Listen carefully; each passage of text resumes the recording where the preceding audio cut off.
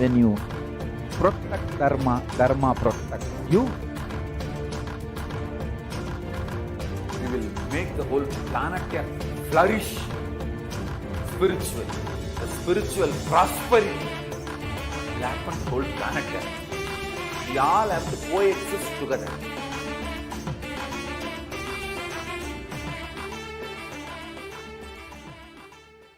Just be alive for next 3 years. Don't die within next 3 years.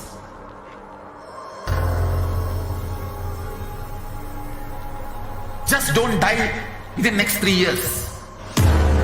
Be alive. Somehow be alive. I'm working sincerely. I will reach you somehow. Somehow I will reach you. It's my commitment to humanity.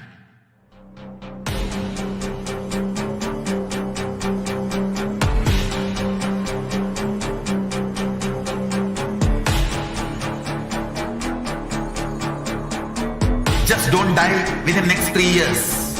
I will reach you wherever you are, whichever corner of the world you may be.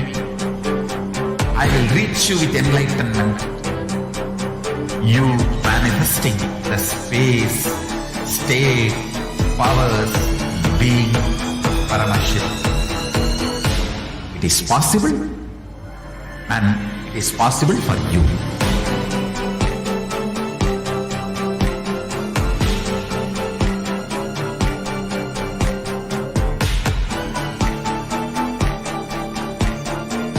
Paramashivoham will reach you with enlightenment science. I know he is going to do the job. Just be alive for next 3 years. Nothing else.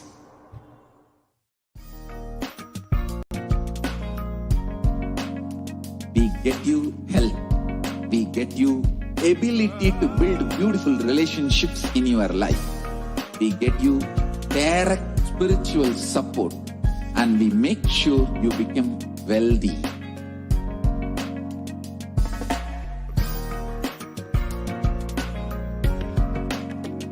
We won't stop giving you just good life.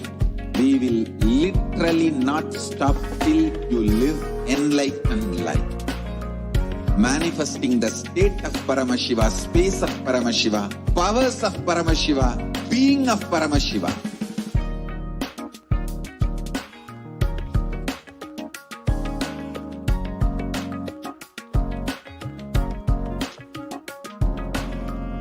Whole world should become Kailashians. I want the whole world to know Hindus have something great to contribute to the world.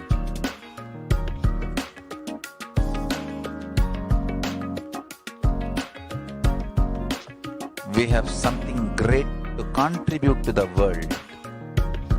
Let us do that.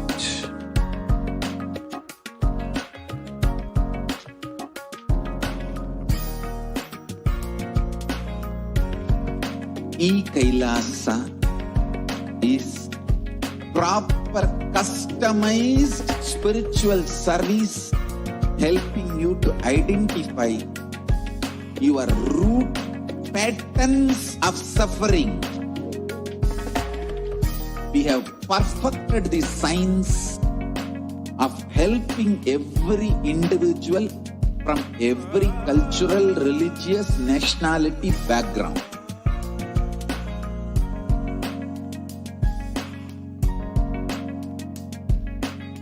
You will have lowest reactionary assumptions, highest awakened response, alive response for life continuously.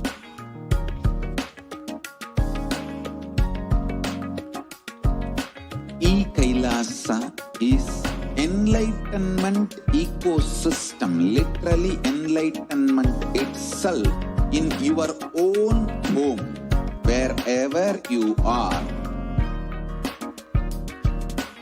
Proper customized spiritual service helping you to complete with your life negativity, withdrawal from life, self-hatred, self-denial, self-doubt, so much of tiredness, laziness. We can support you, aligning your diet, your attitude, your aptitude, your understanding about life. We can help you with everything.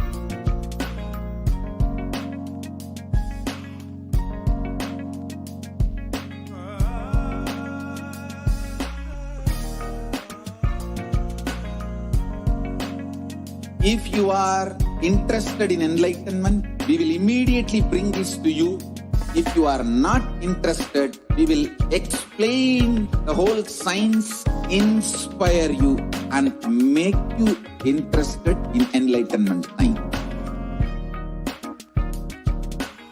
We need to cater this enlightenment science to the whole world wherever they are, because enlightenment is the birthright of all human beings.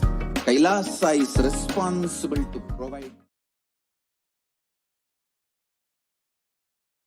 Nithyanandam Paramasukadam Kevalam Jnanamurtim Dvandvatitam Gagana Sadrisham Tattvamasyaadilakshyam Ekam Nityam Vimalam Achalam Sarvadi Sakshibhutam Bhavatitam Trigunarahitam Sadgurum Tam Namami. Nithyanandam, I offer my humble pranam, my humble obeisance at the divine lotus feet of the Supreme Pontiff of Hinduism, Jagat Guru Mahasannidhanam, His Divine Holiness Bhagavan Nithyananda Paramashivam. And I welcome all of the viewers across the world right now who are joining us from different time zones in different countries across the world, more than 150 countries who are joining us, and all of the celebrated Kailashians who are joining us in the various different Annalayas, Goshalas, the Devalayas, the Satsang centers, the Gurukuls, Padaka Mandirs, in so many places across the world, and all the de facto spiritual embassies, the Kailasas established by the Supreme Pontiff of Hinduism. As well, I welcome all of you who are joining in on Nithyananda TV and Kailasa TV, and all the viewers who are joining in from Facebook, YouTube, Instagram, and Twitter. And I welcome each and every one of you to this Devi Parashakti Akashic reading program. Today, I'm sure that every single one of you wakes up in the morning or goes to bed at night with the same feeling of longing inside of you. Perhaps it gets more and more intense in the situation, but inside of all of us is a very deep yearning for a higher ambition, yearning for a fulfillment of something extremely deep inside of us, a fulfillment of our need for love.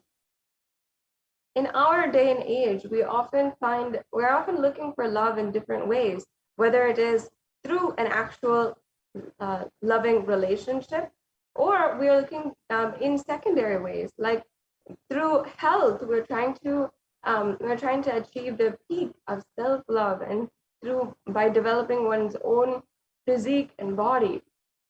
And we want to achieve the heights of self-love, treating your body right. That is the heights of loving yourself.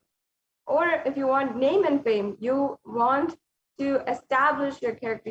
You want to have a status in society and be well respected, well revered, and honored in society. Then you're seeking all love from different people. You're seeking it from society. Whatever it is in our life, we are seeking love. Yet today, we all define love in a very superficial way. We define it by its expression, either by spending time with each other, giving compliments to each other, being friendly, or by even giving gifts, or even we sometimes define it with physical touch. But this is not everything that there is to love.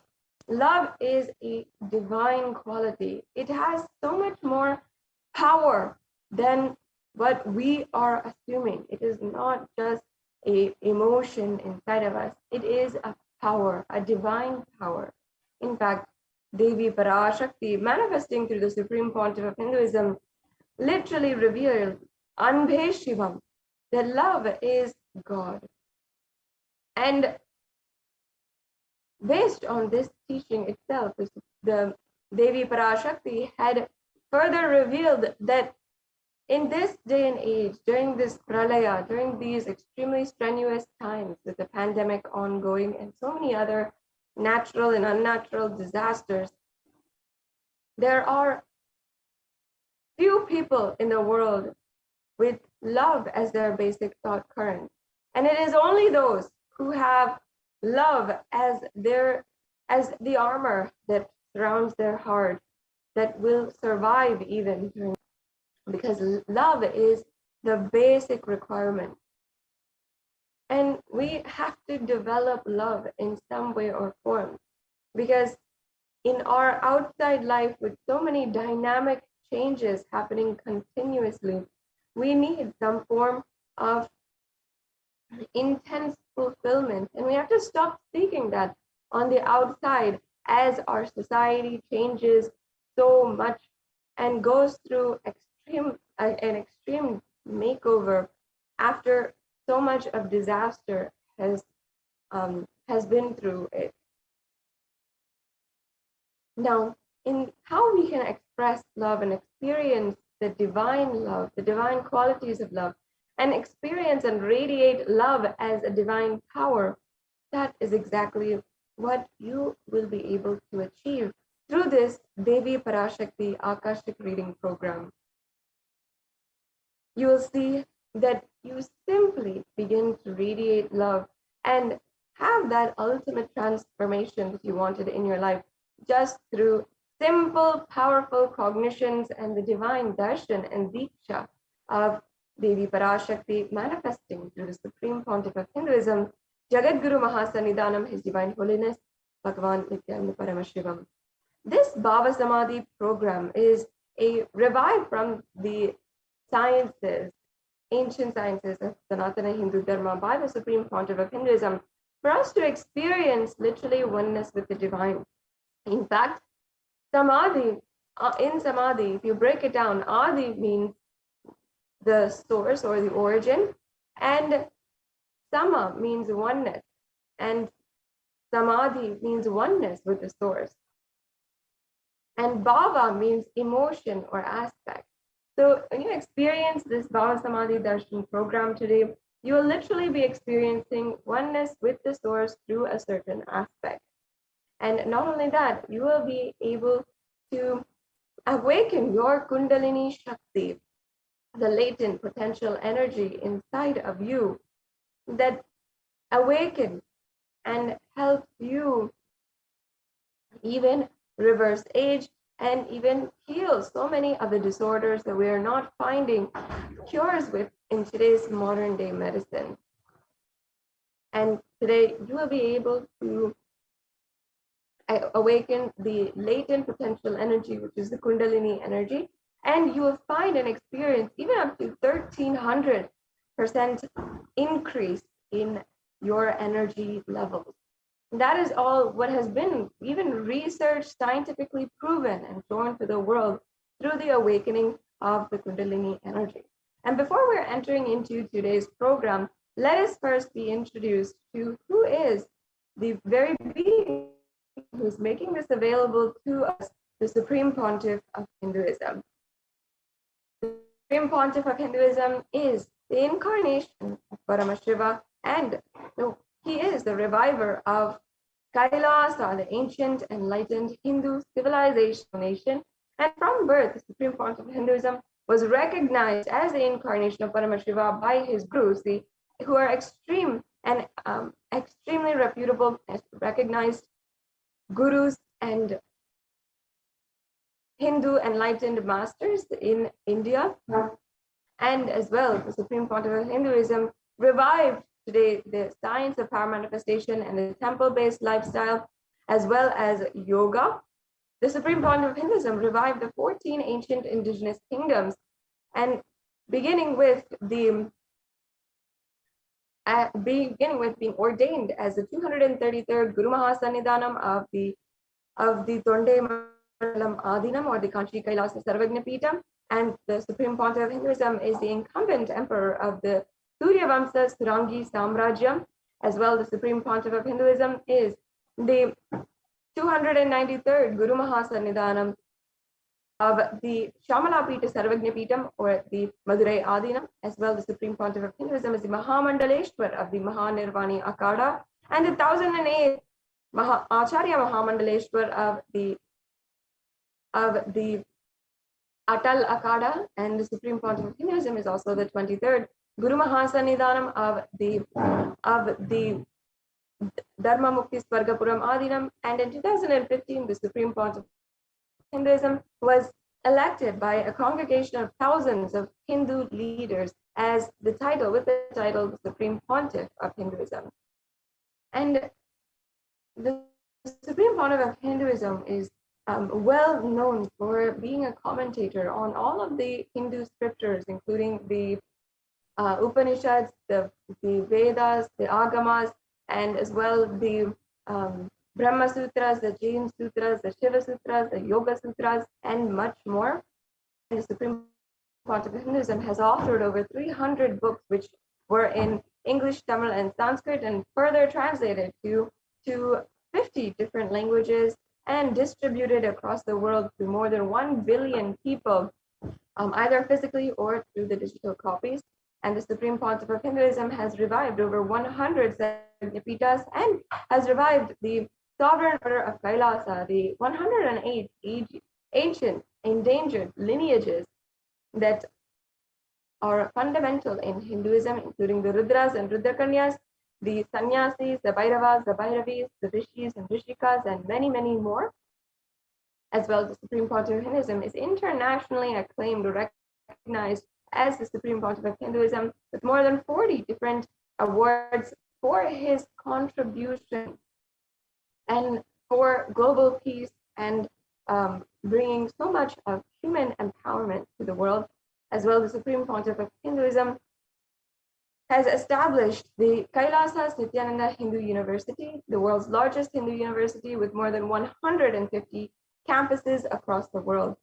And that brings us to a conclusion of the introduction to the Supreme Pontiff of Hinduism, as well as to this program itself. And now we'll be moving into the next segment in today's program, the demonstration of the extraordinary Shaktis.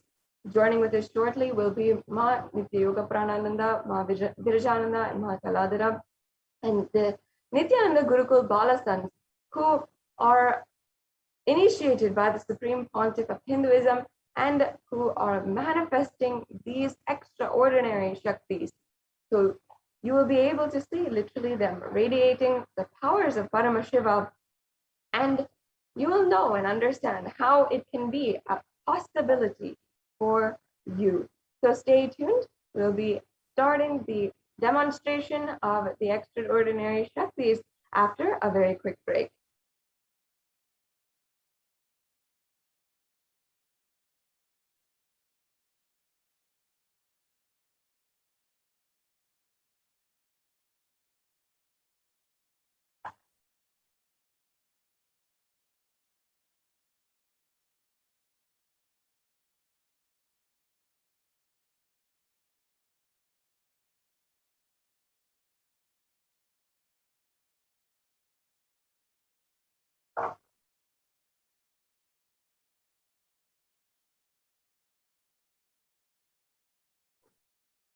Yes, and we'll be right back with you after a very short break.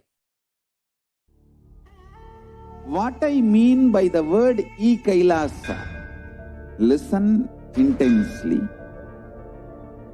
Enlightenment ecosystem, literally enlightenment itself, in your own home, wherever you are. If you cannot come to Kailasa, it's okay. Kailasa can come to you. Kailasa coming to you is E-Kailasa.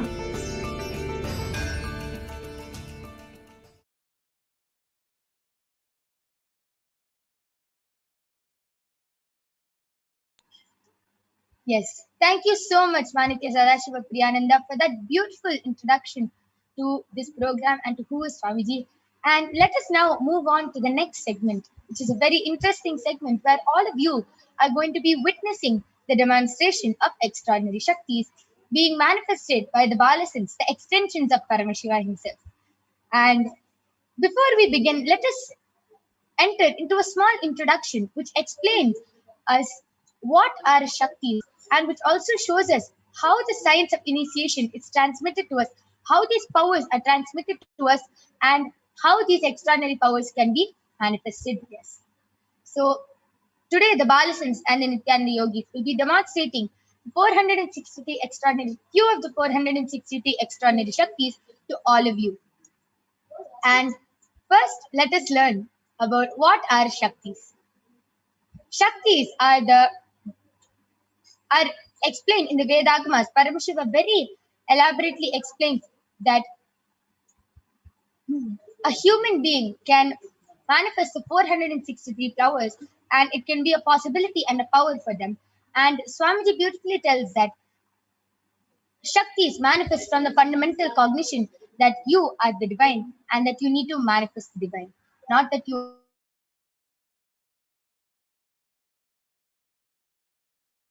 Siddhis. Shaktis are the powers which manifest with deep integrity and high integrity to the Guru. And Shaktis are the source of enlightenment. Siddhis are the powers that manifest from tapas or penance for enlightenment. Siddhis are on the path of enlightenment.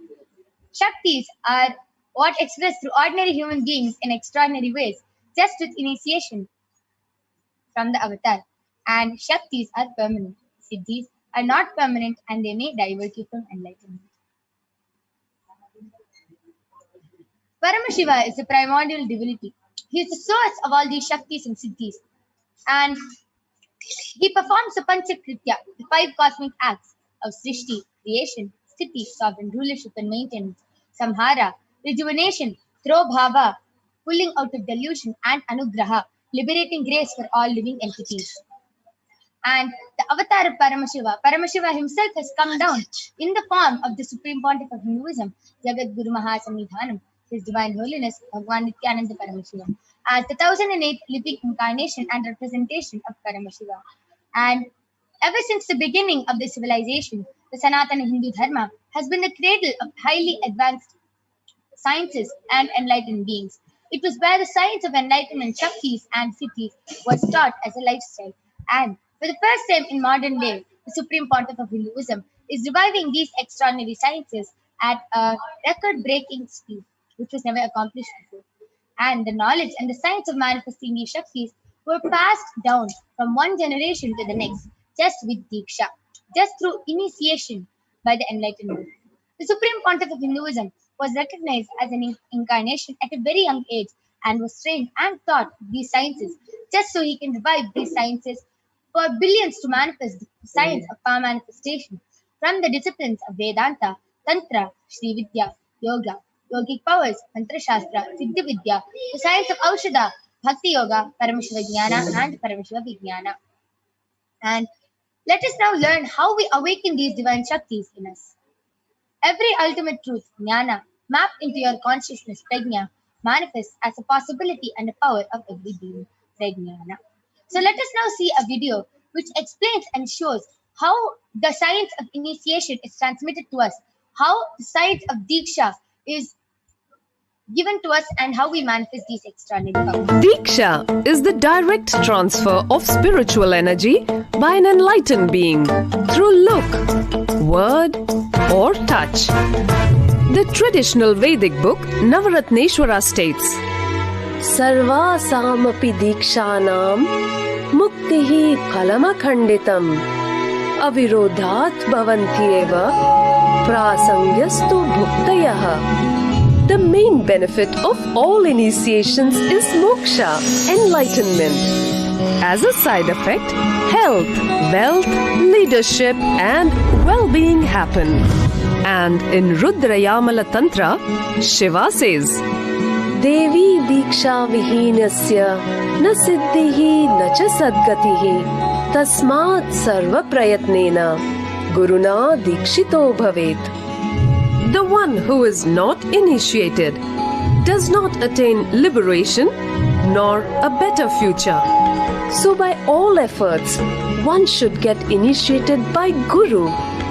What is the science of initiation? Neuroscience has proved that the process of initiation floods the brain with energy. This is the superconscious energy of Kundalini, our own highest inner potential energy. As the Kundalini flows from the thalamus to the cortex, it sets up a powerful energy loop within the brain, which awakens the latent non-mechanical parts which we have never used before. With increasing levels of coherence, the whole brain comes alive, turning into a superconductor of conscious energies that heal, empower, transform our lives, bliss and fulfillment. Initiation creates high awareness, visualization, creativity. It also slows the aging process and improves the immune system. Kundalini awakening, healing experience, levitation, teleportation, materialization. Experience the power of initiation through a range of exclusive programs conducted at the ashram. Nithyananda Paramashivam.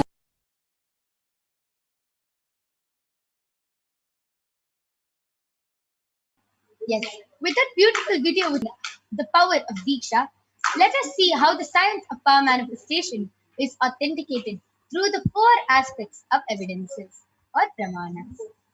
The first is the Shastra Pramana, which are the eternal, unchangeable truths revealed in the source scriptures.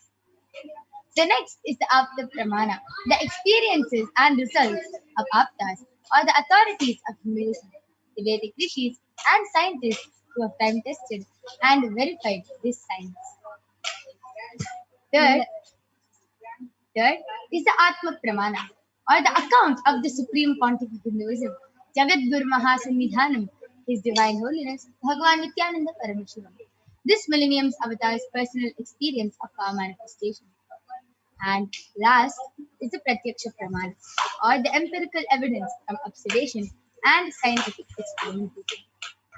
So let us now see how the Vedagamas is a living applied science and how we get all the Shastra Pramanas from the Vedagamas.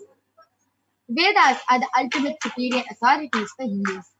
They are the pure science where the ultimate truths are explained. Agamas are the scriptures where the applied technology, the applied science is expanded. Vedas and Vedagamas are given the status of Shruti as they are directly revealed by Paramashiva. They are the unchangeable truth, and any reference cited from these Shastras or the source scriptures is called a Shastra. So let us now see and witness a very unique and exciting demonstration of the power of Veda. Along with me, I have 2 extraordinary power manifestors, Manitya Kaladharananda and Manitya Virajananda, who are abolishants of the Nithyananda Gurukul and who are going to be demonstrating this extraordinary Shakti to all of you today. So let us now see the Shastra Pramana, which are the scriptural reference for this extraordinary Shakti, which comes from the Vijnana Bhairava Tantra, Sutra 36. Kapalantarmanonyasa Tishtanmilitalochanaha Kramena Manasodadyat Lakshaye Lakshamuttamam. Bhagavan Paramashiva says, by fixing the mind on the inner space within the crown center and sitting stably without any movement, having the eyes closed in succession, by that stability of the mind and inner space through the power of the third eye, one directly sees the ultimate goal, Laksham, by having the vision beyond the sight, that reveals any object or place attaining the space of oneness with the source Paramashiva. The next is the Apta-pramana, that Bhagavan Krishna initiates Arjuna into the power of third eye. And in the Hindu Purana Bhagavad Gita, Bhagavan Krishna initiates Arjuna into the power of third eye to behold his Vishwarupa darshan. And in the 11th chapter of Bhagavad Gita, Arjuna beautifully narrates the beautiful cosmic form of Bhagavan Krishna as he sees it through his third eye. So let us now see how Bhagavan Krishna initiates Arjuna into the power of third eye. न तु मां शक्यसे द्रष्टुम् अनेनैव स्वचक्षुषा दिव्यं ददामि ते चक्षुः पश्य मे योगमैश्वरम्. Bhagavan Krishna says to Arjuna, but you cannot see my cosmic form with these physical eyes of yours. Therefore I grant you the divine third eye. Behold my cosmic opulence. The next is the Atma-pramana. Inside and outside broke. The Atma-pramana, the Swamiji beautifully shares. The first experience is that I was able to see everything around me, above me, the whole 360 degree, 10 direction, below me, everything. I realized not only I was able to see, I was able to feel. Yes, sorry for the technical glitch. Swamiji beautifully shares in his own words. The first experience is that I was able to see everything around me, above me, the whole 360-degree vision. Everything, the 10 directions below me, everything. I realized not only I was able to see, I was able to feel and experience all of that as me. And outside broke. The first experience is that I was able to see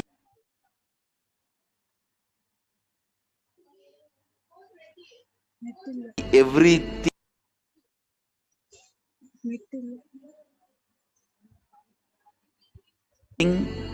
around me.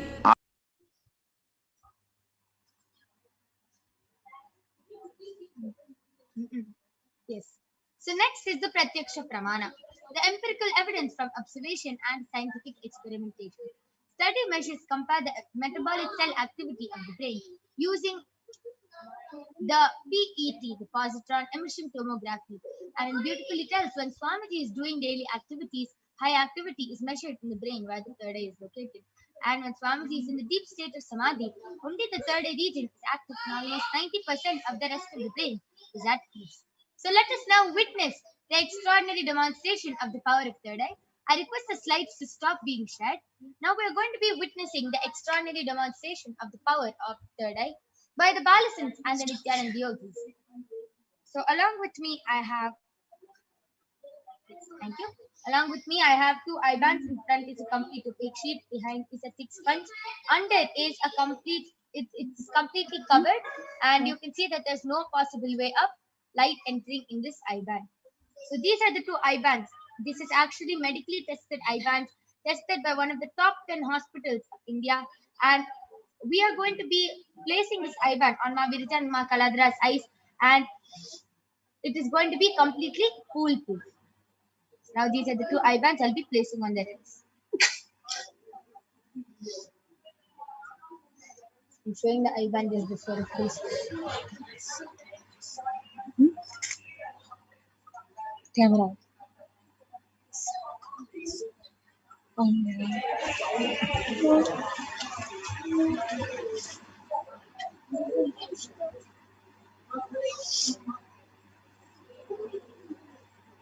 Yes, Ma Kaladra, are you comfortable? Ma, could you tighten the I-band and also get to the middle, please? Yes. Now, are you comfortable? Yes.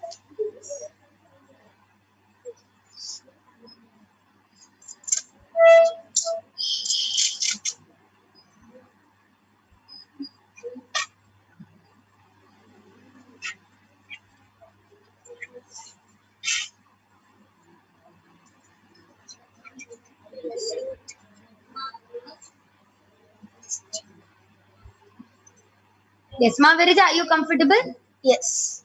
Yes. So now both of you are comfortable. I request both of you to turn to your right, left, up, down, all around. Yes.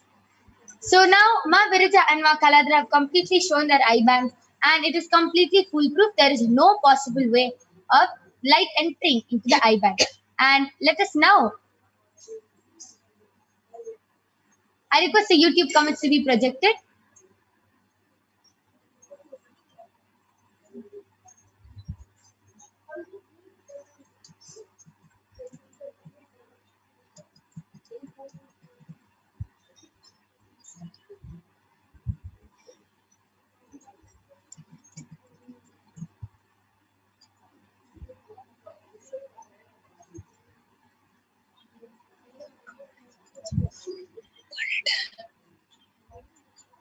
Yes.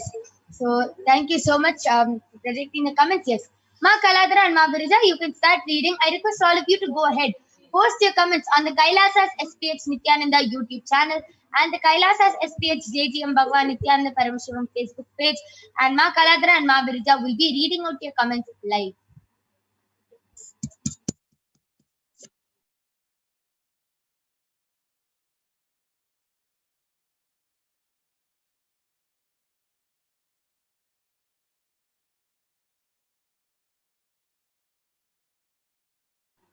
Yes. Ma Kaladra, Ma Virija, you can go ahead. Yes.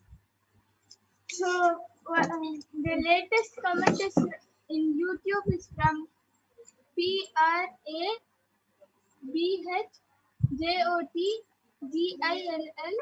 has posted 369, and before that it is from PIORFR,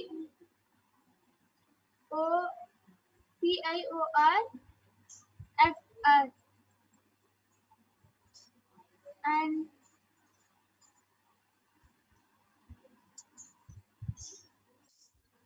What happened?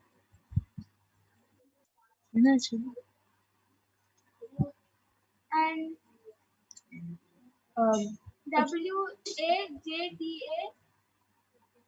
has posted Nityananda with a Namaste emoji. And again, Prabjot Gilaya has posted. Okay, it's actually if possible, I request more to increase the size of the comments.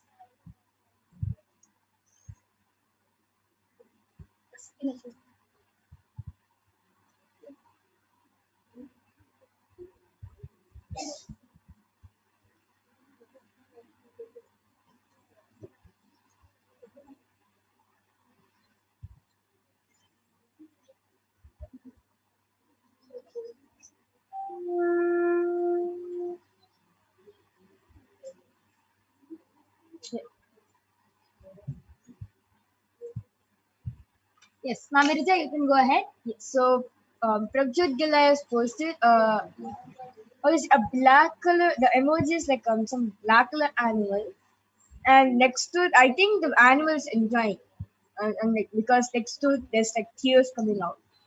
And then next is a fox, orange and white color fox coming out of the box. And a funny emoji where the emoji has mustache and a thick eyebrows and a thick mustache and a blue color blue color glasses. And after it's a heart and a lung and a brain and the Supergirl emoji and I think it's a witch emoji. It's something like that. And then next is the princess emoji, like princess. Wow, that was beautiful.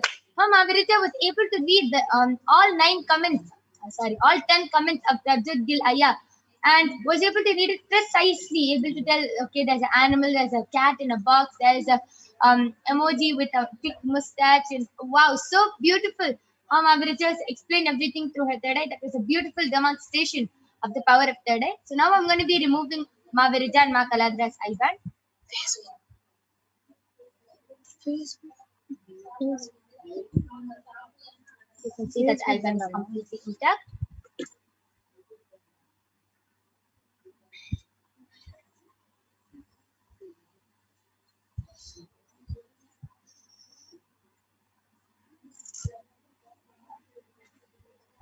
And same with the side.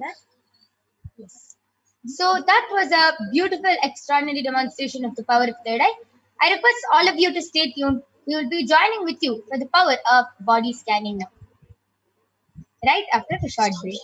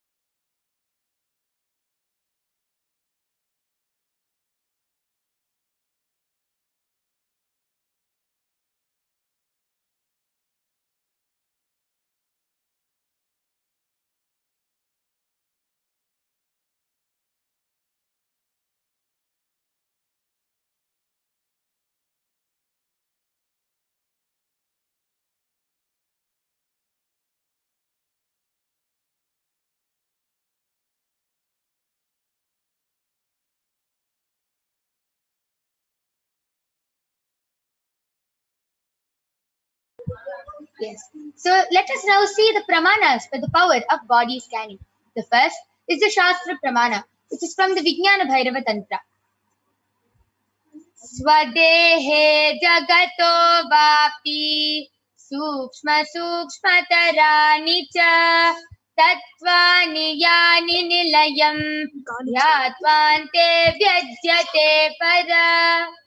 Bhagavan Paramashiva says, cognize deeply that from the subtle to the subtlest constitutive principles of your whole body, Swadeha, or of the whole universe, simultaneously consists of the essential reality. They are being absorbed in their source cause, and while experience of such restful awareness, one becomes complete from all the thoughts and the ultimate universal divine power, Paradevi Adi Shakti, manifests, is revealed and the supreme power manifestation happens.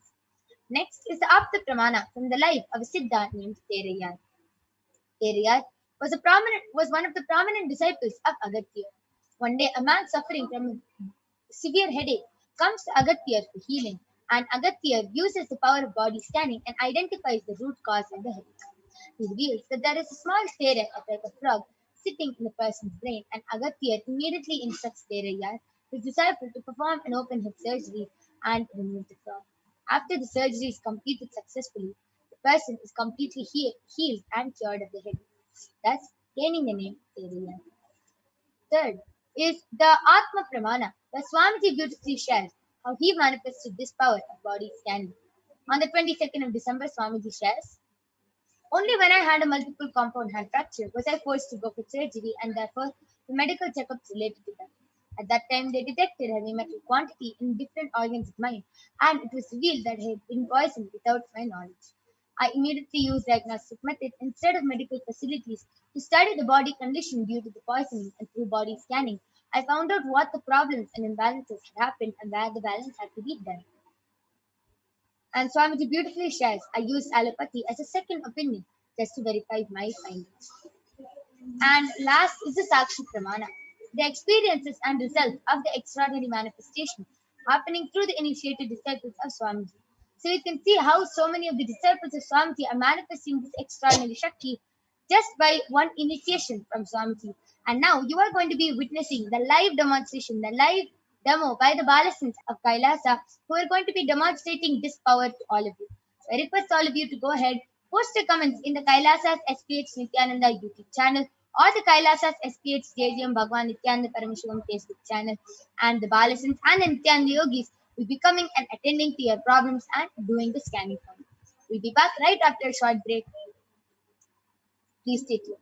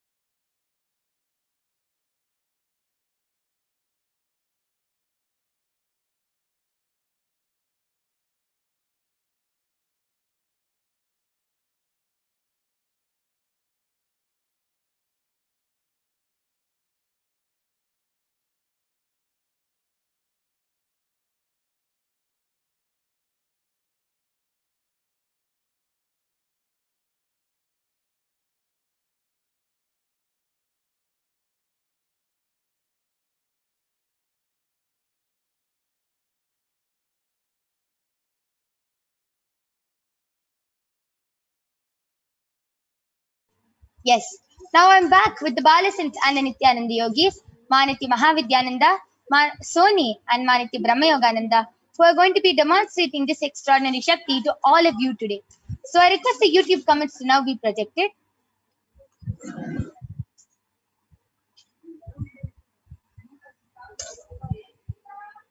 Yes. So now I request all of you to go ahead and post your comments, and I request the Facebook comments to be projected.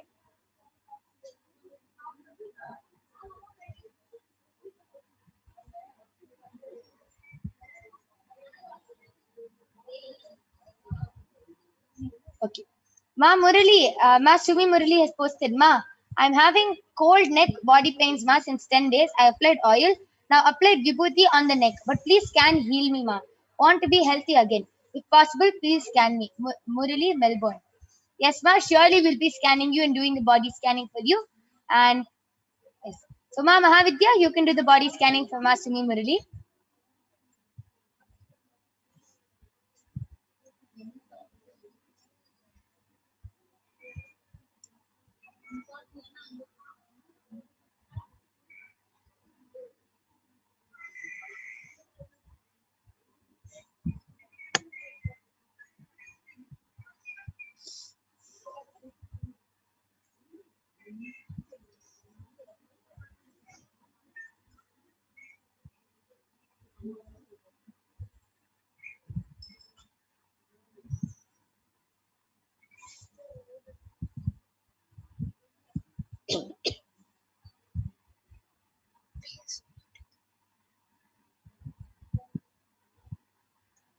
I request the YouTube comments to now be projected.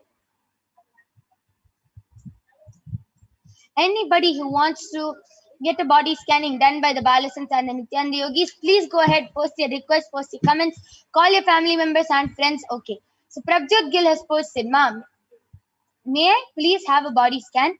May you please scan my wealth dimension to see which job I should look for, and is it a good time to work? Thank you very much, Ma. Yes. So Ma Brahma Yoga, you can do the body scanning for Prabjot Gillaya. And Satya Narayan has posted, please scan my son Kavin Mani for physical and mental health. I got his consent. Ma Soni, you can do the body scanning for Satya Narayan Ayya's son.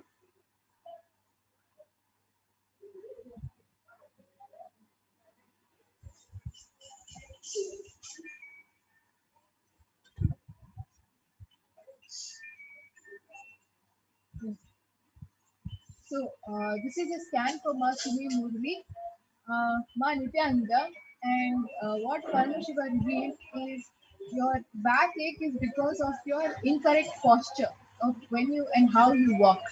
Okay, and what you need to do in this area as it is hurting, uh, you apply oil but try to massage it downwards like that as you apply oil and make the oil little warm, so not very hot, not boiling hot, not cold, but slightly warmer than body and room temperature. So you warm it and apply it like that, so you're massaging it downwards. Next, you need to walk with straightened shoulders. So when you're sitting, just put your awareness on your shoulders, whether they are down or like that. Make sure your shoulders are straight up. And the next thing that you need to do, Ma, is lying down. When you take rest flat. So be on your back and just have a even best if you cannot have a pillow. Avoid Do not have a pillow underneath you. Just lie flat when you're lying down and taking rest and going to sleep. About 5 to 10 days, you should be healed. Yes, that was a beautiful scanning by Maniki Mahavigyananda done from us Murali. I request the YouTube comments to be projected. Let's see if there's more comments or request for body scanning. Masoni, you're ready. You can go ahead.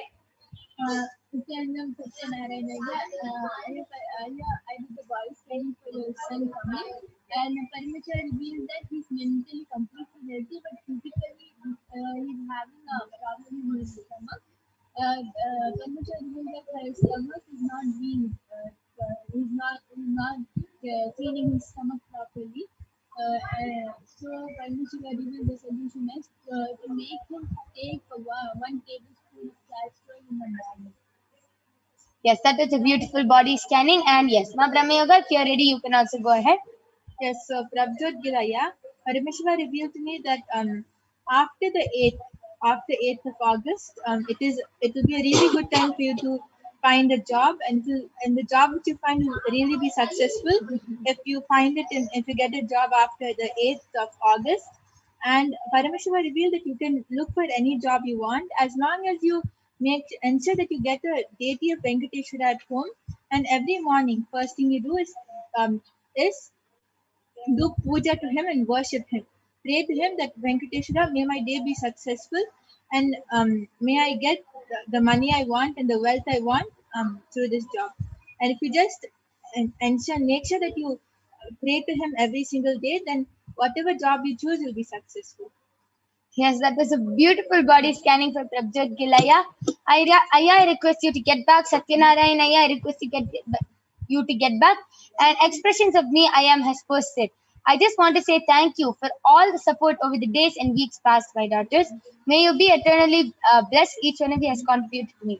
Yes, ma, it is just Paramashiva's contribution. It's just all the credit goes to Swamiji because of how much Swamiji has done every day, coming, giving the Devi Parashakti Akashic reading, or coming for the satsang, initiating thousands and millions of disciples all across the globe and making them manifest these powers. It is all the credits go to Swamiji, and each one of us offer our gratitude to Swamiji for us manifesting these powers and to be able to contribute to all of you also. Eva Anderson has posted, please scan my friend, she has body pain. Yes, ma, please get the consent of your friend and please do tell the name of your friend, then we're doing a body scanning for you. And spread your wings, Ida has posted. Nithyananda, my name is Ida. Can I have a body scan? My body is very tired all the time and my mind can be very active. Can you provide a solution, please? Thank you. Yes, so ma Ida, Ma Brahma Yoga will be doing the body scanning for you and she will be revealing whatever Paramashiva reveals. So her third. Yes, so let's see if there's any comments in Facebook.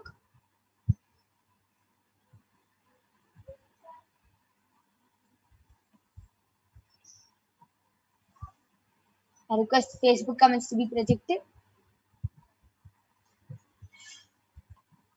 Ma Murali has posted, thank you very much, ma. Yes, thank you so much. And anybody else who wants a body scanning, you can post in the Kailasas SPH JGM Bhagwan Nithyananda Paramashivam Facebook page or the Kailasas SPH Nithyananda YouTube page. Please go ahead and post your questions and requests.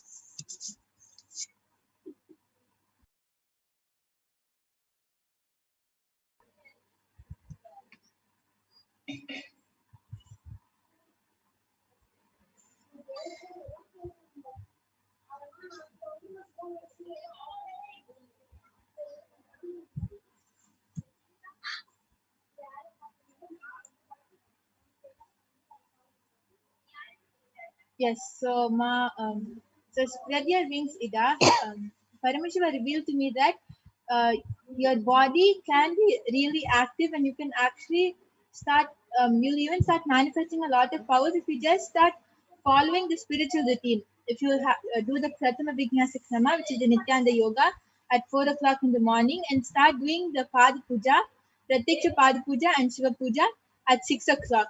If you just do these two things and listen to satsang, then like you're saying that your mind can be very active and your body is very tired. So your body and mind will align completely to Swamiji, and also you will become really active and you'll never feel tired throughout the day. You'll see that in a few weeks time you'll even start manifesting powers if you just follow the spiritual routine with integrity. So the solution Paramashiva revealed to you for you is that you should just follow the spiritual routine and you'll not feel tired, and even your mind will be aligned completely to Swamiji and it will be really active. Yes, and Paramashiva just revealed one more thing to me, Ma. Paramashiva revealed that you also have a lot of heat in your body. So you really need to cool your body down by placing a wet cloth on your head and stomach, because I was able to see a lot of heat. Ma, Eva Anderson has posted, name is Roma and she has pain in the spine. Yes, Ma, I request you to just get her consent, as it is our individual integrity to always get consent and the permission of the person before doing the body scanning for them. Expressions of me, Mama Hajalandhar Sitananda has posted. I will share more feedback and testimonials one of the day ahead. Yes, thank you so much, Ma, for joining us almost every day and acknowledging us whenever we ask or anything. Thank you so much. And yes, Prabjot Gill has gotten back telling, thank you very much. This is a great breakthrough for me. Thank you. And may you please tell me what is my overall body okay? My organs, when I laugh, they hurt in my liver region. Yes. Masoni, would you like to do a body scanning and just do the quick checkup? Yes.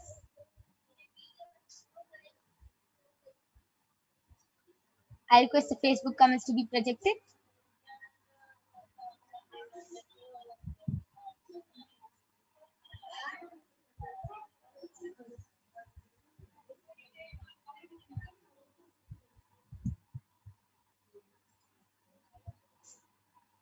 Okay. We can go back to YouTube.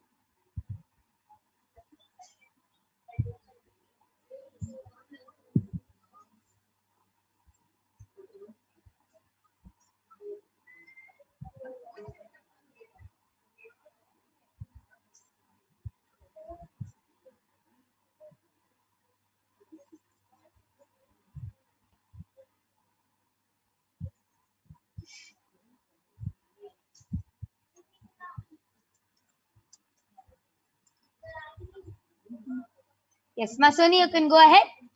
Nityananda Paramashivam, Paramashiva reveals that your organs, your organs are becoming more day by day weaker, and so Paramashiva reveals a solution as to do pranayama in the morning at 4 o'clock, and do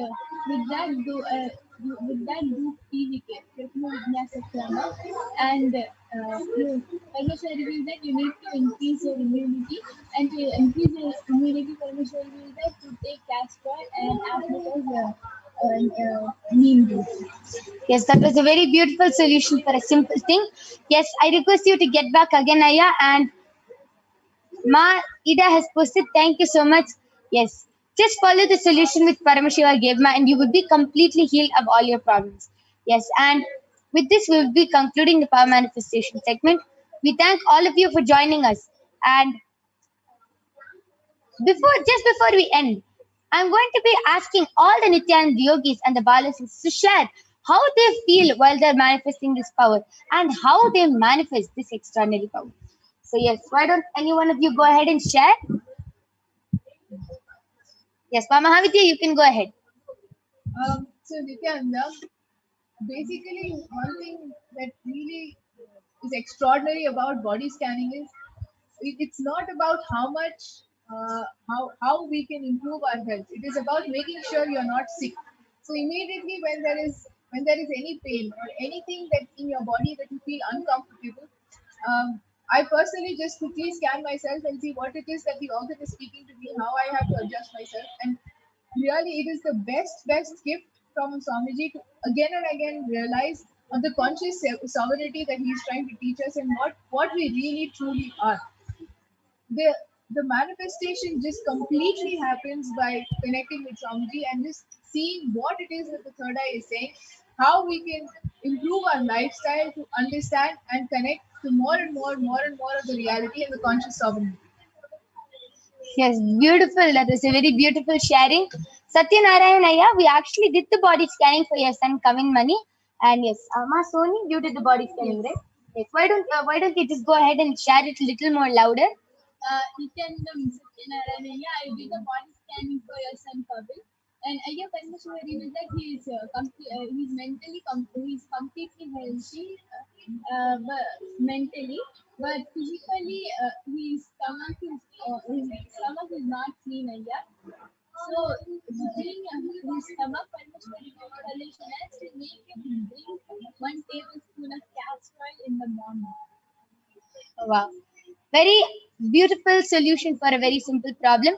Yes, so this was a body scanning for Kavin Mani, Satyanarayan Ayya's son. Yes, and I request all of you to continue posting. And if you are not able to get the body scanning, we are going to be ending this segment soon. So if you are not able to get the body scanning, you can go ahead and post again your comments again for tomorrow's segment of the power manifestation, which we'll be having 2 a.m. IST and 4 p.m. IST, and we'll be demonstrating these two powers, the power of third eye and the power of body scanning, for all of you to witness, and not only to witness, for all of you to have a breakthrough to manifesting this power right after the Bhava Samadhi Darshan or the Nithyananda Satsang by Swamiji. So with this, we would like to conclude this segment, and there are so many more segments coming up where you will be learning about who is Devi Parashakti, what are the Akashic readings, and much more. We'll have Ma Madhura also joining us, who is going to be explaining about the divine feminine consciousness and about who is Devi Parashakti. So with this, we thank all of you for joining us. Please stay tuned for the upcoming segments. Thank you, Nithyananda.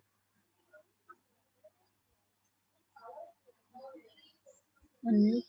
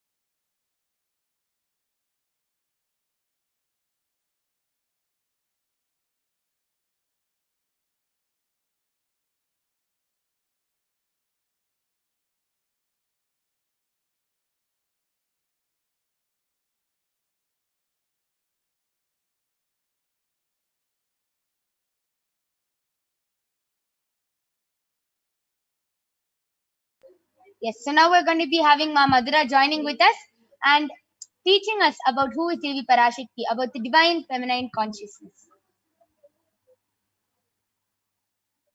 What I mean by the word E-Kailasa, listen intensely. Enlightenment ecosystem, literally enlightenment itself, in your own home, wherever you are. If you cannot come to Kailasa, it's okay. Kailasa can come to you. Kailasa coming to you is E-Kailasa.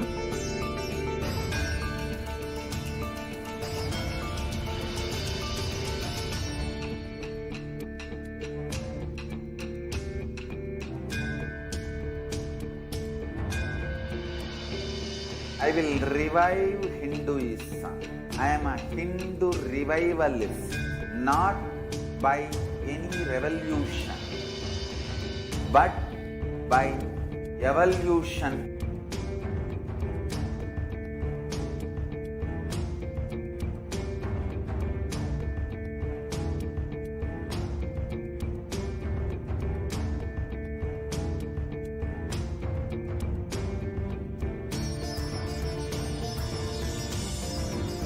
And setting model communities.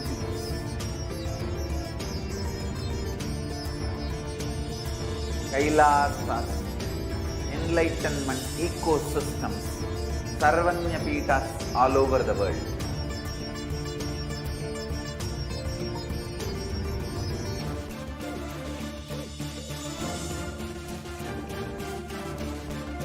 All powerful cognition, knowledge, only when you live, power manifestation and possibilities manifestation happens. It's a fundamental truth.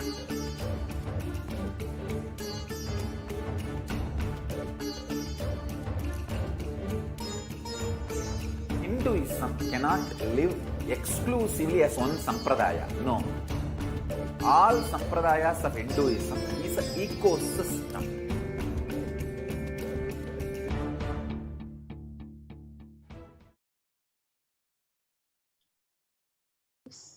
Nithyanandam, everyone. So now we will be getting into the next segment where we will be learning the divine feminine consciousness. So we will be first looking into the Dhyana mantra of Devi Parashakti, which comes from the Lalita Sahasranamam.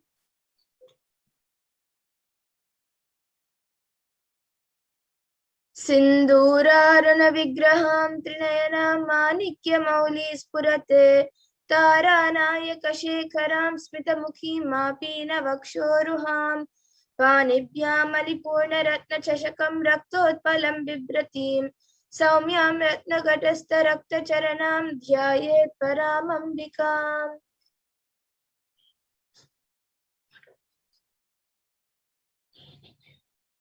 And the meaning of this verse is the Divine Mother is to be meditated upon as shining in a vermilion red body, with a triple eyes sporting a crown of rubies studded with a crescent moon, a face all smiles, a splendid bust, one hand holding a jewel cup brimming with mead, and the other twirling a red lotus. And the next Dhyana Shloka for Devi Parashakti also comes from the Lalita Sahasranam. Arunam Karunam Tarangatakshim Dritapashankusha Pushpabana Chapam Animadibirapratam Ayukaihi Rahamityeva Vipavaye Bhavani. And the translation for this verse says, I meditate on the great empress. She is red in color and her eyes are full of compassion, and holds the noose, the wood, the bow, and the flowery arrow in her hands.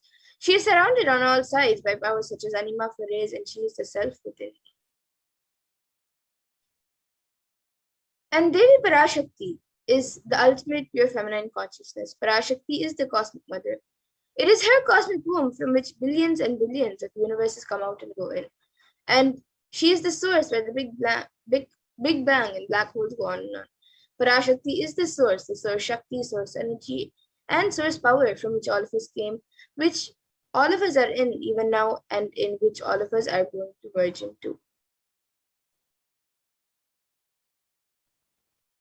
And out of her extreme love and compassion, Parashakti herself is manifesting through the embodied form as the Nijavatara of the Supreme Pontiff of Hinduism, Jagat Guru Mahasanidanam, His Divine Holiness, Bhagavan Nithyananda Paramashivam, gracing us, answering all of our questions, attending to our prayers, giving boons, healing us, revealing our past, present, and future, delivering profound spiritual truths, and ultimately giving us the experience of Paramashivoham itself.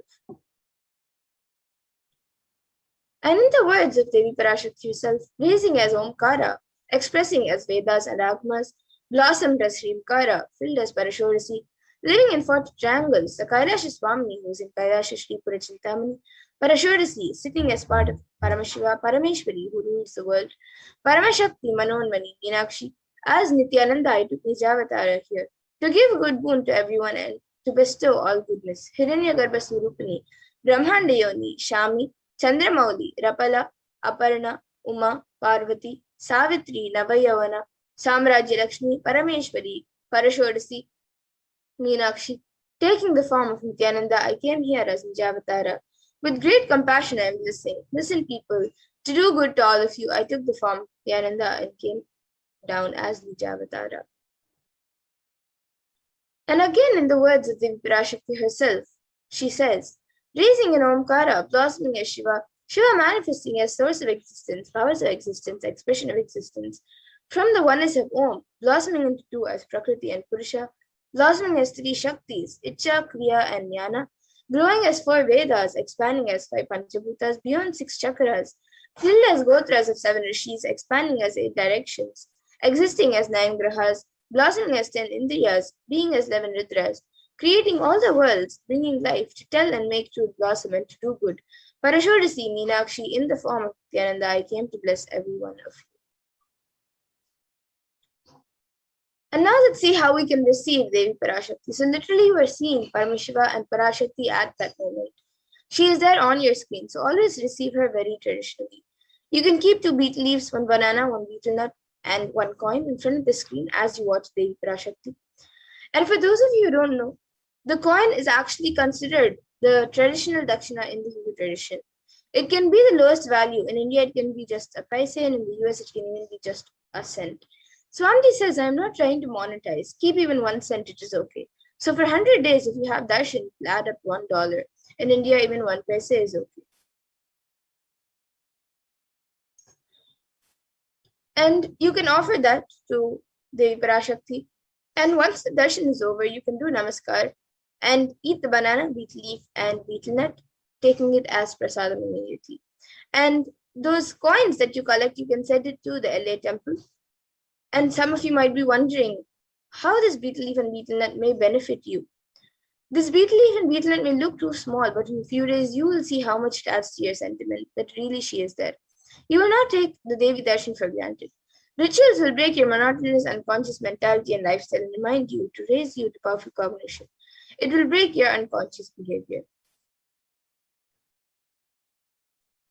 And now all of you can also see how you can set up your tambulam. You can set up the 2 betel leaves, 1 banana, 1 betel nut, and 1 coin on a plate and keep it in front of the screen. You can keep the betel nuts on top of the betel leaves and keep it, and a banana next to it, and a coin. So you can arrange all of this in a plate neatly and keep in front of the screen. These are the 4 basic items which are kept as part of a tambulam. But if you would like, you can also keep the other additional items such as a coconut, kumkum, red bangles, and some fresh fragrant flowers. And with this, we come to the conclusion of this segment, and we will be moving on to further segments where we will be learning about what Devi Parashakti has revealed for us and for the rest of humanity out of her extreme compassion. So please stay tuned, and we will be back after a really short break.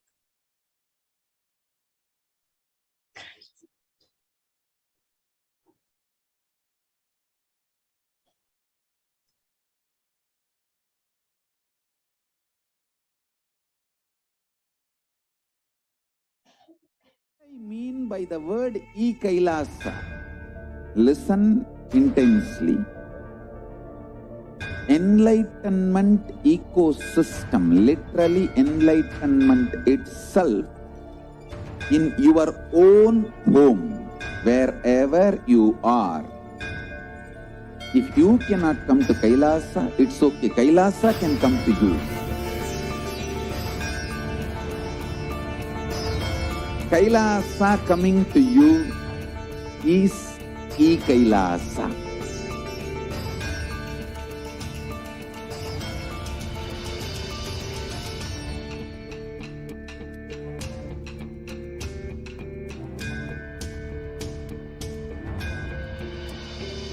I will revive Hinduism.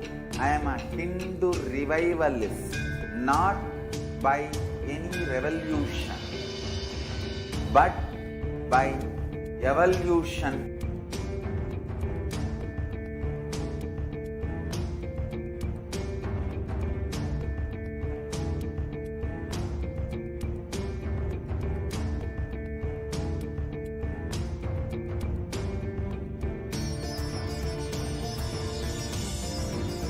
and setting model communities.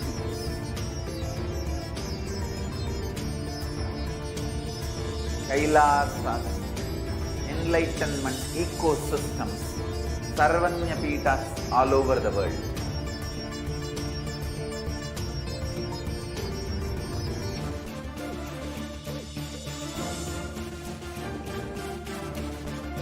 All powerful cognition, knowledge, only when you live power manifestation and possibilities manifestation happens.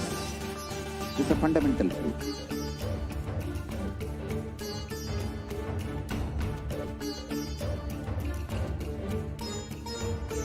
Hinduism cannot live exclusively as one sampradaya. No.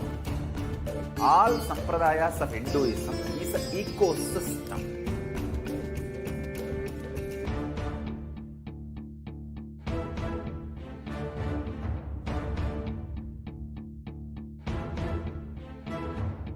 So don't keep quiet thinking that if one sampradaya is attacked, only that sampradaya is going to be affected.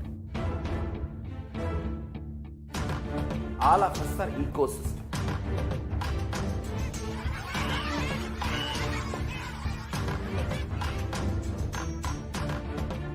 I invite all of you to get involved and enjoy Hinduism by the principle of Dharmo Rakshati Rakshitaha. When you protect Dharma, Dharma protects you. We will make the whole planet flourish spiritually. The spiritual prosperity will happen to the whole planet.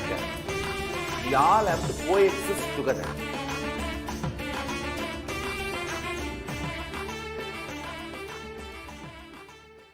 Just be alive for next 3 years. Don't die within next 3 years.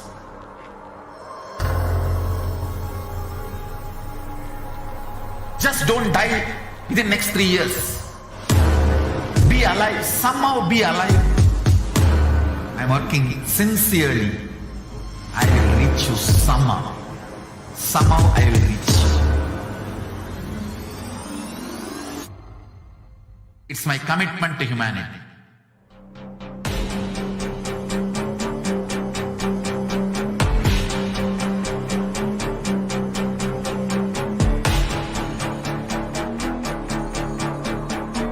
Just don't die within next 3 years. I will reach you wherever you are, whichever corner of the world you may be. I will reach you with enlightenment. You manifesting the space, state, powers, being Paramashivoham. It is possible, and it is possible for you.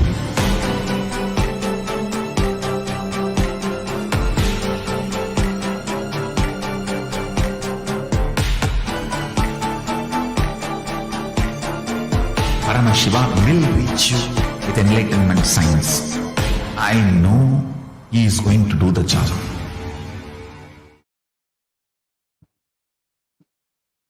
Nithyanandam, welcome back, dear viewers. Entering into the next, understand some of Devi Parashakti's revelations, humanity during this broadcast. Devi has made so many revelations to guide us through this pandemic, to guide us through this Pralia, to ensure that we are protecting ourselves and keeping sure that we are staying safe during this. So let us explore some of these revelations and how we can use them to guide our lives.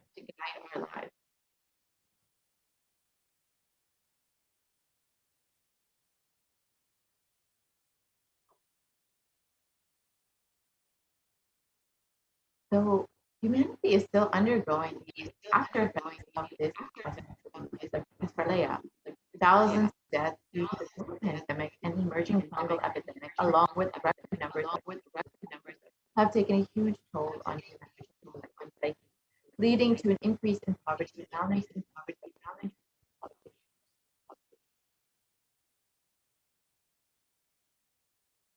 So what has caused this? Who has caused this? How could we have avoided this? What is the solution? What is the solution? In this segment, we will go. This a baby Parashakti on the cause and of this. So, as of right now, there has been over 4 million deaths, and this number is drastically on, with over 175 million people who have been infected with COVID-19, and this was as of June. So this number has also drastically increased, and over 75 million. The main affected countries have been U.S., Brazil, and India, and within India alone, there have been over 29 million cases of people who have been infected with COVID-19, and over 75 million people falling into poverty since the beginning of the pandemic. And these numbers are considered to be drastically underreported within India. So the actual numbers could be much, much higher.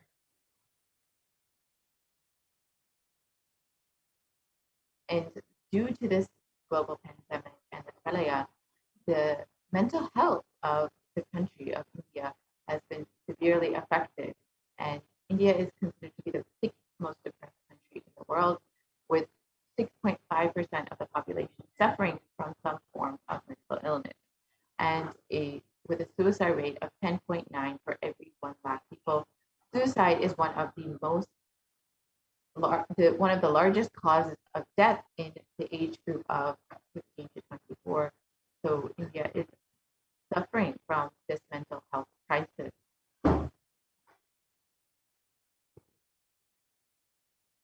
And not only have we been suffering because of health, the pandemic and mental health issues, but even natural disasters have been severely affecting India. We've seen over the past several months the cyclone in Kerala, the floods in Maharashtra recently, and many other natural disasters that have been affecting the country.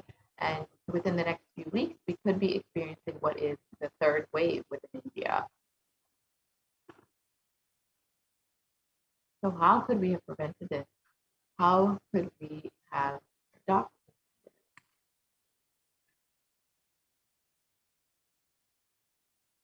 So let us listen to Devi Parashakti's revelations on the 31st of May, 2021, and understand a little bit more deeply of what could have been done.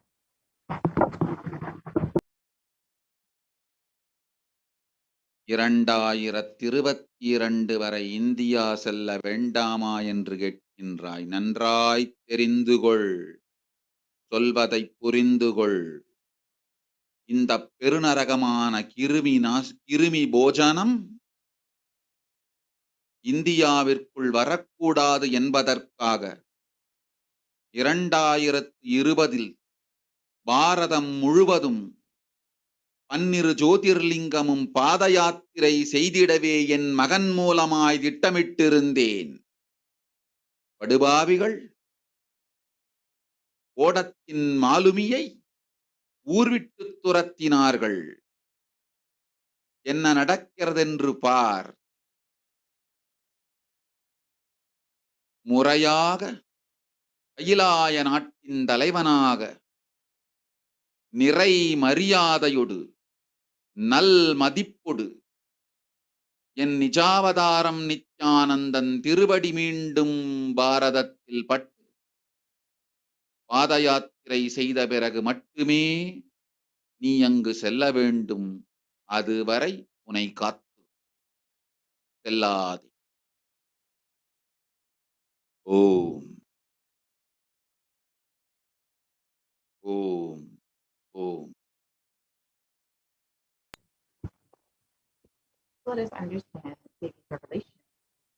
For this huge kidney Bhojanam held not to come to India in 2020 itself, I had planned to do the Padayatra throughout India and the 12 Jyotirlingas through my son, Swamiji.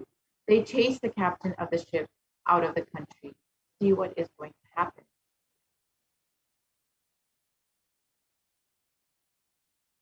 Let us look at what the Supreme Concept of Hinduism revealed in 2017 itself.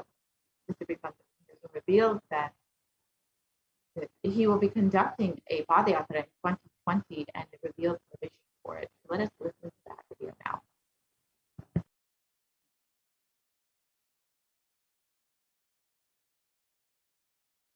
Want to do 1 year Padayatra specially for this purpose in 2020. 2020, planning for a full year, I'm going to walk from Rameshwaram to Amarnath. 1 year with 10,000 people, just walking all over India to spend time with people. 2020, there will not be any program other than Padayatra and just spending time with people. Just walking. Of course, 10,000 people will be walking with me. Maybe 200 vehicles to carry our food and all the other items, transportation.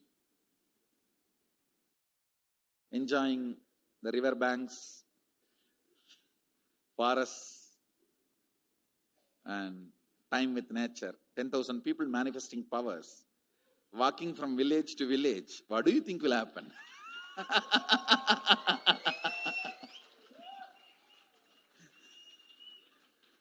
The scene of Buddhism spreading will be repeated now. How the Buddhism spread. 10,000 monks walking from village to village. What will happen? That's only monks. Here, power manifesting 10,000 people. The whole village will be manifesting powers. Just want to enjoy India and let India enjoy me. So planning for next year Kumbh Mela 2019, next year January Kumbh Mela. Before that, all the Balalayam, everything. Balalayam is going to be like the same structure outside with one stone tower, gold coated. It will be something like a 40 to 50 feet tall stone tower and 5 Rajagopurams, which will be something like 120 feet. This will be the Balalayam. And after the Mulalayam is built, this Balalayam will serve as a Utsava Murti Sannidhi, where the Utsava Murtis will be worshipped and where the Archanas. See, in the main temple, there will not be any Archana or anything because just for Darshan itself, there will not be time. Like Tirupati, you can only have Darshan and Arati, the camp for Arati. No other worship is allowed in the main temple. Because 12 Abhishekam is going to happen. 12 Kala Abhishekams. So continuously the rituals will be going on. People can have only darshan. They will not be able to involve themselves in any ritual. Other than darshan, nothing else will be allowed. So all the archana, all the other offerings, like people will offer the archanas and other, everything will be done to the Utsava Murti, which will be kept in the Balalayam, the present Balalayam, the present structure. So people can spend time here. That will be more like a main darshan. This will be like energy darshan, where you can give letter, get response. So by next year, the Balalayam will be ready. So 2019 full year, I will be conducting the programs and everything. 2020 will be the one full year Padayatra, walking. From next year, Jayanti, means 2019's Jayanti to 2020's Jayanti. Full year, Jayanti to Jayanti will be Padayatra. Before that, we will make 10,000 people power manifestors. It will be sannyasi, brahmachari, grihastha, all put together. 10,000 people will be walking. What a scene it will be. I think that is the only way the revival of Sanatana Hindu Dharma can be done. I need to get into the ground where people can see me, where they are living. I can't be waiting for people to come where I am living. Now I am sitting in one place to prepare these 10,000 people and make this science completely user-friendly. For that only I am sitting and working. So I have given 2 years for me now, 2018 and 2019.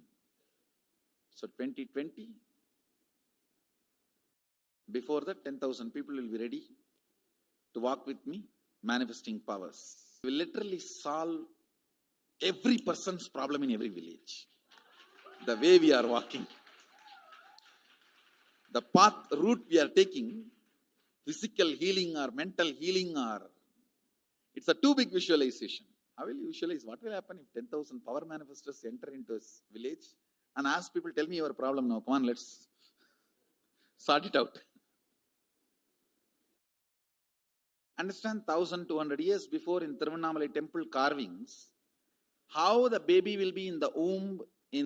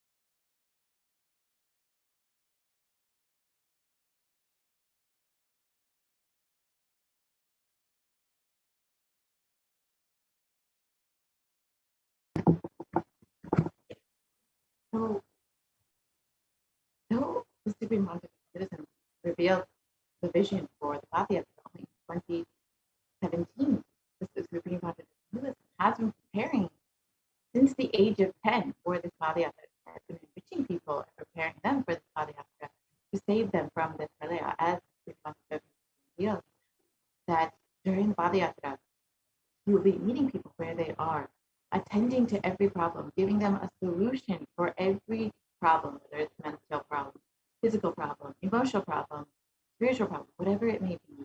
The Supreme Pontiff of Hinduism was ready to be on the ground, meeting people where they are and attending to every single person.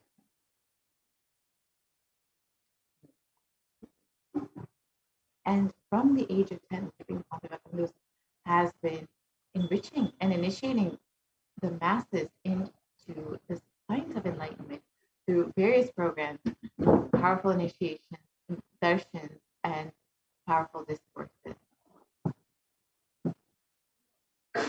And here you can see in the next several photos the various programs the Supreme Pontiff of Hinduism has been conducting since the early 2000s, initiating people, blessing people, and giving them the super conscious breakthroughs. You can see in the next few photos.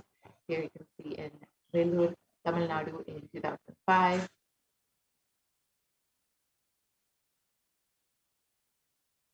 Here again, Tamil Nadu in 2005. You can see how many people are in attendance in all of these programs. Again, Namakkal, Tamil Nadu, 2005.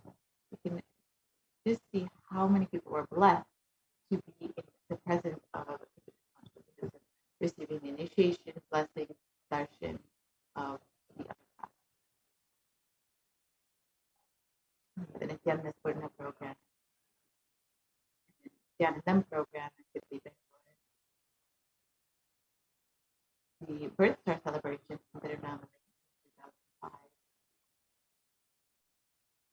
the Jayanti celebration in the Adi Karnataka Sabbath.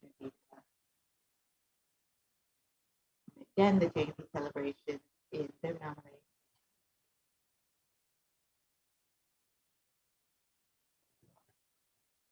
The Nithyananda program.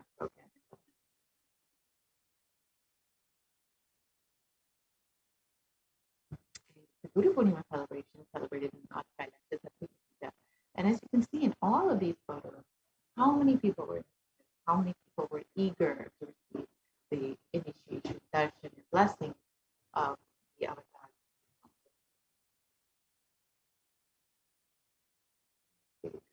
The Bhakti Purna program.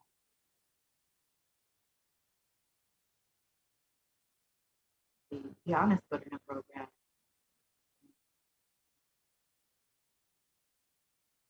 The Little Ananda program, which initiated the youth of today to be blessed with the science enlightenment, and the Satyagraha, where Supreme Pontiff Hinduism himself conducted several homas along with 1,008 people who were guided into the same homa. You can see in the next several photos, the various photos from the Satyagraha, the devotees conducting the homa guided by the Supreme Pontiff Hinduism.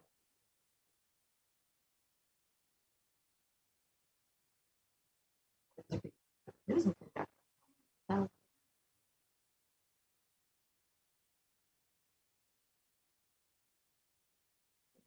More photos of homas.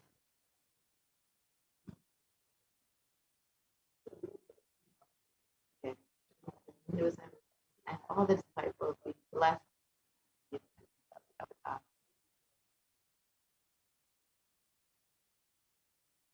is the Nithyananda program. Adi Kailash.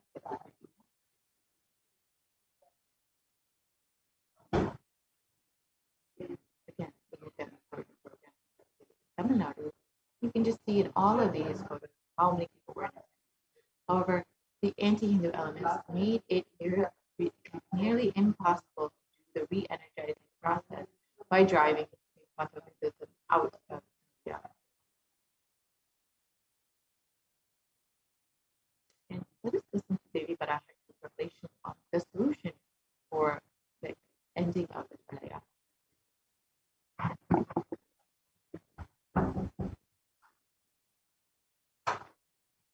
இரண்டாயிரத்திருபத்திரண்டு வரை India செல்ல வேண்டாமா என்று கேட்கின்றாய். நன்றாய் தெரிந்துகொள், சொல்வதை புரிந்துகொள். இந்த பெருநரகமான கிருமி போஜனம் இந்தியாவிற்குள் வரக்கூடாது என்பதற்காக 2020 பாரதம் முழுவதும் 12 ஜோதிர்லிங்கமும் பாத யாத்திரை செய்திடவே என் மகன் மூலமாய் திட்டமிட்டிருந்தேன். படுபாவிகள் ஓடத்தின் மாலுமியை ஊர்விட்டு துரத்தினார்கள். என்ன நடக்கிறதென்று பார்.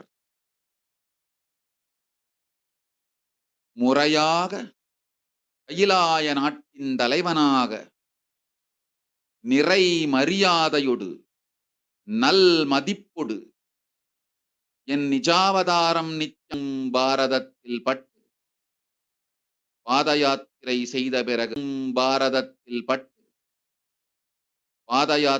செய்த பிறகு மட்டுமே நீ அங்கு செல்ல வேண்டும்.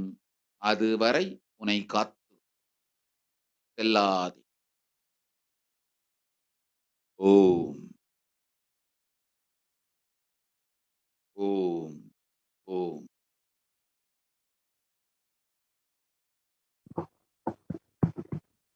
So Devi revealed that the end of this Pralaya will only come when the Supreme Pontiff of Hinduism is accepted, received, and revered as the Supreme Pontiff, respected with lots of, is received with lots of respect back into India, and is allowed to conduct this Padayatra and re-energize the 12 Jyotirlingas.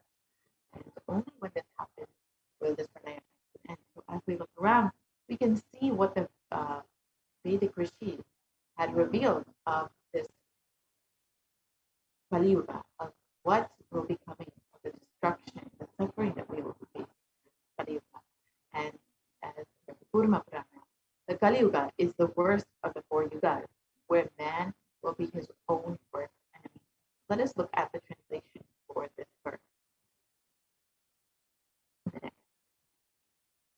In the Kurma Purana, sage Vyasa echoes the Kali Yuga.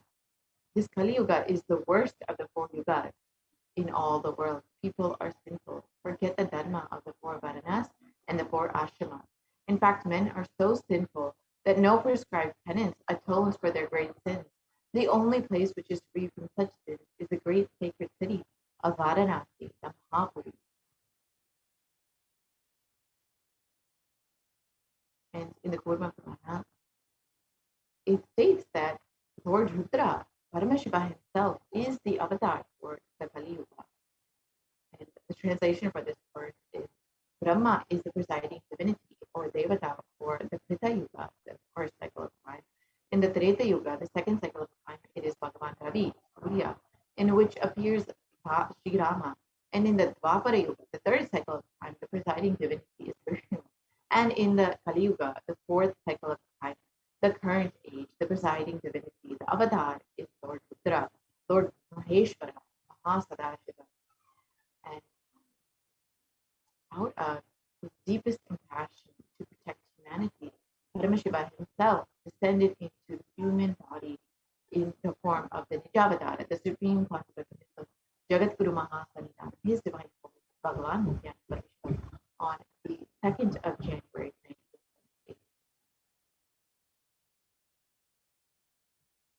1978.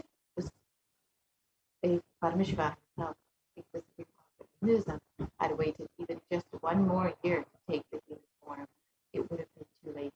1979 would have been too late. So let us listen to the supreme consequence of revealing all this.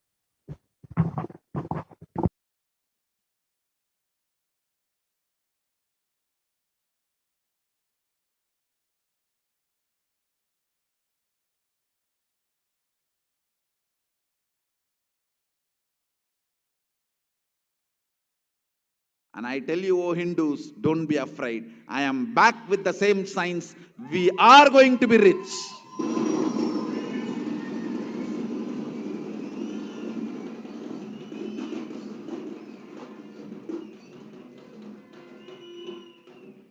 It is not lost. Just the last minute climax. Before it was going to be put off, have happened.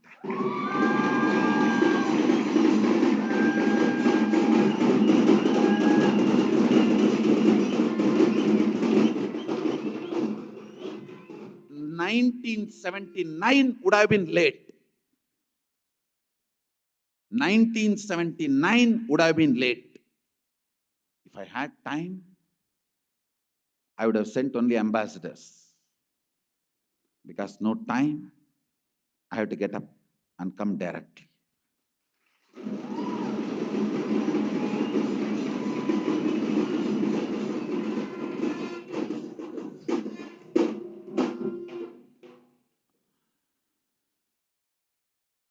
O Hindus, feel blessed. Science is not dead. It is available. I have everything needed to bring that science back to life and establish its legitimacy.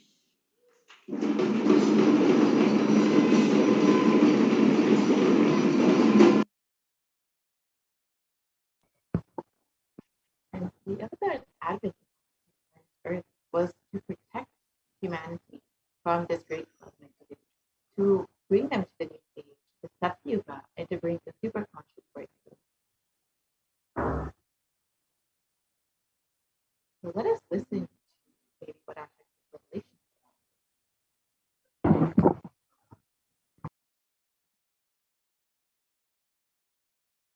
ஓம் ஓம் உலக மக்களே கேளுங்கள். கலி முற்றி கலி கழிந்து புதுயுகம் சத்தியயுகம் புறப்பட வேண்டிய காலம் வந்ததனால் வந்திருக்கின்றது இந்த பெரும் பிரளயம்.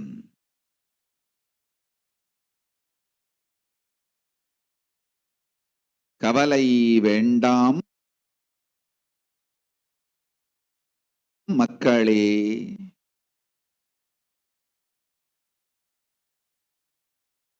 நித்யானந்தன் வடிவம் தாங்கி நாமே இங்கு வந்திருக்கின்றோம். நித்திய யுகம் செய்வோம், நித்திய யுகம் சத்தியயுகமாய் மலரும் இங்கு. ஆனந்தமாக இருங்கள்.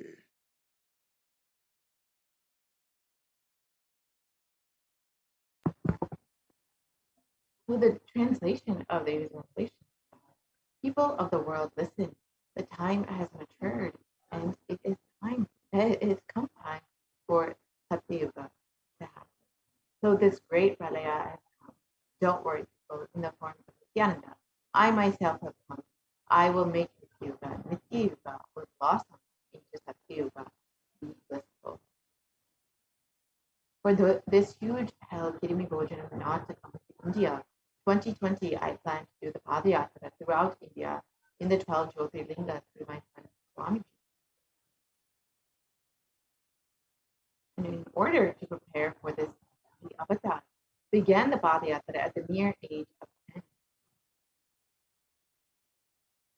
And the Supreme Concept of Hinduism began enriching people one person at a time with the truth from the sacred scriptures and the sacred secrets of higher living. And even at the ripe age of just 14, all of the Supreme Concept of Hinduism classmates were called the Yatra, where the Supreme Concept of Hinduism led his classmates all from Kuriyattam, Tamil Nadu, to Tirunelveli, his birthplace, and a huge group. And when the Supreme Concept of Hinduism was at the Ramakrishna Mutt at the age of 19, the Supreme Concept of Hinduism led all of his fellow monks from Chennai, Tamil Nadu, to Tirunelveli, his birthplace, and it was an unforgettable pilgrimage.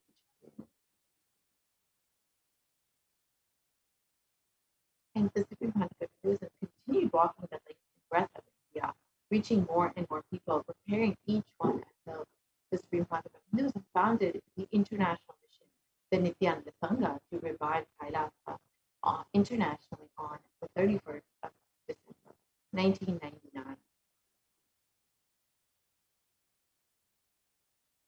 And here you can see the photo of the inauguration of the first enlightenment ecosystem, inaugurated on the 14th of April, 2001 in Tiruchendur, Tamil Nadu.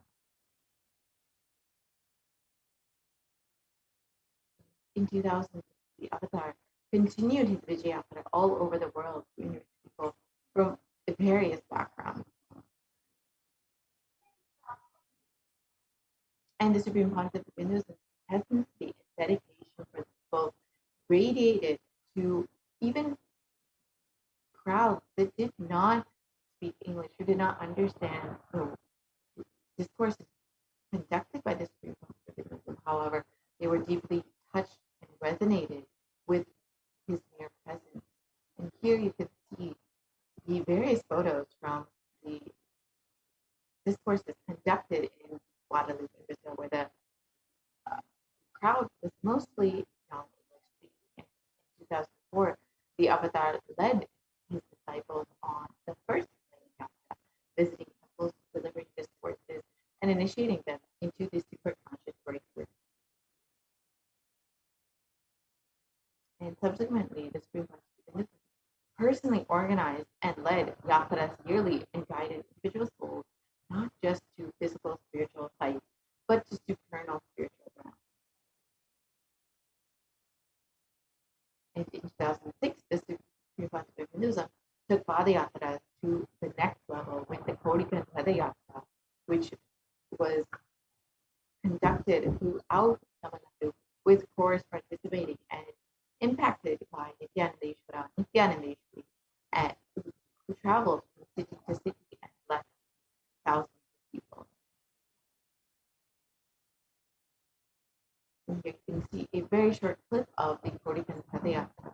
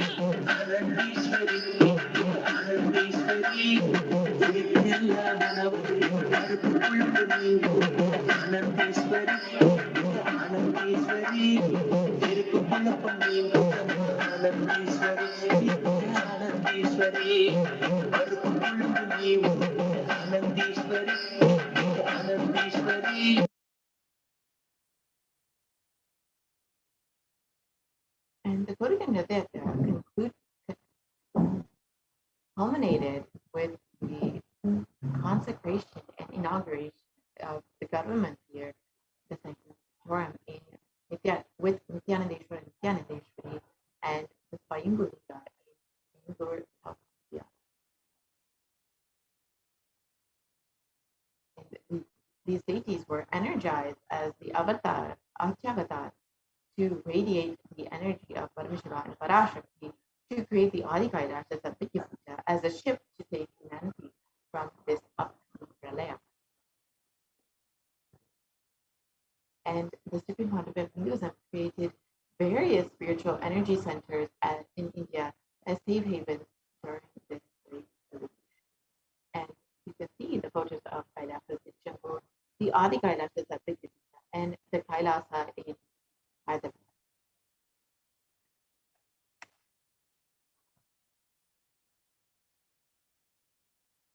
And in 2008, the Avatar energized the Nithyananda Vaidiswara with the Anandalingam, which would protect anyone who made any waters from this deadly pandemic. Let us watch a very short clip of the Supreme Pontiff of Hinduism himself performing the Abhishekam for the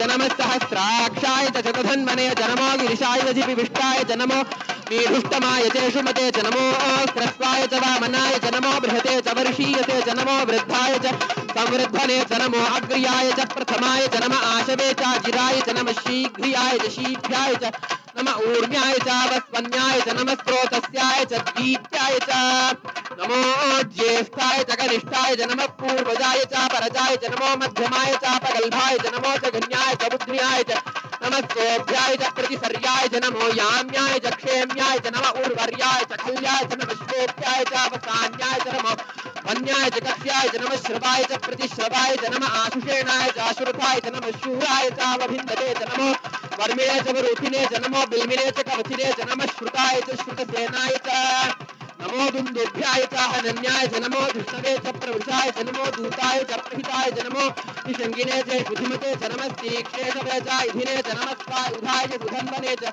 नमस्कृत्याय च पथ्याय च नमः काट्याय च नीप्याय च नमः सूप्याय च सर्वस्याय च नमो नाद्याय च वैशन्ताय च नमः कूप्याय च वट्याय च नमो वर्ष्याय च नमो मेघ्याय च विद्युत्याय च नम ईर्ध्याय च तप्याय च नमो वात्याय च रेश्म्याय च नमो वास्तव्याय च वास्तुपाय च ओम नमः सोमाय च रुद्राय च नमस्ताम्राय च अरुणाय च नमः शंगाय च वसुपतये च नमः उग्राय च भीमाय च नमो अग्रे वधाय च दूरे वधाय च नमो हन्त्रे च हन्यसे च नमो वृक्षेभ्यो हरिकेशेभ्यो नमस्ताराय नमः शम्भवे च मयोभवे च नमः शंकराय च मयस्कराय च नमः शिवाय च शिवधराय च नमः तीर्थ्याय च कूल्याय च नमः पार्याय च वार्याय च नमः प्रतरणाय च उत्तरणाय च नमः आदार्याय च लाद्याय च नमः शिष्ट्याय च फेन्याय च नमस्तिकत्याय च प्रवाह्याय च नमः ईरण्याय च प्रपत्याय च नमः किगंशिलाय च क्षेणाय च नमः कपर्दिने च पुलस्तये च नमो गोष्ट्याय च गृह्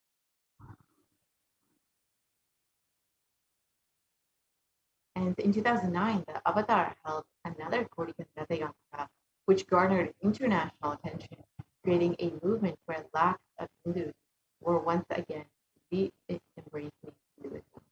Let us watch a very short clip of this podcast.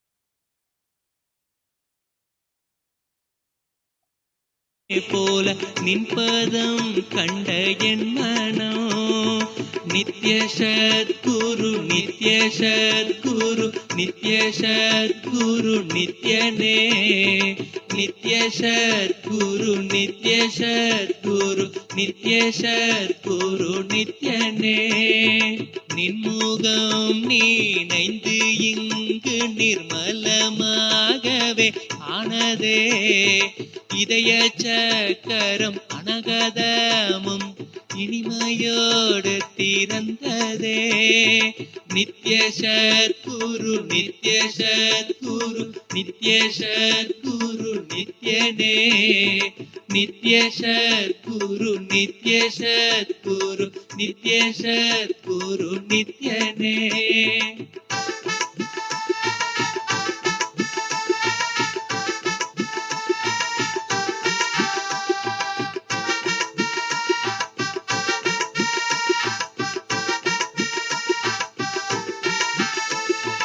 மற்றவர் கண்டு மறைகள் எல்லாம் கழன்று விசுத்தி அதுவும் அசுத்தியாய் பொறாமையோடிங்கு ஏக்கத்தோடப்பா புண்ணியம் எல்லாம் போனதே எரிந்த வயிறும் ஏக்கமும் சேர்த்து விசுத்தி அசுத்தியானதே விசுத்தியை தீர்க்க விமலனின் பதம் விரைந்து இங்கு வரவேணுமே நித்ய சத்குரு நித்ய சத்குரு நித்ய சத்குரு நித்யனே நித்ய சத்குரு நித்ய சத்குரு நித்ய Sadhguru நித்யனே.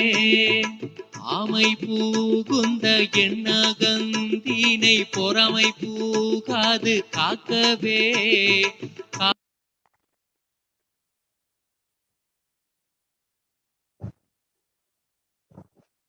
And wherever the avatars have graced the planet Earth, there the seeds of superconsciousness have been sown.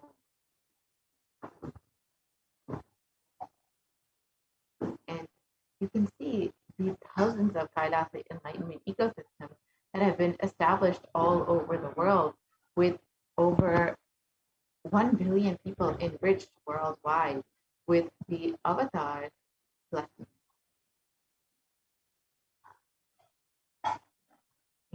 Here are just some of a few of the enlightenment ecosystems established by the Supreme Court of Hinduism. Here you can see Adi Kailasa in Bangalore, the Kailasa in Tiruvannamalai, the Kailasa in Columbus, Ohio, in the US, the Kailasa in Columbus, and the Kailasa in Los Angeles, which was personally inaugurated by the Supreme Court. Again, more photos of the deities in Kailasa in Los Angeles, and the Kailasa in San Jose. More photos of Kailasa in San Jose, and the Kailasa in Seattle. Kailasa in Seattle again, more photos of the deities and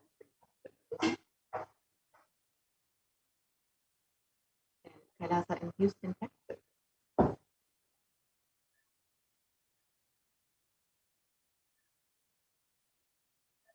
And again, more photos of Kailasa in Houston and Kailasa in Charlotte. Kailasa in New York. The Kailasa in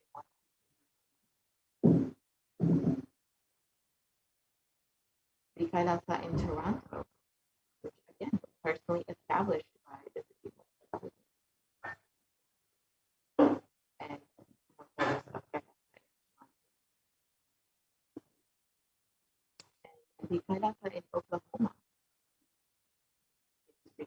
News of blessing to the devotees in Oklahoma City and Kailasa in Phoenix.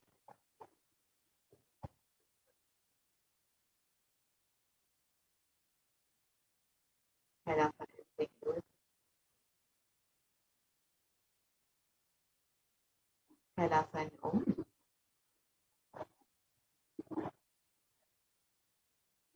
Kailasa in Dubai.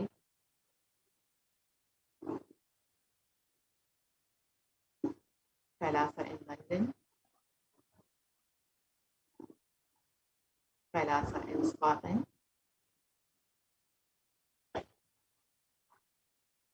The Kailasa in Netherlands.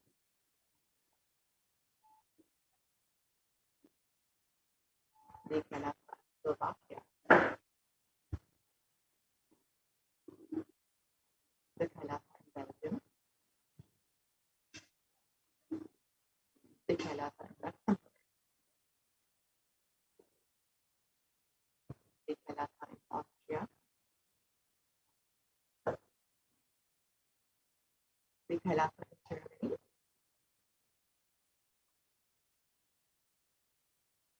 Kailasa in Italy.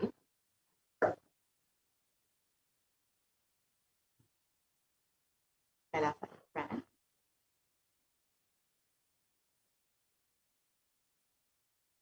The Kailasa in Switzerland. The Kailasa in Mauritius. The Kailasa in South Africa. The Kailasa in Ceylon, which was established in 2006 by the The Kailasa again in Ceylon. And Kailasa in Hokur.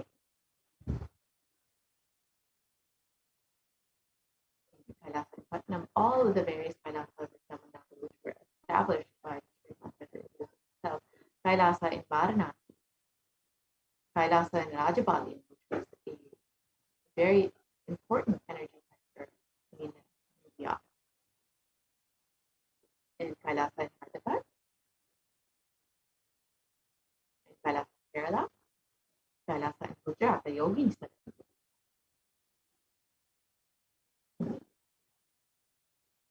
In Kailasa in Nithyananda in Chennai. The Kailasa in Alankulam.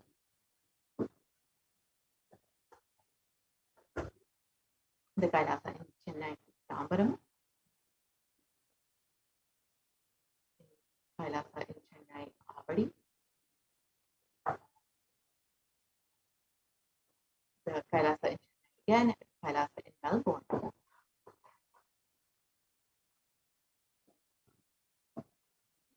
Kailasa in New Zealand.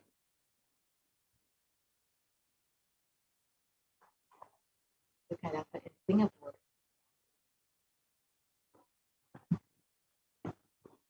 The Kailasa in Kuala Lumpur.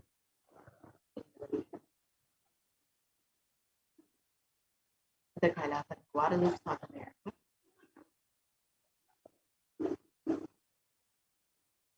To ensure humanity survives this Kalaya, the Supreme Consciousness Hinduism created the sovereign order of Kailasa with thousands of sannyasis with no discrimination against caste, creed, or religion.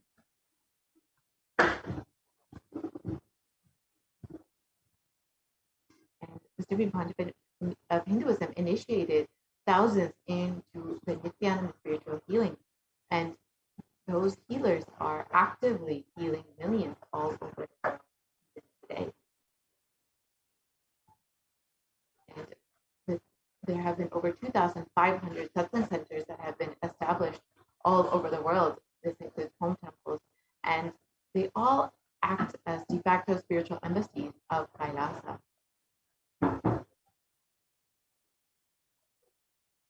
And the avatar inspired millions to reclaim their Hindu-centered freedom. Thousands of padayatras have been conducted by the Hindu diaspora worldwide, honoring the hard work of the Supreme Consciousness and the revival of Kailasa, silently preparing each being for what was to come. to protect the devotees, the Supreme Font of Hinduism planned a Padayatra and executed it successfully. The devotees of Malaysia planned a Padayatra and executed it successfully with thousands who participated, and the dying Hindu population in Malaysia being reinvigorated in 2000.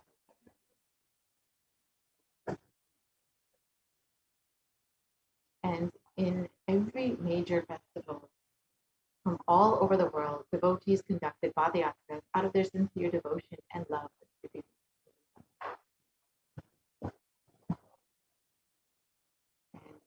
the Supreme Pontiff of Hinduism has enriched and reached over 1 billion people, and over 26 years of humanitarian services have been provided for the world, and there have been over 347 cities across 196 countries and 6 continents that have been reached, and the world's largest Hindu population, Hindu university, has been established in the US, UK, Slovakia, Switzerland, and Europe by the Supreme Court of Hinduism, and over 1 billion free meals have been served for the humanity.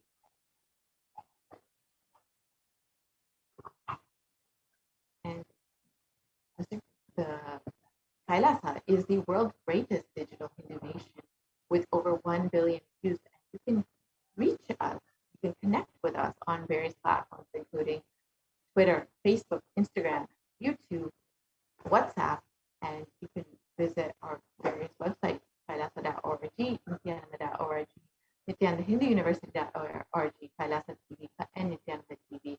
And you can also use our Enlighten app, our application, which you can download on your phone and be constantly in touch and enriched.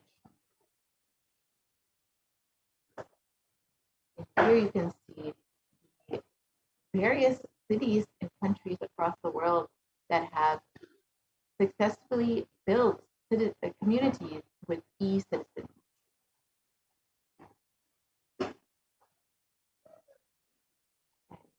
The various global initiatives provided by the Supreme Court of Hinduism include holistic health, education, development of human potential, and by sharing the practical application of Hinduism, Sanatana Hindu Dharma, and its science of enlightenment, through which there have been various breakthroughs for humanity. And the Supreme Court of Hinduism, Kailasa, has been providing foreign aid through various platforms.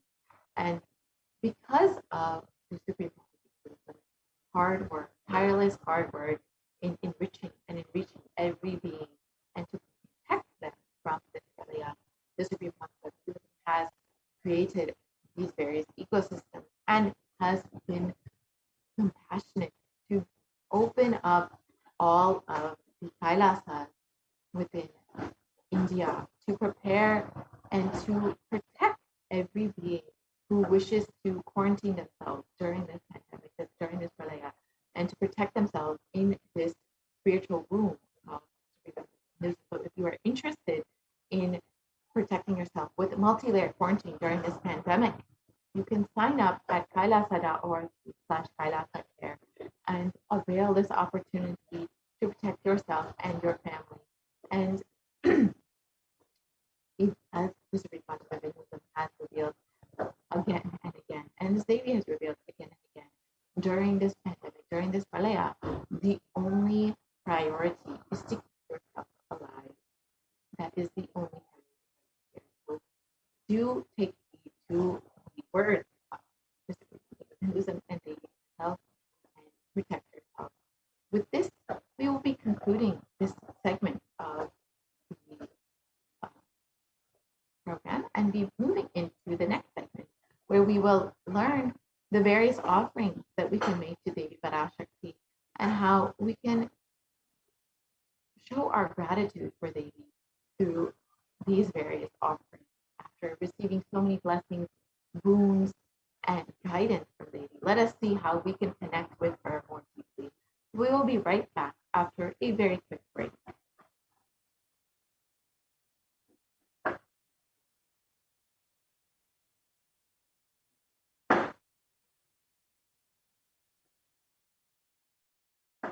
mean by the word e-Kailasa?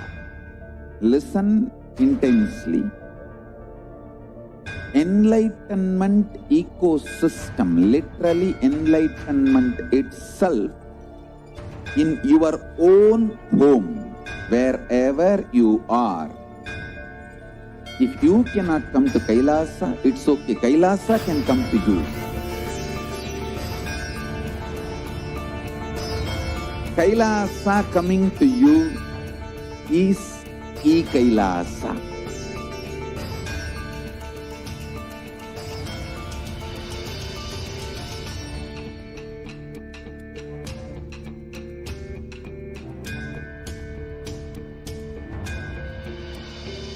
I will revive Hinduism.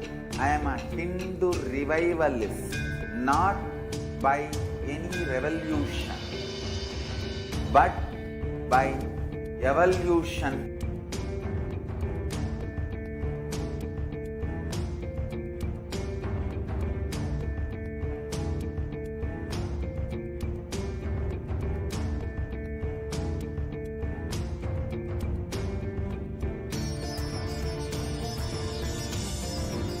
And setting model community.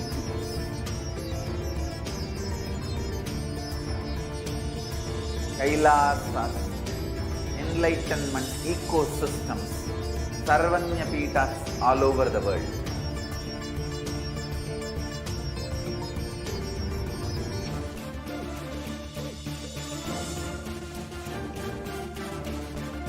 All powerful cognition, knowledge, only when you live, power manifestation and possibilities manifestation happens. It's a fundamental truth.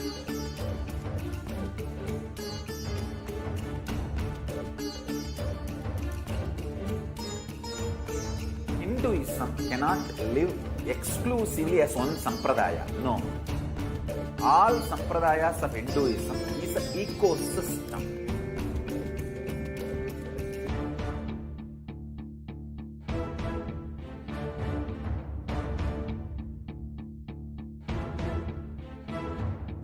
So don't keep quiet thinking that if one sampradaya is attacked, only that sampradaya is going to be affected. All of us are ecosystem.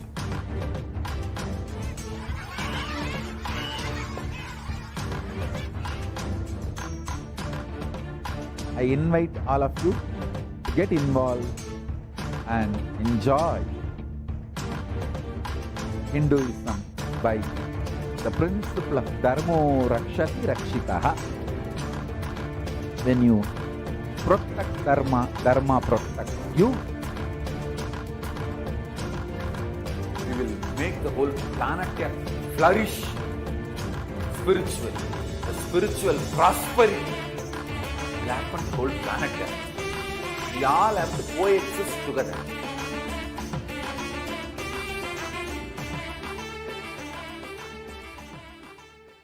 Just be alive for next 3 years. Don't die within next 3 years.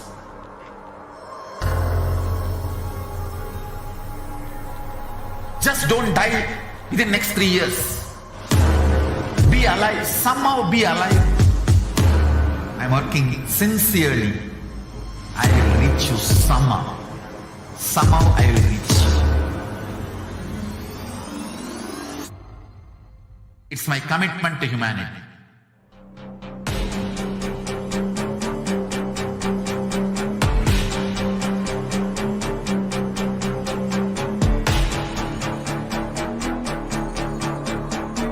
Just don't die within next 3 years.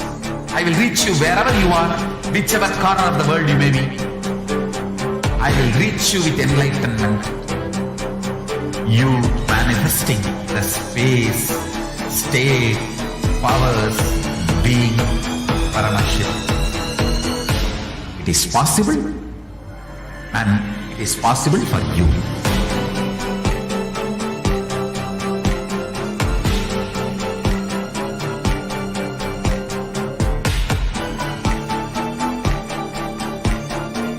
Paramashivoham will reach you with enlightenment science. I know he is going to do the job. Just be alive for next 3 years. Nothing else.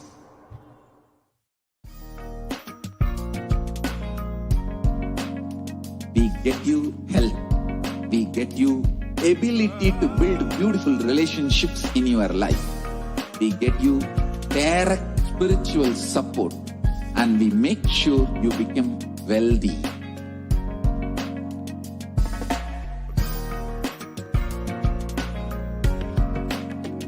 We won't stop giving you just good life.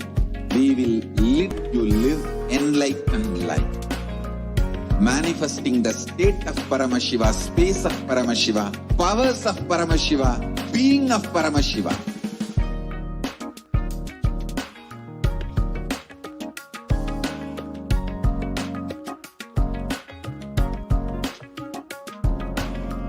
Whole world should become e-Kailashians.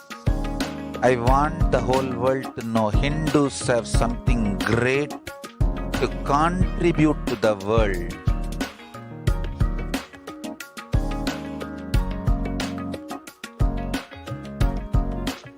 We have something great to contribute to the world.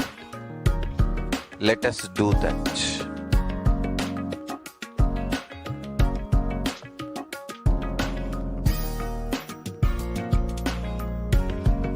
E-Kailasa is proper customized spiritual service helping you to identify your root patterns of suffering. We have perfected the science of helping every individual from every cultural, religious, nationality background.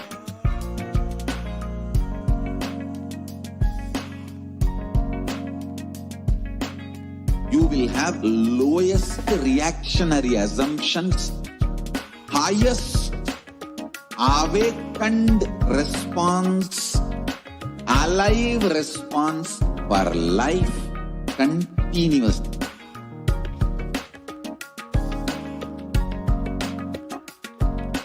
E-Kailasa is enlightenment ecosystem, literally enlightenment itself in your own home, wherever you are.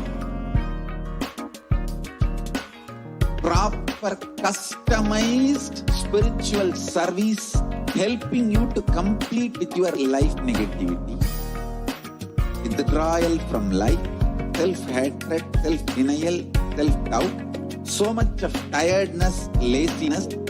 We can support you aligning your diet, your attitude, your... Nithyanandam, welcome back all of you for being with us for the Devi Parashakti Akashic reading program. Now, let us begin the next segment in today's program, the various offerings that you can make to Devi Parashakti out of your pure love and gratitude.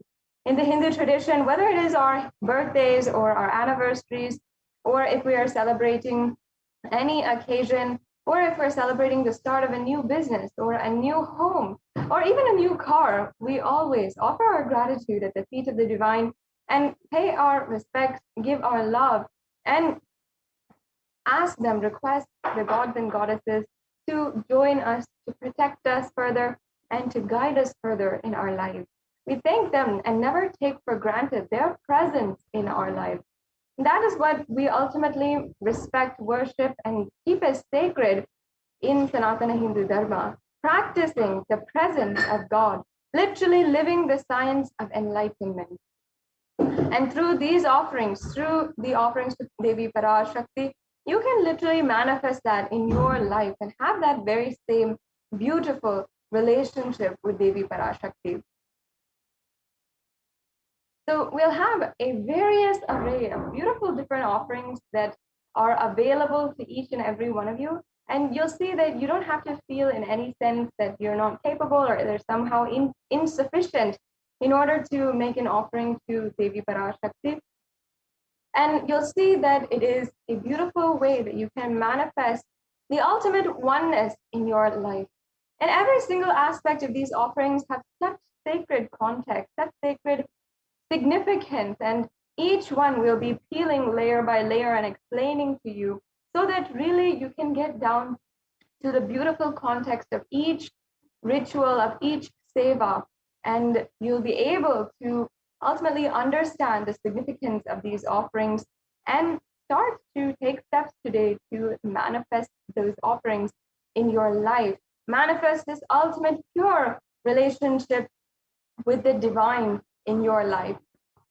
Now, an offering is a giving of a divine gift of pure love, devotion, and oneness. And it consists of two parts, giving and accepting. Only when the divine accepts what one offers, the offering becomes complete.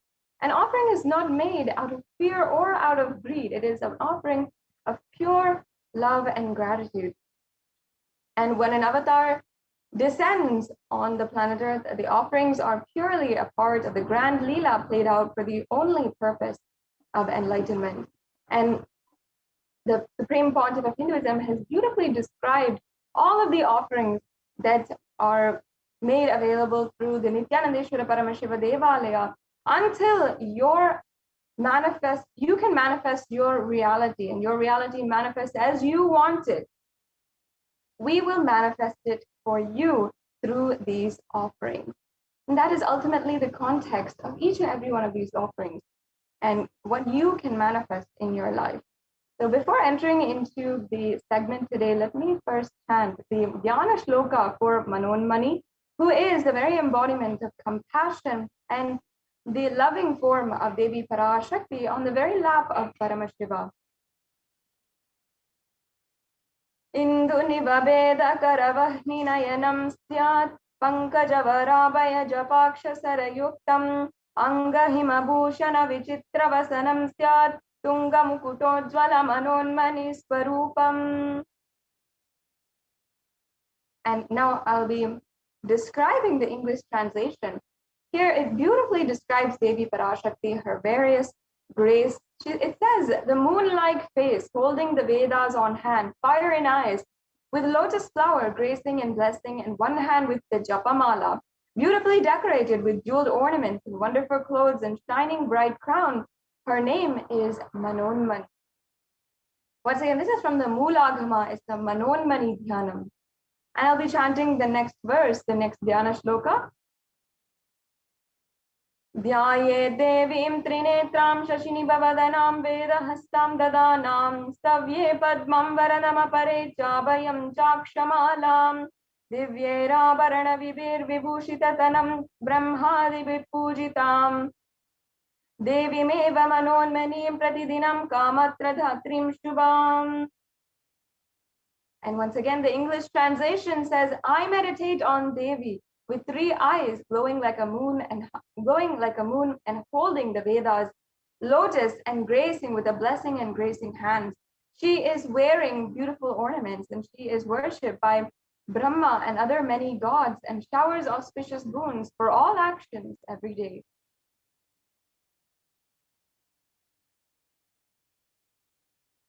Yes, and now let us enter into the significance of the element gold.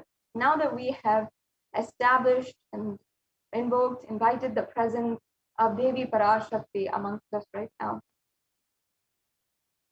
there is a very beautiful reference from the Atharva Veda where it speaks on the virtues of gold, the power of gold, beyond what we even can think. So I'll just be reading out the translation. It says, strictly born by birth is this gold. From the atoms of Agni is one. It becomes dearest to Agni. And one fell away from the Soma when it was hurt. One they call the seed of virtuous and powerful Apaha, the watery molecules. Let that triple gold be for your long life. Now, in our day and age, in our society, we always place value in gold. We do have a lot of value in gold, and we always use it to give gifts to our loved ones, especially on Mother's Day, on birthdays, on anniversaries. We give gifts in gold to our significant others, to our mothers, our fathers, everyone who we have so much of value in that relationship.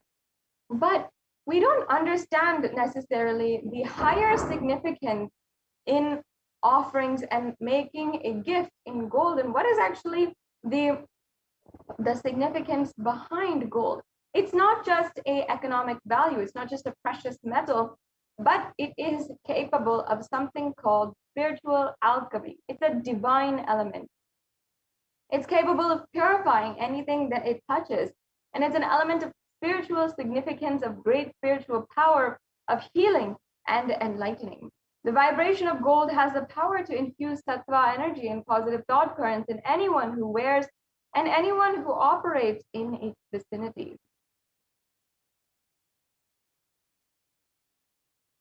And therefore, having recognized this significance, the Vedic rishis literally used this, the element gold in all different aspects of the civilization, whether it is gold present in the scriptures, the agamas, the Vedas, the Shrutis, the Smritis, the Itihasas and Puranas, and or being abundant and being displayed in all of the various different architecture. The Hindu civilization was literally built in gold, and everything was even exchanged in gold. The ritual fees were offered in gold bricks.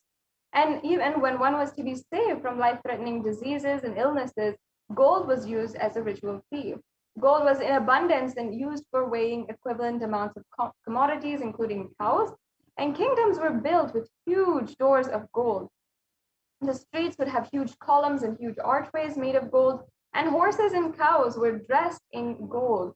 And each of these sentient beings lived in coexistence in the civilization and were even worshipped and adored as the very embodiments of the pure consciousness, gods and goddesses themselves. So in the Hindu civilization, it thrived on the banks of rivers of gold. In fact, the Indus river was called the Hiranyamayam, the river of gold, and the river Saraswati was called the Hiranyavartani, and this is in the Rig Veda and the Atharva Vedas, respectively. So gold is known and understood as a supreme element for offering gifts to the ones that you love and revere. And now it has a deeper significance. It's not just a element of precious metal that we use for giving gifts, but it has so much of value, the superconscious value that is associated with it, that our Vedic rishis had literally understood in a very deep and significant way. And that's why it was applied in all different areas of life. And ultimately, this very science is what contributed to the richness of the Hindu civilization, which attracted people from far and wide. We know of all of the different books and magazines, as well as records from various different civilizations of people who come and are absolutely in awe of the civilization in the Hindu civilization, which was so rich and which had gold in all different directions. And that attracted them ultimately to come and be invited inside of the civilization. And so much that how the entire civilization literally boomed and thrived during this period. And at this time, even the Hindu economy was the most contributing economy to the global economy. And that lasted for 1,000 years until the Mughal and British invasion, at least as per the records that we have right now. So it is established that gold has such extreme significance. It is a very, very, very powerful element. And it has so much of sacredness associated with it, sacredness that it is literally exuberating. Therefore, gold is a very auspicious metal, auspicious offering that you can make to Devi Parashakti today. You'll be able to see how many of the following offerings will be offerings made of gold, and there'll be different ornaments, different jewelry pieces that are also very traditional and very significant in Sanatana Hindu Dharma as well. So let's begin now with the various different offerings that we are having available for you to offer today. The first offering is the E-Hundi offering. All of us Hindus know that it is a part of our Hindu experience, the temple experience. When we go to the temple, we often we often put a few coins or a couple of paper receipts or the dollars into the plate of the pujari, or we offer it into what is called the hundi. And this is just a general donation we make out of gratitude and to the gods and goddesses for making themselves available and putting in so much in order to make themselves available for thousands and thousands of years. That is the beauty of the hundi offering. And not only that, Devi Parashakti accepts everything that you offer, any devotion that you offer. And this is referenced in the Lalita Sahasranamam, where Devi Parashakti is described as Bhakti Priya. And in this, that means the adorer of all devotion. And there is this verse, I'll just be chanting the whole verse. Bhakti Priya, Bhakti Gamya, Bhakti Vashya Bhayapaha, Shambhavi Sharadaradya, Sharvani Sharmadayini. And the English translation says, Devi is fond of true devotion and is realized through true devotion. She can be won over through true devotion and she removes all fears. So once again, this is verse 42 from the Lalita Sahasranamam. And in this verse itself, it says that Devi removes all fears. If there is any fear in your mind, you can be sure that Devi Parashakti can remove that and can simply remove that from you. It is stated that Devi likes to be worshipped as worshipped in autumn and in fall. And it's not just the fall, the seasonal fall that we go through, but it is the autumn of our lives, the very existential autumn, when all of our thoughts are turning more and more inwards. We're becoming more introspective, more retrospective, and questioning the very existence and the very purpose of our lives. So it's at this time that the need for Devi Parashakti's worship is becoming stronger. And you can simply offer your gratitude to Devi Parashakti through this e-hundi offering. And also you can make this offering for any amount of money. It can be literally any amount, and you don't have to feel obliged or to make a substantial amount or anything. It can be anything that you can do today. And we also have 2 different options for making this offering. If you have any questions regarding how to make these payments, you can stay tuned until the end of the segment where we'll be going over the quick process for payment. But if you are ready right now, you can go ahead to tiny.cc/Devi-offerings and proceed to make a payment for any of these offerings. Yes. And going on to the next offering, we have the Sankalpa chanting. This is the offering of the Sankalpa on your behalf, made an offering at the feet of Devi Parashakti. This offering is literally a prayer, a very powerful mantra, which has embedded within its lines the different prayers for manifesting the great Shaktis in our life, including going beyond fear, greed, and lust, and attaining the supreme knowledge, and attaining oneness with the divine. All of these are different prayers that we make during the Sankalpa chanting and during the Sankalpa. And it's a very powerful mantra, which is blessed by the Supreme Pontiff of Hinduism himself in order to manifest anything that you want. In fact, he said that before we start the day, chanting this Sankalpa is extremely powerful, as it aligns all of our energies within inside of us.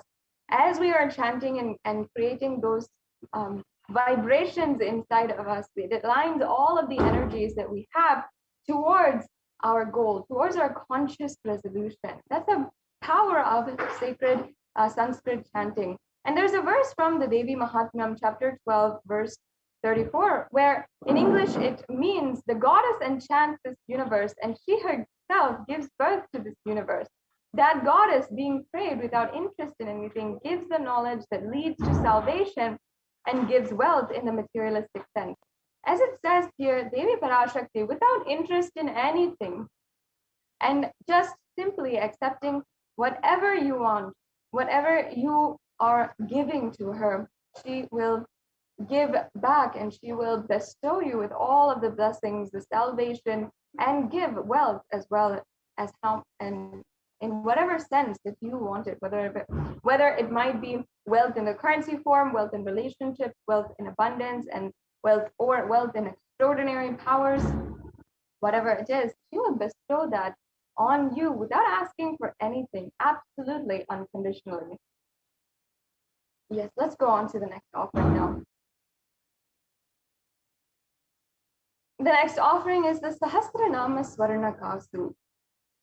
And in this offering, we are paying ode and tribute to Devi Parashakti, who is even called in the Lalita Sahasranama, verse 731, the Nama Parayana Prita, which means she who likes the repetition of her various names. This is the offering of 1008 names of Devi Parashakti, and it's a very special and unique archana, which is offered to Mahameru of Devi Parashakti.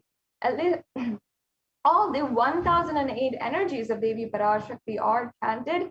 And in this time, when we are doing this Sahasranamavali, it is actually a very sacred sadhana or a spiritual practice done in Sanatana Hindu Dharma and very much known and originated from Sanatana Hindu Dharma. And the chanting of the name of and all of the different names of the gods and goddesses that we worship is a sacred spiritual practice that we practice because it literally, we are cherishing the divine energies inside of our inner space. And the truth is that even if we cherish suffering or cherish any kinds of bad thought currents or negative thought currents, that is what is going to manifest in reality. If you are continuously anxious about something, exactly that will manifest in reality, and you will see that you will not be able to handle that. And exactly that will manifest and become your reality.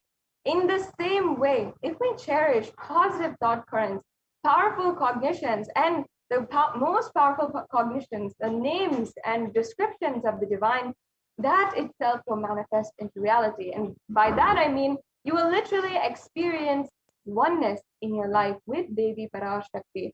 So in this offering, you can offer a gold coin inscribed with each and every one of the 1008 names to receive the blessings and to have the Ananta Kalyana Gunyas, all the divine qualities of Devi Parashakti. Yes, let's go on to the next slide. The next offering is the Mukta Anguti, and this is the finger ring with a pearl.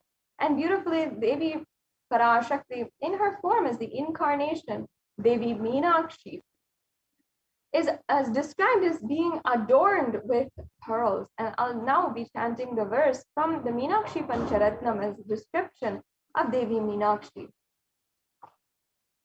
Muktaharanala Satkirita Rushiram Purnendu Vakra Prabham Chinjannu Puri Kinkyani Manidharam Padma Prabhava Suram Sarvabhita Palapradam Girisutam Vani Rama Sevitam Meenakshim Pranatosmi Santatamaham Karunyavaram Nidim.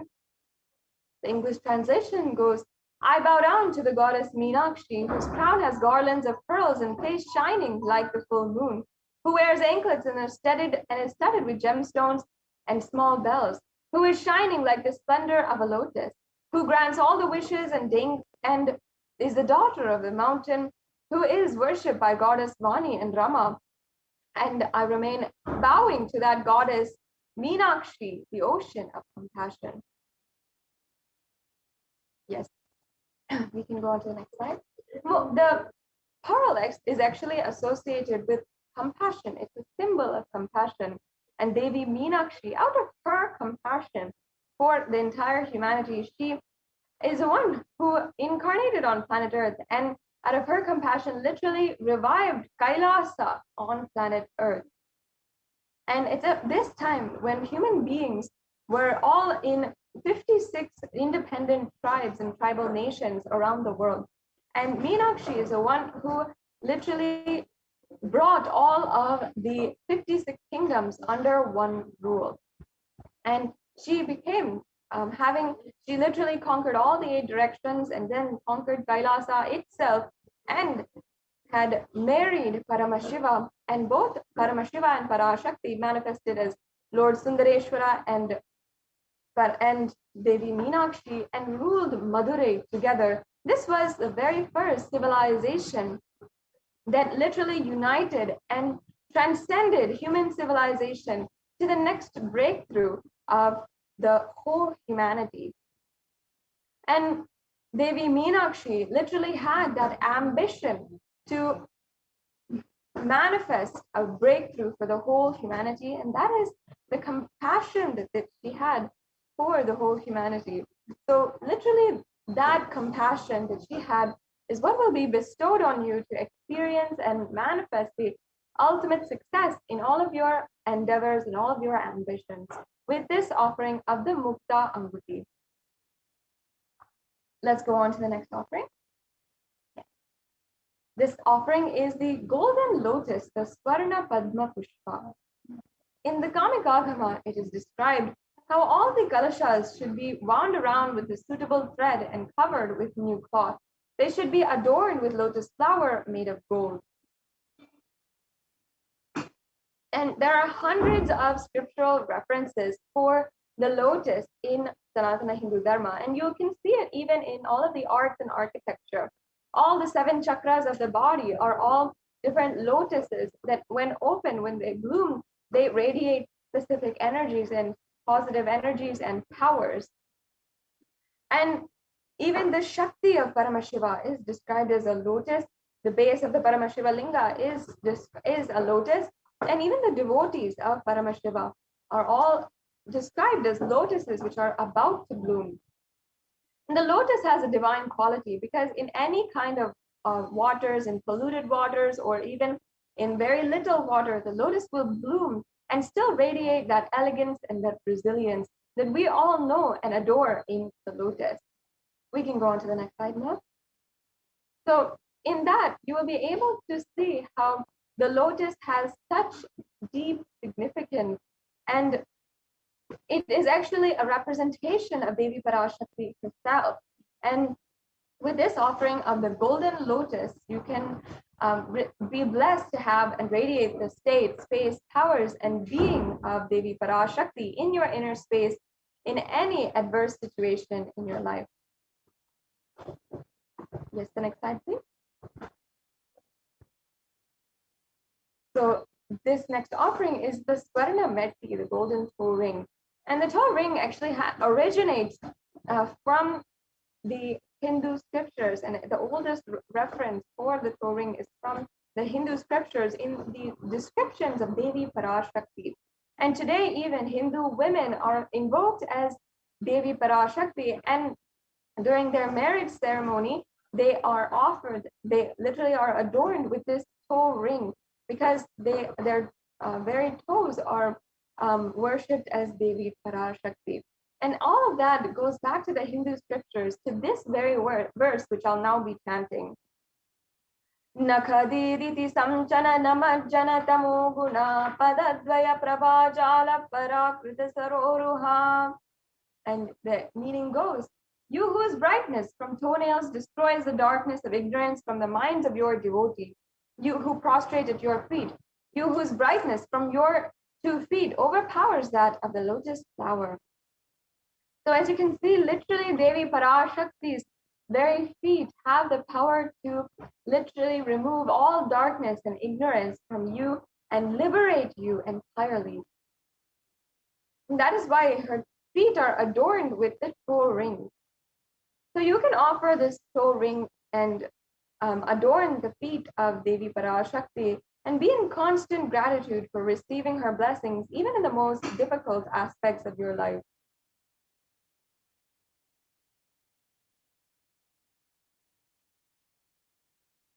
Yes.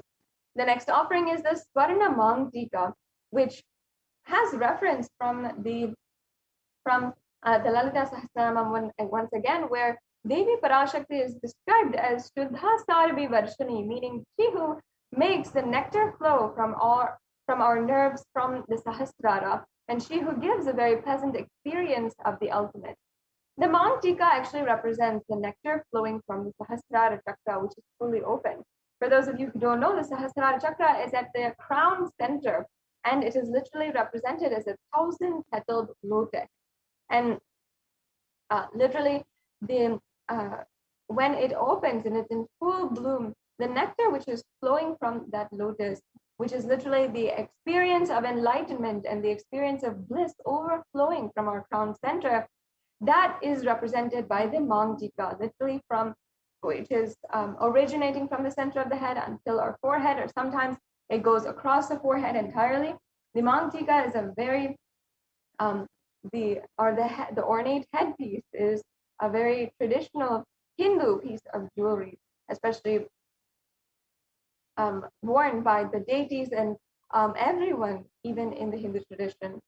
So this offering of the Mangtika, you can offer to experience the overflowing gratitude and the space of complete completion with Devi Parashakti. The next slide, please. We can go on. The next offering is the Pratyaksha Pada Puja. And this is a very special offering of a very elaborate and powerful offering at the feet of the Guru. And there are so many references, either from the Guru Gita or the Guru Paduka Stotram, about the power of the Guru's Paduka and how offering your and surrendering, offering everything you have and surrendering at the feet of the Guru is extremely powerful today. And you can offer this Pratyaksha Pada Puja as well at the feet of the Supreme Pontiff of Hinduism.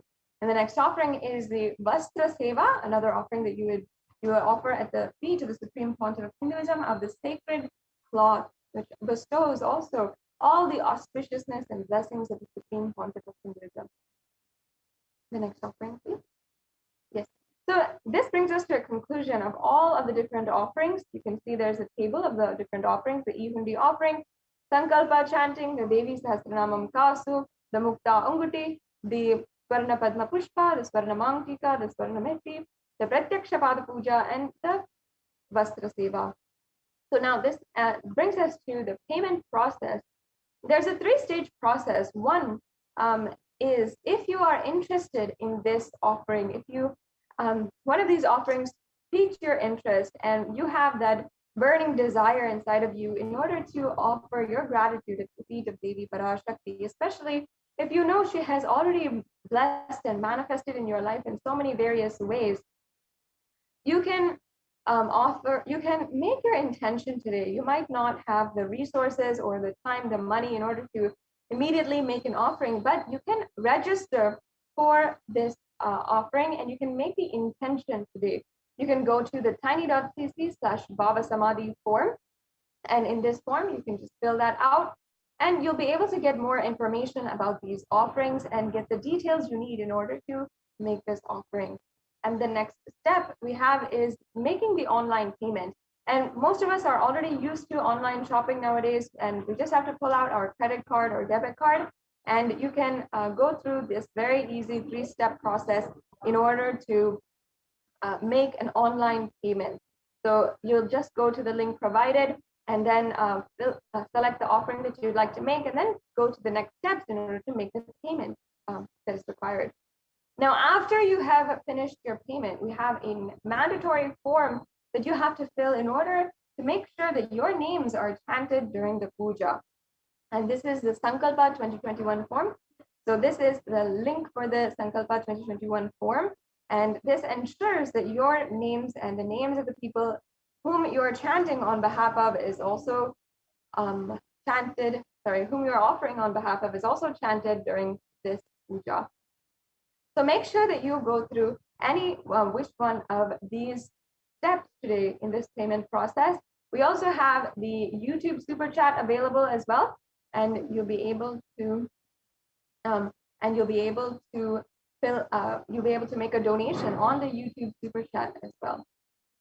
So with this, it brings us to a conclusion of this segment in today's program, and we have next the representatives from the Adi Kailasa Sarvagna Pita who are joining with us to give us the latest updates from the Adi Kailasa Sarvagna Pita and the multi-layer quarantine that is ongoing in the Kailasas in India right now. We'll now be moving into the next segment. Thank you, Nithyananda.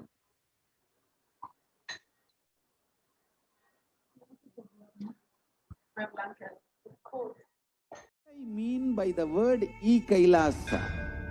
Listen intensely. Enlightenment ecosystem, literally enlightenment itself, in your own home, wherever you are. If you cannot come to Kailasa, it's okay. Kailasa can come to you. Kailasa coming to you is e-Kailasa.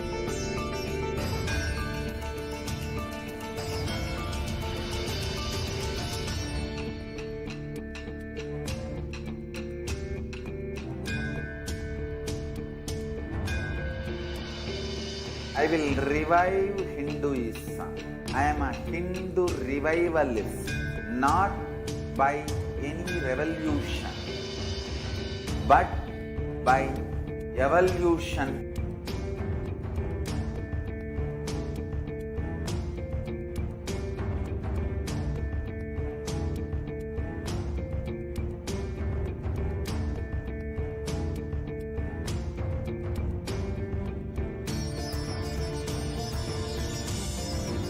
And setting model community.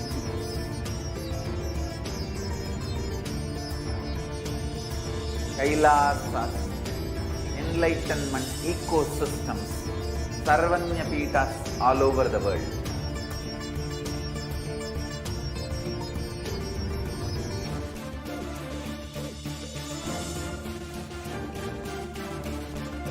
All powerful cognition, knowledge, only when you live, power manifestation and possibilities manifestation happens.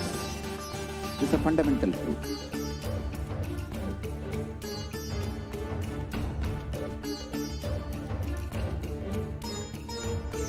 Hinduism cannot live exclusively as one sampradaya. No. All sampradayas of Hinduism is an ecosystem.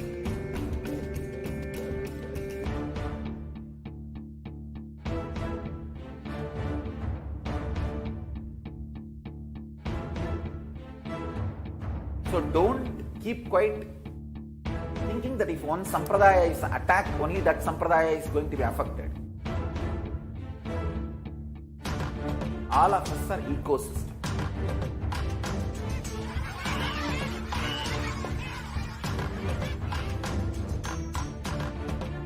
I invite all of you to get involved and enjoy Hinduism by the principle of Dharmo Rakshati Rakshitaha. When you protect Dharma, Dharma protects you. We will make the whole planet flourish spiritually. The spiritual prosperity will happen to the whole planet. We all have to coexist together.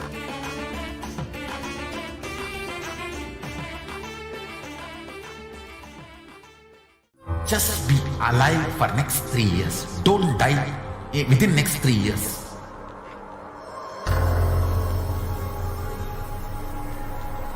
Just don't die within next 3 years. Somehow be alive. I'm working sincerely. I will reach you somehow. Somehow I will reach you. It's my commitment to humanity.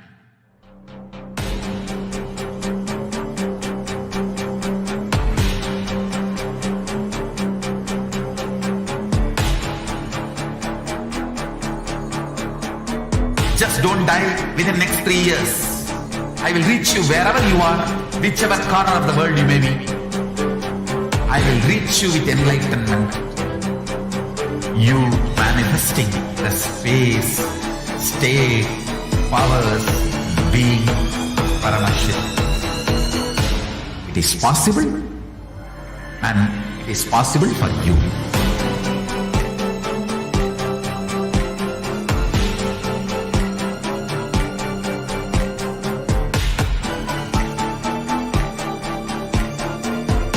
Paramashiva will reach you with enlightenment signs. I know he is going to do the job. Just be alive for next 3 years. Nothing else.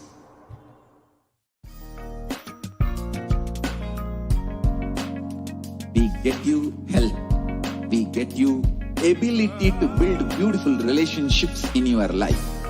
We get you direct spiritual support, and we make sure you become wealthy.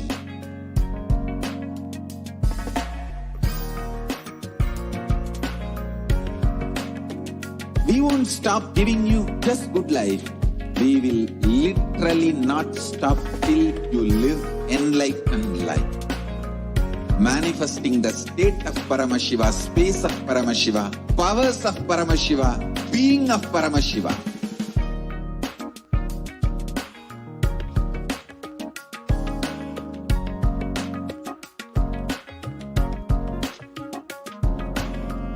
Whole world should become Ekailashians.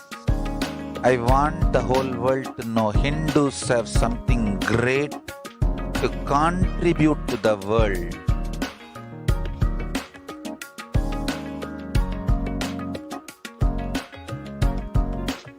We have something great to contribute to the world. Let us do that.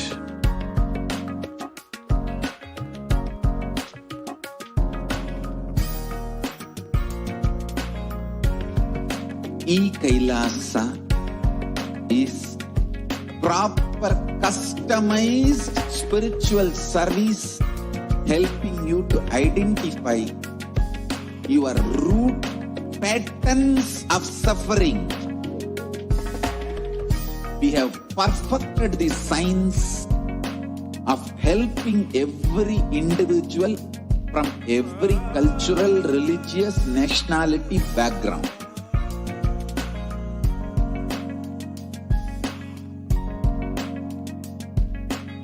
You will have lowest reactionary assumptions, highest awakened response, alive response for life continuously.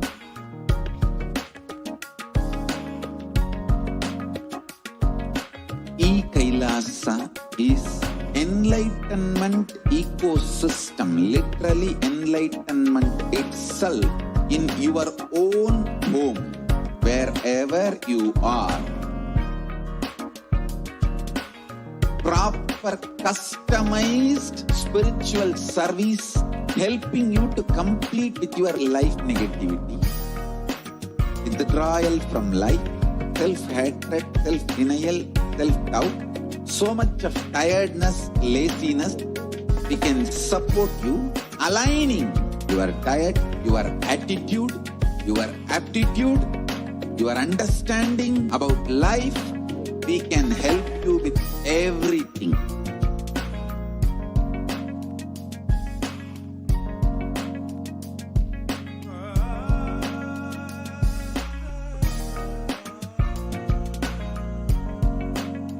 If you are interested in enlightenment,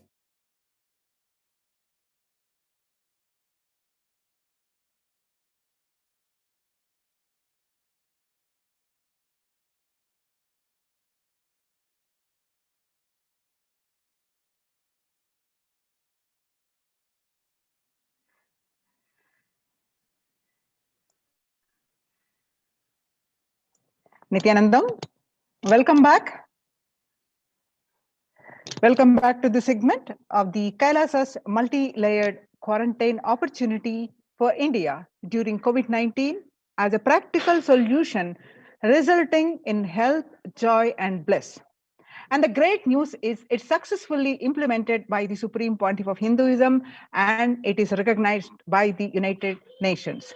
So let us start our session with the Supreme Pontiff of Hinduism, Jagadguru Mahasannidhanam, His Divine Holiness Bhagwan Nithyananda Paramashivan's blessings. Let's start with the Sadguru Vandanam. Nithyanandam Paramasugadam Kevalam Jnanamurtim Dvandvatitam Gagana Sadrisham Tattvamasya Ekam Nityam Vimalamachalam Sarvadi Sakshibhutam Bhavatitam Trigunarahitam Sadgurum Tam Namami. Yes. So, Akashic readings from the Devi Parashakti on June 6th, 2021. What Devi revealed and what the state of the world statistics has proved to be revealed. Let us see in some details. The revelations to the world by Devi Parashakti on 5th June 2021. Devi Parashakti revealed through the Supreme Pontiff of Hinduism that not only people dying in crores, financial and mental retardedness, you will also see minds getting collapsed. Freedom from all this suffering is the life of living enlightenment. First, prevent yourself from this deadly corona. O people, do the job of saving your life as first priority.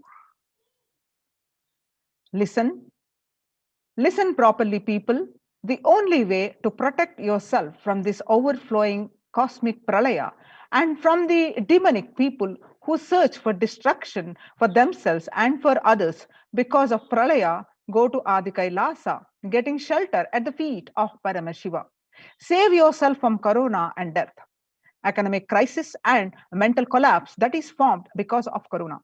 Save yourself and move towards living enlightenment. Move towards Paramashiva, Paramporul, doing yoga and tapas, doing seva to all the devotees of Paramashiva and live a good life. Just for that, I have opened the doors of Adi Kailasa. For all those in the universe, not only human beings, as even siddhas and yogis have come and are doing penance in Adi Kailasa. For everyone who come, goodness, prosperity, jnanam and yogam will overflow. Do not have fear, bliss is there. Do not have worry, I will protect with goodness. Just for that, I have opened the doors of Adi Kailasa. For all those in the universe, not only human beings, as even siddhas, jnanis, and yogis have come and are doing penance in Adi Kailasa. For everyone who come, goodness, prosperity, jnanam, and yogam will overflow. Do not have fear, bliss is there. Do not have worry, I will protect with goodness. Happiness is there, enlightenment is there. Do not have fear, bliss is there. I am solving sufferings. I am Samaya Purattu Kannatal who comes and helps at the right time. Revelations about the mental health issues by Devi Parashakti, we just saw now, and the media articles confirming the same on 6th June 2021. The global news, the psychiatric symptoms like depression, anxiety exhibited by the COVID-19 patients, a study, according to the new study, neurological symptoms like depression and anxiety are also showing to be common in those who have contracted COVID-19 even more in mild cases. The BMC Psychology on the media article confirming the same on 8th June 2021 when Devi revealed the same on 5th June 2021. The BMC Psychology published online article, The Impact of COVID-19 on the Mental Health of US College Students. The results indicate that the students closer to graduating faced increases in anxiety, which is 60.8%, feeling loneliness, which is 54.1%, and depression, 59.8%. Many reported worries for the health of loved ones most impacted their mental health status, which is 20%. And the need to take care of family most affected current and future plans, that is 31.8%. Almost one half of the students took to exercising and other remedies. The revelations about the mental health issues by the Devi Parashakti on 5th June 2021 and the research confirming the same on 10th June 2021. The rates of anxiety and depression among college students continue to soar, researchers say. The researchers at the Dartmouth College, who have tracked the moods and behaviors of about 200 college students for 4 years, say stress levels are at their highest. Dartmouth College researchers began tracking 217 students who, when they entered the school as freshmen in 2017, in the hopes of understanding how they behave. They have seen students' stress levels rise and fall, usually in tandem with midterm and final exams. But since the onset of the coronavirus pandemic, rates of depression and anxiety have soared and have showed no signs of coming down, said Andrew Campbell, a researcher and computer science professor. The Psychology Today on the coronavirus, the psychological trauma and PTSD event. Much has been said about the mental health crisis that is occurring related to the coronavirus pandemic. Much of this information has focused on the all-consuming anxiety, panic, and fear that many are experiencing. While this is important and needs to be at the forefront of discussions, something that has not been discussed is the psychologically traumatic nature of what our nation and our world is experiencing. The revelations to the world by the Devi Parashakti, the increased, which is confirmed by the various world reports, the status of the world across the reports. The increased prevalence post-traumatic stress disorder is expected to emerge as a primary factor driving the growth of the global post-traumatic stress disorder, PTSD, therapeutic market over the periods of assessment. What it used to be 2019 and this estimated increase in 11.91 by 2027.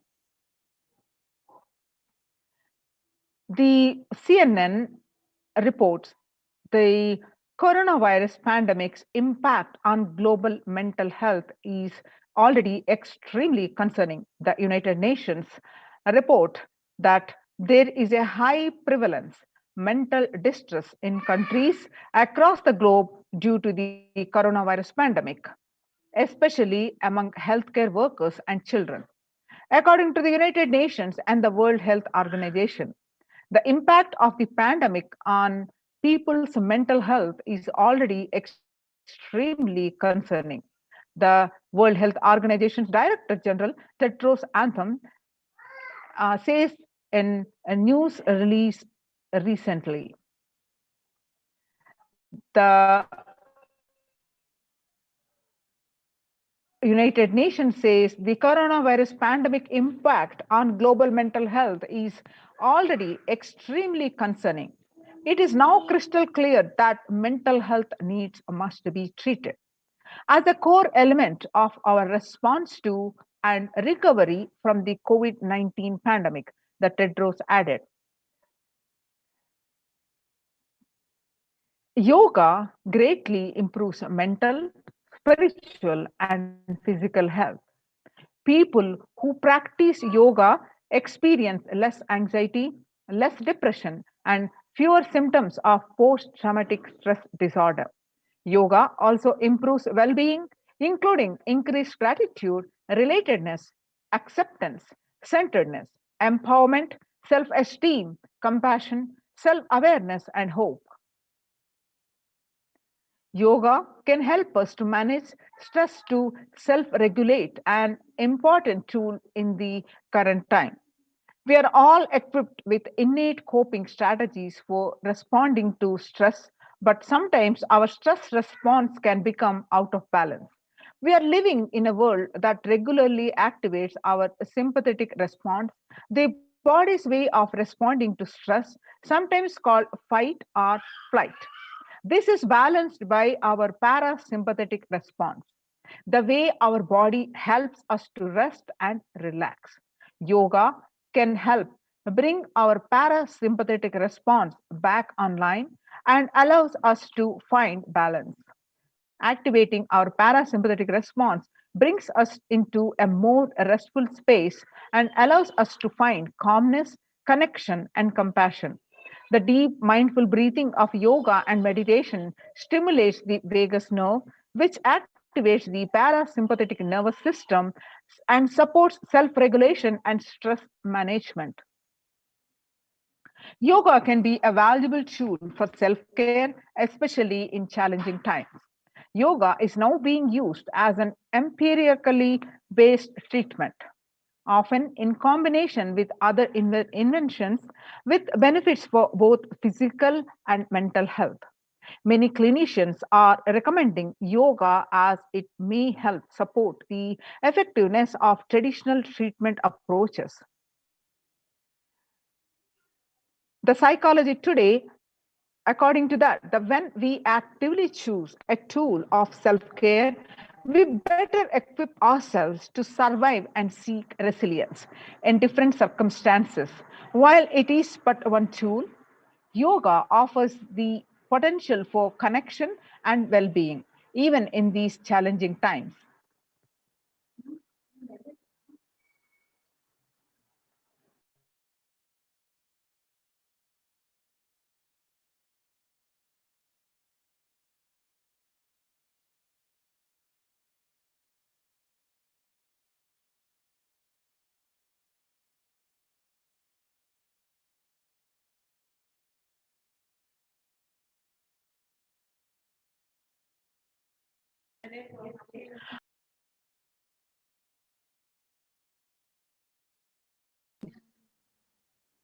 Researchers spirituality benefits mental health.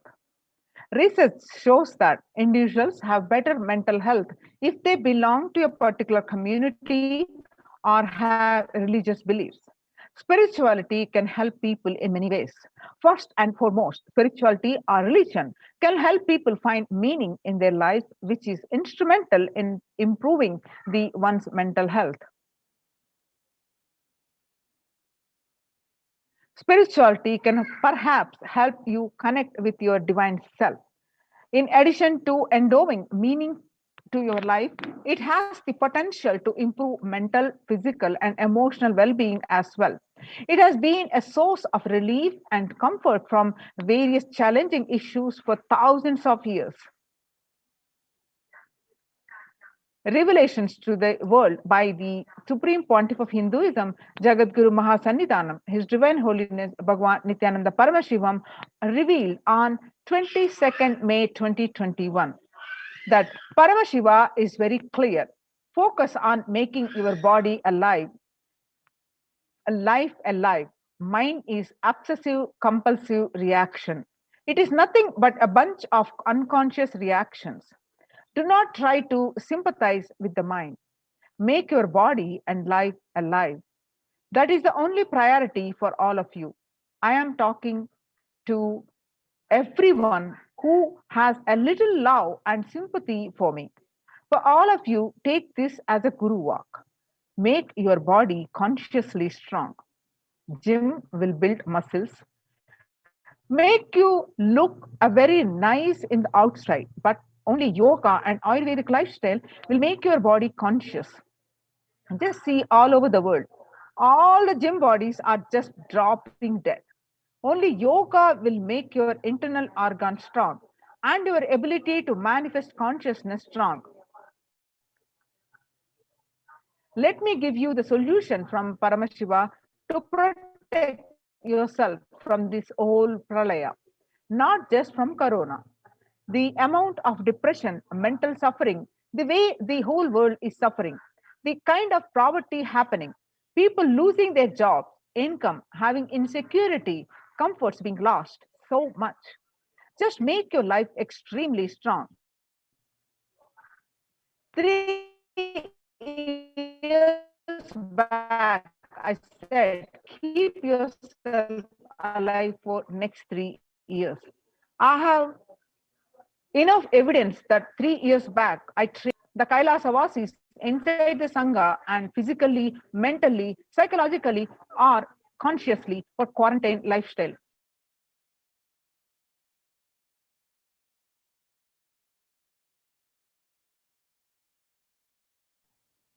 For being active without getting mentally broken by being in one place, doing intense yoga and internal organs strong, taking bay leaf, neem juice, tulsi, haritaki, triphala churna, Ayurvedic lifestyle, the lifestyle of less food and more energy, more activism. I only told it is for an important reason.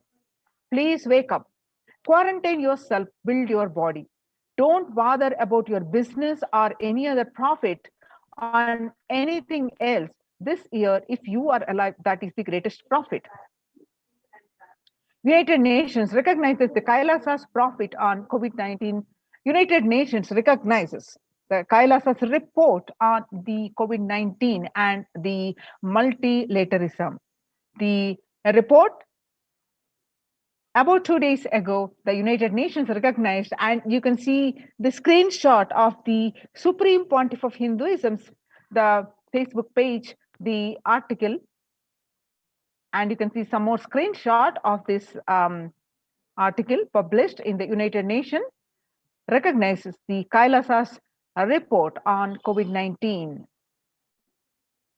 The report published by the www.ohchr.org has led the world to be only as resilient as the least resilient country and person, especially for highly contagious COVID-19, which has spread with the scale of and severity not seen since Spanish flu. The variants of the virus, such as B.1.6, 617.2 Delta, and Delta Plus, Epsilon, and Gamma continue to threaten even those vaccinated. Secondary diseases such as black fungus are targeting COVID patients and killing almost 1 in 2 persons in such cases. Human life is more precious and important than all economic principles or systems in totality, because all these concepts are legitimate only because of their utility value, which is to fundamentally make human life better. At least until this ongoing crisis ends, all economic policies related to money, banking, fixing prices and commodities, etc., needs to be revised for making sure no human being suffer from hunger or the absence of required medical care. For this purpose, Kailasa has presented a detailed report on effective solution for COVID-19 through the multilateralism that was published by the United Nations. Now, let us see the report which was published in the United Nations. The earlier reports published by the United Nations from the Kailasa are the report on the rights of indigenous women and girls, and the second report on the femicide. This is the third report published by the United Nations. The report by the Adi Shaivite minority tradition, the ASMT, Hindu Community Kailas Union, on June 2021, the COVID-19 and multilateralism. Let us see the report in detail. The introduction. The key obstacles are the globalization of disease has led the world to be only as resilient as the least resilient country and person, especially for highly contagious COVID-19, which has spread with scale and severity not seen since Spanish flu. The variants of the virus, such as the Delta plus Epsilon Gamma, continue to threaten even those vaccinated. Secondary diseases such as black fungus are targeting COVID patients and killing almost 1 in 2% in such cases. Second, distorted policy decisions and conflicting principles can lead to polarizations amongst the nations and within, leading to various extremes, such as the hoarding of vaccines in some places, the wastage of vaccines in others, and an unaddressed shortage of vaccines globally. The pandemic has exposed in fragility of the global system. The disruption in the supply chain is especially worrisome for essential food supplies, which disproportionately affects the already most vulnerable. Lockdowns have brought the global economy into crisis, bringing resistance and worsening unemployment rates. Frequent lockdowns and the ongoing threat of famine, especially in countries where employment is predominantly informal, are exacerbating worries that starvation may cause more suffering than the virus itself. Far more from the SDG2 zero hunger, the number is now predicted to come close to 1 billion. In the report, the concerning related supporting articles are projected now. Some more articles which are published in the supporting websites and articles, online platforms. Now, the second, solutions. First, revised economic policies. Human life is more precious and important than any economic principles or systems in totally, because all these concepts are legitimate only because of their utility value, which is to fundamentally make human life better. At least until this ongoing crisis ends, all economic policies related to money, banking, fixing prices of commodities, etc., need to be revised to make sure no human being suffers from the hunger or the absence of required medical care.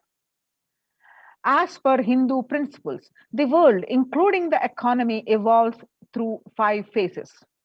The 5 phases are creation or growth, sustenance or stagnation, recession or revitalization, reinvention, 5th, breakthrough. As per Hinduism, conventional economic growth is observed with best practices are applied diligently. However, during times of crisis lead us to the 4th and 5th phases, wherein the need to reinvent and deliver a breakthrough becomes both a survival need and an opportunity to surpass any means and measures of conventional ongoing growth.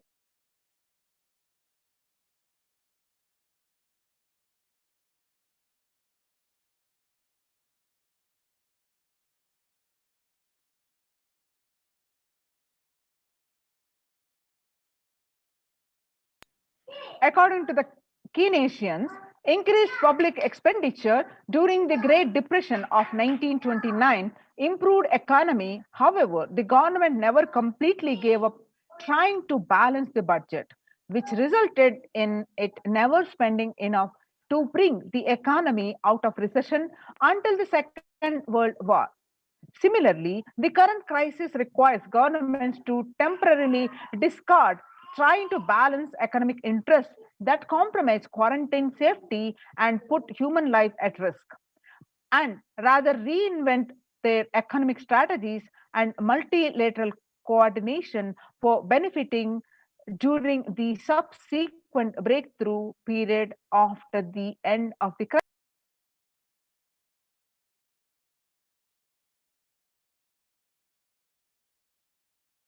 Now you can see the supporting documents supporting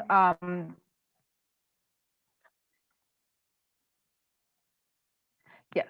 So Hindu multilateralism, there is an immense inequality in the capacities of governments, organizations, and people on 2 groups. Health response, and the first is the health response, and second is economic recovery. surviving the highly contagious COVID-19, where the world is only as resilient as the least resilient country and person, requires governments, organizations, and people to collectively address the crisis. From 3200 BCE 21, 5,622 nations in Asia had multilateral treaties based on the Hindu principle, that is Vasudhaiva Kutumbakam. That means the entire world is my family. And from the Maha Upanishad, chapter 6, verse 71, 73.23. You can see the supporting documents here. More supporting documents. They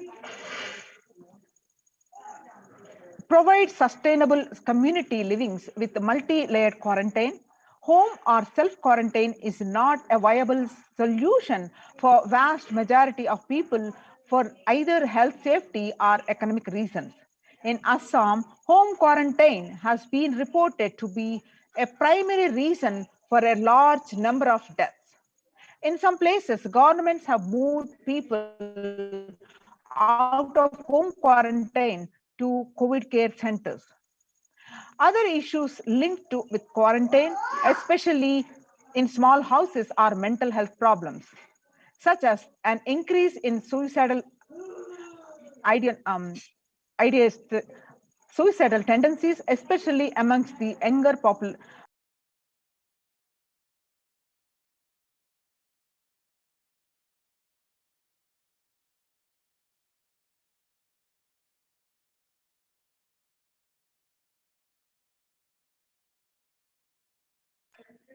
This requires friendly quarantine setups which are self-sustained and sufficient in terms of food stock and supplies, recreation, employment, education, etc.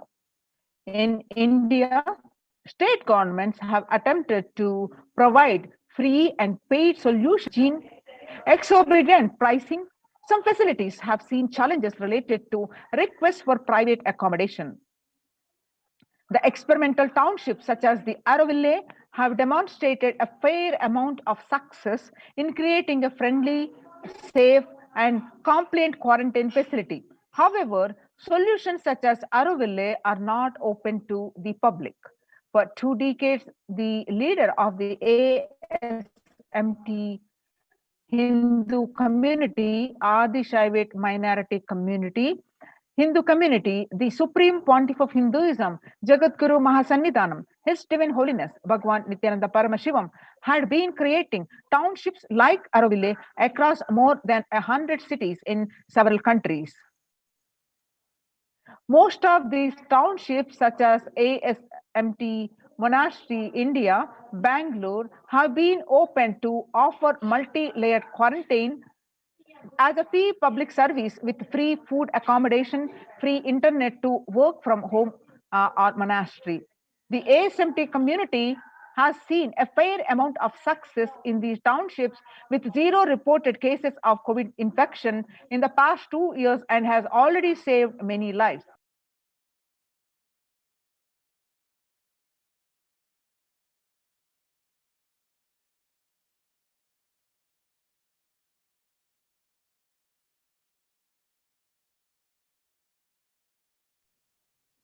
The Supreme Pontiff of Hinduism, Bhagwan Nithyananda Paramashivam, has argued citizens worldwide, especially from regions severely affected by the pandemic, to protect themselves as the topmost priority and avail these free quarantine facilities that the community has created, especially as home quarantine has failed for many and is known to be a primary reason for a large number of deaths in many scenarios. The Supreme Pontiff of Hinduism, Bhagwan Nithyananda Paramashivam, has emphasized the need and argued the government worldwide to provide food, safety, medical care, shelter, and all survival needs to all human beings under their care. With absolute multi-layer quarantine, until coronavirus is eliminated from planet Earth, including all different strains of the virus. The transition of the Maha Upanishad, chapter 6, these are the verses 71 and 73. These are references, various references which are as supporting documents which are published in the United Nations. Educate citizens on individual pandemic management. Unlike previous pandemics, the current era provide active, real-time and visual information about fatalities. Underreporting of this data may give false hopes and make people reckless. Exaggerations in reporting can also make people reckless, as they may feel eventual death due to a coronavirus is inevitable. Proper education is extremely crucial, as it will dramatically reduce the number of deaths and reduce the challenge on the healthcare systems. Alcohol-related deaths have hit a record high during this pandemic, and long post-lockdown liquor lines are some extremely worrisome issues regarding which people need to be educated. As a top priority, people need to be given confidence in their life and security about their future for them to stop behaving recklessly or fall into depression and commit suicide. Leveraging a best of different economic systems based on charity, barter, and money. Ancient Hindu economic treatise by Paramashiva, the primordial Hindu divinity, describe three kinds of economic systems and their principles. First, for things that do not perish by sharing, such as education and knowledge, Paramashiva recommends that no fee be charged. Second, for survival needs, such as food and healthcare, barter and charity are recommended. Third, for all other infrastructure development works and services and commodities, gold and conventional currency-based transactions are allowed. These systems are still in practice in the modern day, but grossly overlooked and not sufficiently studied with their close relation to mainstream economics. The WHO, the World Health Organization, and the GISAID provided early access to data regarding the virus. This is an example of an open knowledge-based economic policy where the critical data about the virus was not monetized. Similarly, South Korea helped the United States of America access masks and testing kits. And there was a hope that this would lead to a reciprocal arrangement in terms of vaccines, which is like a barter-based model allowed to in food and healthcare. Hindu policies for food security. A highly effective concept for ensuring food security in ancient Hindu nations was that of food grain banks. These were prevalent until the 18th century. The elderly in the villages would start food grain banks with a seed capital of grains collected by fundraising. If any person met with a crisis such as a crop failure, the food grain bank would lend him grains in exchange for an interest. The compound interest was prohibited in grain banks, which the debitor was expected to return with the principal grain amount during the next harvest. The bank would expand its reserves of food grains based on the interest earned and donations. At the time of severe crisis such as famine, the entire village would be able to withdraw these grains, and if required, all such grains loans would be found. In Hindu scriptures, food is shared for free as a policy. This was the case in both ancient times and in modern times. For 27 years, even every month, the Hindu ASMT community has served more than 3 million free organic meals in religious gatherings to everyone without discrimination and has served over 1 billion free meals in total. Such private and public efforts are crucial in each the threats of starvation, which is estimated to hit 1 billion people worldwide. Monitor global health. The crisis requires governments to take aggressive, proactive measures to monitoring health. Smartphone applications have been used by the governments that are based on health code color systems that categorize individuals into 3 color groups based on their health status and travel history, and then determine whether they need to be quarantined.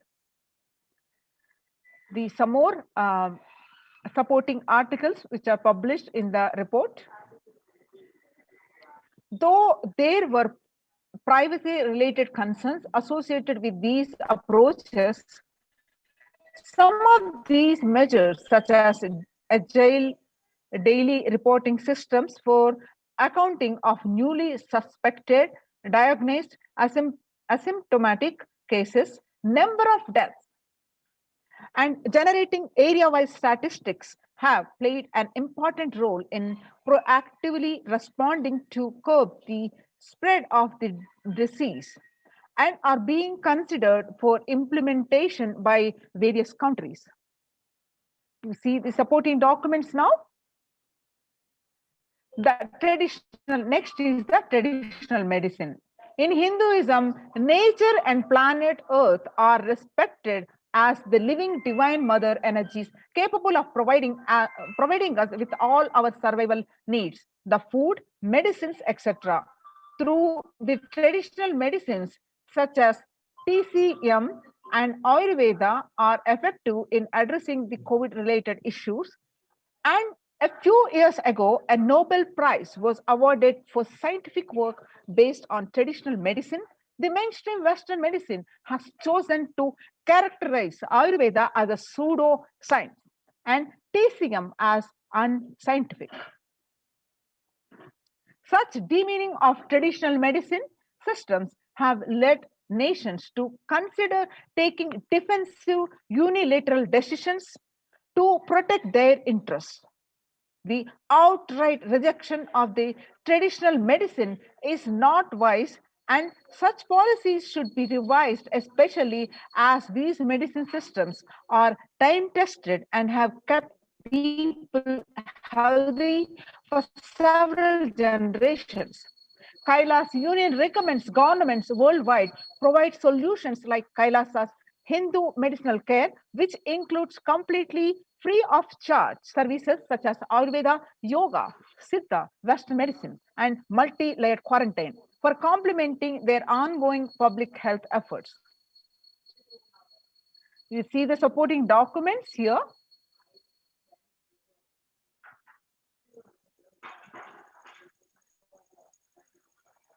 Join now. Now, having understood the world's statistics, what Devi revealed, what the world statistics and how the Supreme Pontiff of Hinduism successfully implementing these strategies in all his Kailasas ecosystems is now recognized by the United Nations, and you also join now and save your life. Join COVID care protection centers. Register now through the link below, https://kailasa.org/Kailasa care.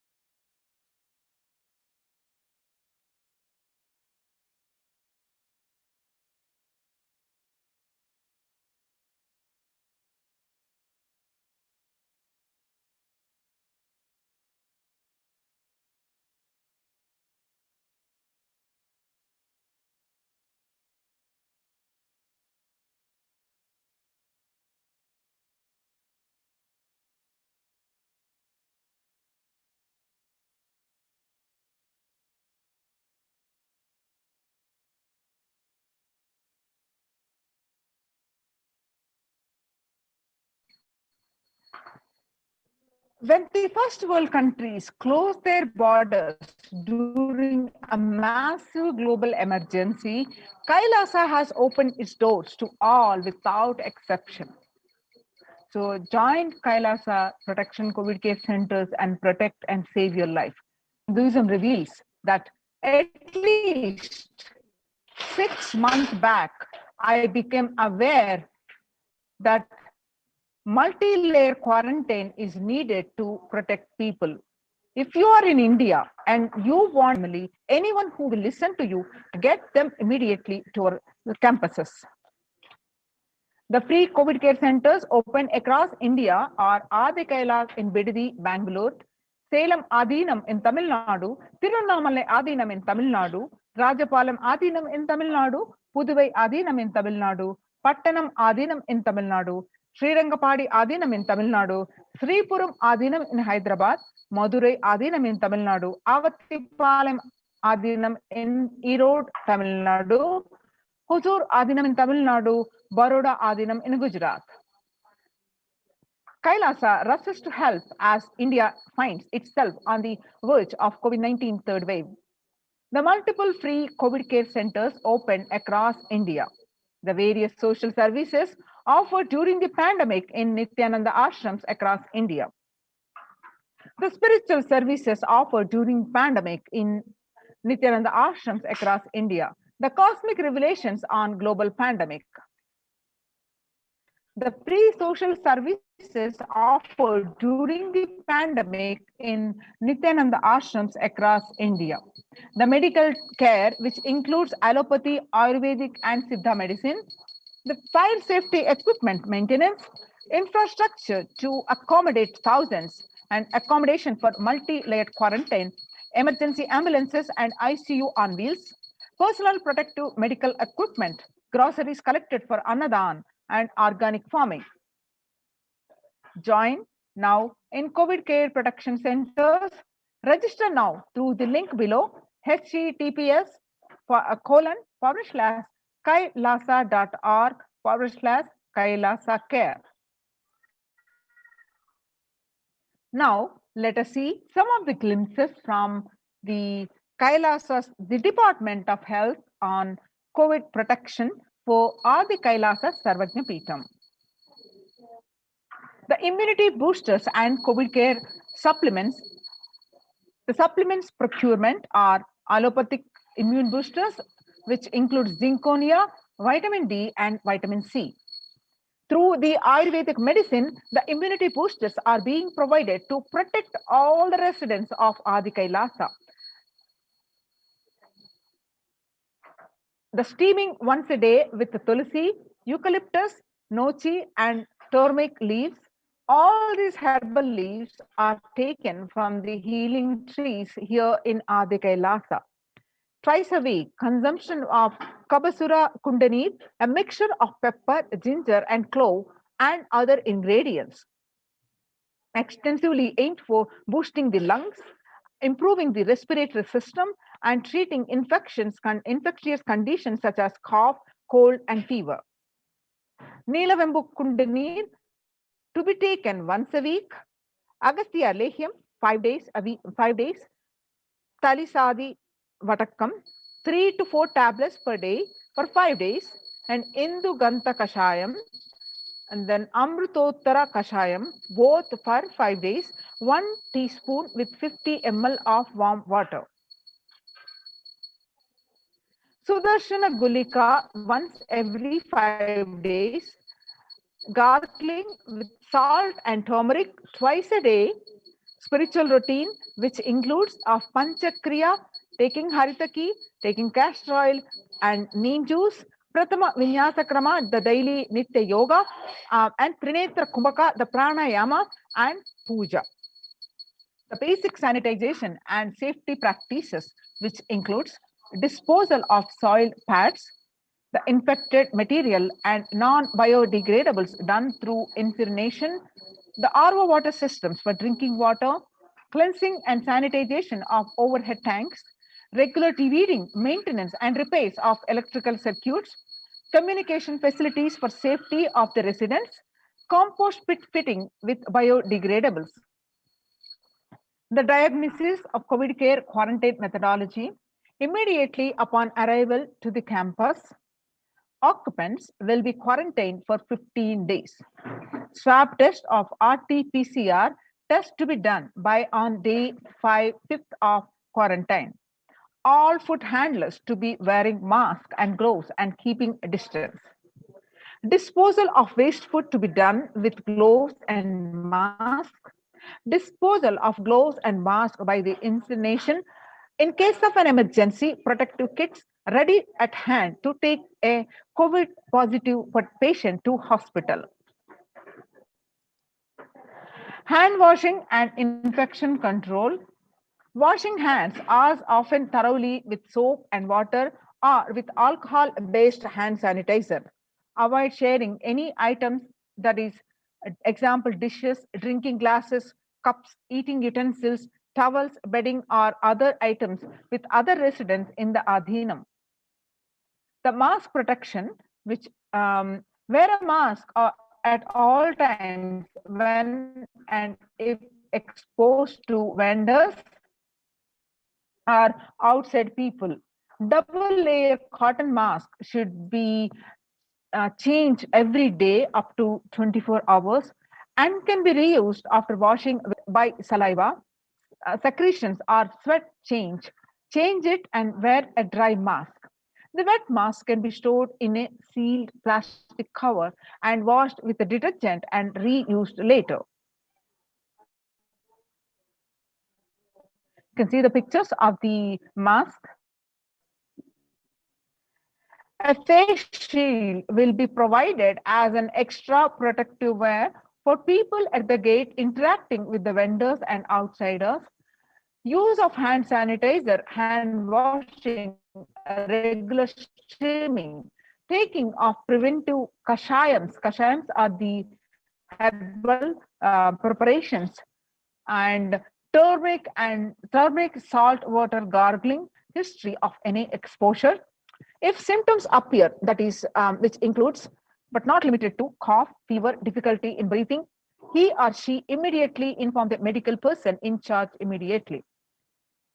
The standard operating procedures and the quarantine rules.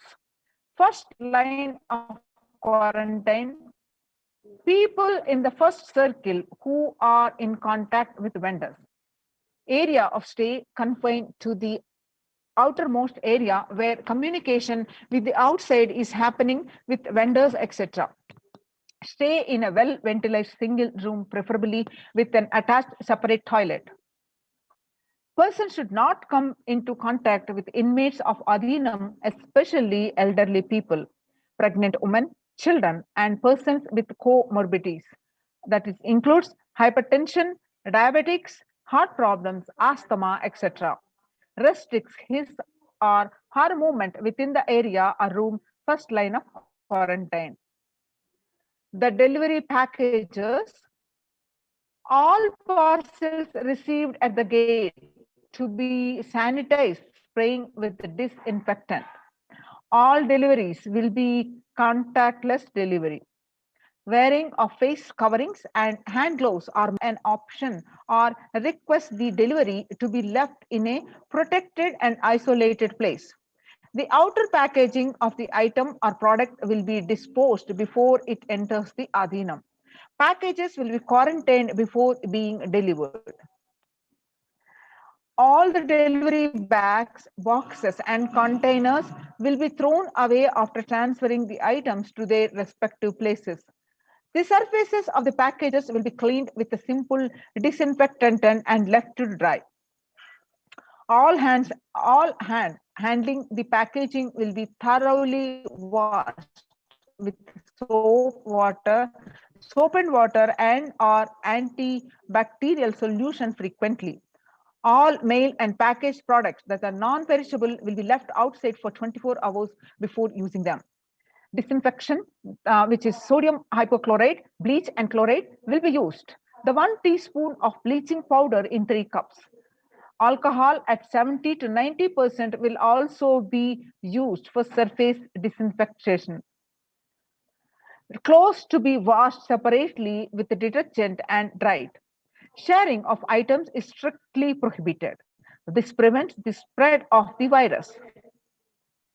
The warning signs, which includes fever continues for more than 5 days, fever returns to the second week after having been for a day or two, fever more than 101 Fahrenheit after day 4, resting heart rate over 110 when there is no activity happening, breathlessness and tightness in the chest. Oxygen saturation, which is less than 94% on pulse oximeter, and 6-minute walk test record the saturation rate before and after walking briskly for 6 minutes. If the saturation falls by more than 3%, it is not favorable. And less than 90% is not good too. Relentless cough, that is continuous coughing. You can see the pictures of these in-campus ambulances. You can see more pictures of these in-campus ambulances. Prevention is the best medicine. Second line of quarantine. People who come in as newly will be given a separate room with toilet facility. Under no circumstances will they exit the room. The designated quarantine person picks up the food after the person who serves the food is at a safe distance of 6 feet. The food will be placed outside the door. Monitor the temperature, pulse rate and oxygen saturation levels once a day and more often if the person is symptomatic. Please speak with medical team. Take paracetamol if temperature is more than 99 Fahrenheit. Ensure good hydration. Have a nutritious diet and stream inhalation twice a day. Salt and turmeric hot water gargling twice daily. Ayurvedic and Siddha medication will be given as per instructions. Doctor will be contacted if there is a worsening of symptoms for specific management, which could be further consultation, investigations, treatment. Doctor will be contacted if there is a worsening of symptoms for specific management, which could be further consultation, investigations, and treatment. Residents will be asked to continue taking medicines if they are on any blood pressure, sugar, or heart elements. Doctors will be consulted if comorbid conditions pose a higher risk. Residents on medication will be asked to bring 2 months of supply till the Adhinam is able to organize the medications for them. Residents will be asked to take a long deep breath, pranayama, lie in prone position, that is on the tummy, as much as possible so that the lungs expand well. If there is no symptoms, the person will come out of quarantine after a total of 15 days. The test will not be repeated if clinically well. If there are symptoms, the person will need to be retested and need medical opinion and necessary investigations and treatment. The common symptoms which will look out for are fever, sore throat, fatigue, that is excess tiredness, cough, mostly dry, wet in some, body aches, headaches, loose stools, vomiting, loss of sense of smell, loss of sense of taste, exhaustion, giddiness, and fainting. Previous mentioned symptoms will be provided with immediate evaluation and hospital care. Early detection of these warning signs and identifying the timeline is very crucial for better outcome. These will be monitored very closely and is the most important thing that needs to be done. Identifying day one of symptoms is very crucial in the management with respect to monitoring and treatment protocols. Day one would be when the very first symptom started. investigate for the possible source of contact. All the people who have come in close for contact, that is 3 to 6 feet range, with the primary case in the last 3 days need to be isolated separately and monitored for symptoms as well. Infectivity starts 0 to 3 days before the onset of symptoms, and the infected person sheds the virus till 9 days. Any of the above symptoms in various combinations signals the possibility of COVID. Even though the same symptoms can happen with any viral infection, in a pandemic, it is to be considered as the possible diagnosis until proven otherwise. Rare presentations are known. Rash on body, bluish discoloration of the fingers and toes, sudden onset of breathlessness, heart attack and strokes, paralysis of the limbs. Any suspect case should be immediately isolated. The RT-PCR is to be asked for and symptomatic people immediately. The contacts will monitor for symptoms and will get tested if any symptoms show up. Else to wait for 5 days. If they continue to be asymptomatic, they can check their status thereafter. A negative report ensures they can move into the community. Instructions followed by the lead. Only an assigned member will be tasked with the taking care of the quarantined person. Use disposable gloves when cleaning the surfaces or handling any solid linen of individual. Washing of hands after removing gloves. No visitors to be allowed in the vicinity of the quarantined person. In case the person being quarantined becomes symptomatic, all the close contacts taking care will be quarantined for 15 days and followed up for an additional 15 days or till the report of such a case turns out negative on lab testing. Environmental sanitization, which includes clean and disinfect frequently touch surfaces in the quarantined person's room. That is examples, bed frames, tables, etc. Daily with bleach solution. Clean and disinfect toilet surfaces daily with a regular household bleach solution, the phenolic disinfectant. Clean the clothes and other linen used by the person separately using common household detergent and dry. The Adinavasis coming into the Adinam must take the following medical test. Result to be sent to Dr. Ma Santan Lakshmi. Please email to her at ma.santanlakshmi@nityanandauniversity.org. Results will be reviewed by the medical team at the ASJP female campus, Dr. Ma Atmananjana and Dr. Ma Santan Lakshmi and RN Ma Chandravidya.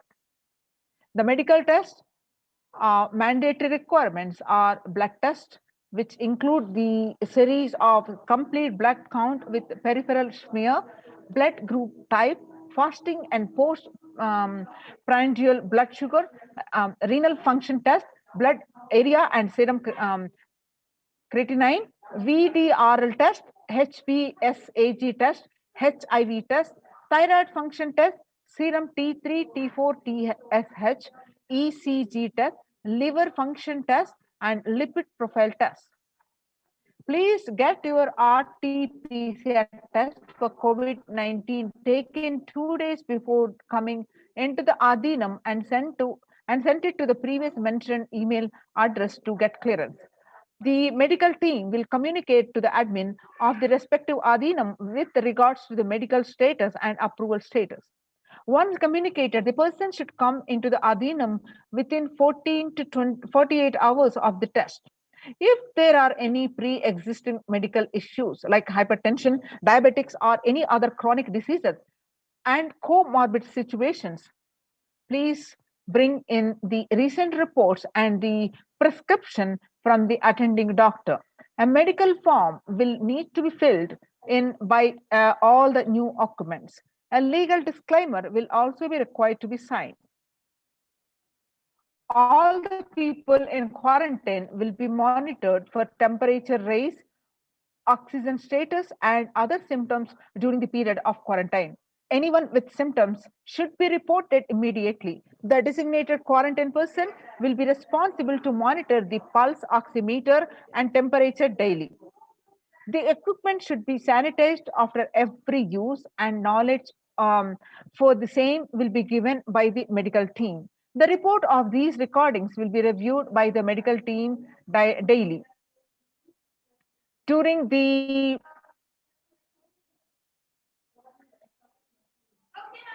quarantine period, certain Ayurvedic and Siddha preparations, streaming saline and turmeric water gargle and other immune booster will be given by the caregivers, which has to be followed strictly. So with all these rules, so many rules and regulations to take care of the inmates and take care of the maintaining the sanitation of the adhinam. You can see it now on the screen. In case of emergency, the ambulances, oxygen concentrator in emergency.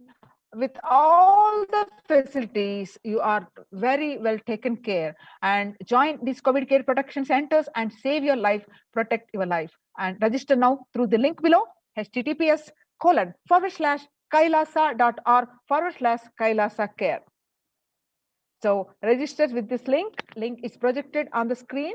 And with this, let's move on to next segment. Let's prepare for the darshan of the Devi.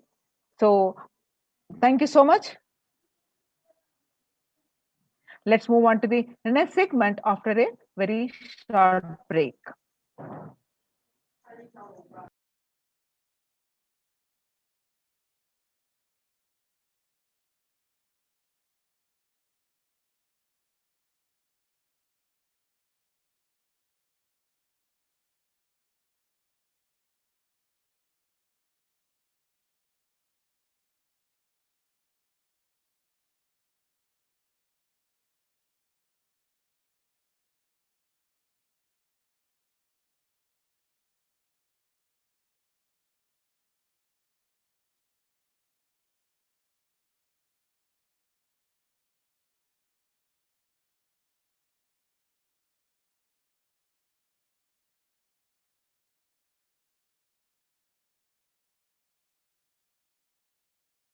I mean by the word e-Kailasa? Listen intensely. Enlightenment ecosystem, literally enlightenment itself, in your own home, wherever you are. If you cannot come to Kailasa, it's okay. Kailasa can come to you. Kailasa coming to you is e-Kailasa.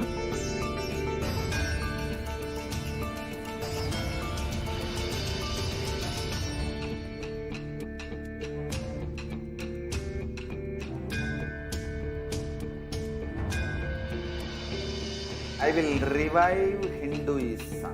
I am a Hindu revivalist, not by any revolution, but by evolution.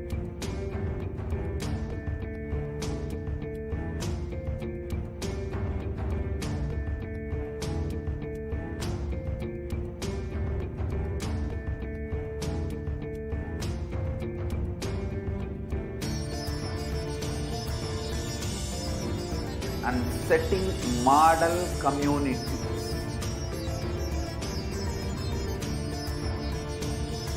Kailasas, enlightenment ecosystems, Sarvanya Peethas all over the world.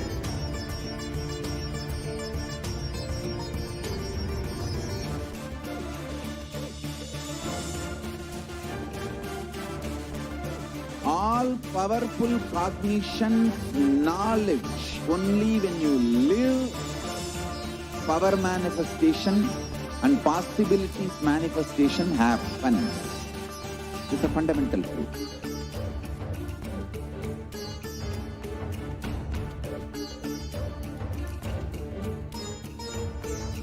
Hinduism cannot live exclusively as one sampradaya. No. All sampradayas of Hinduism is an ecosystem.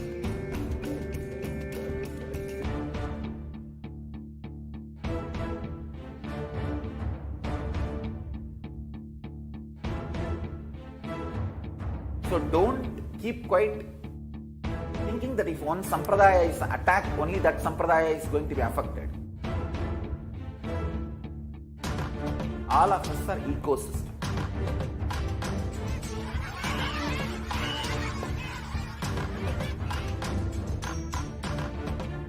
I invite all of you to get involved and enjoy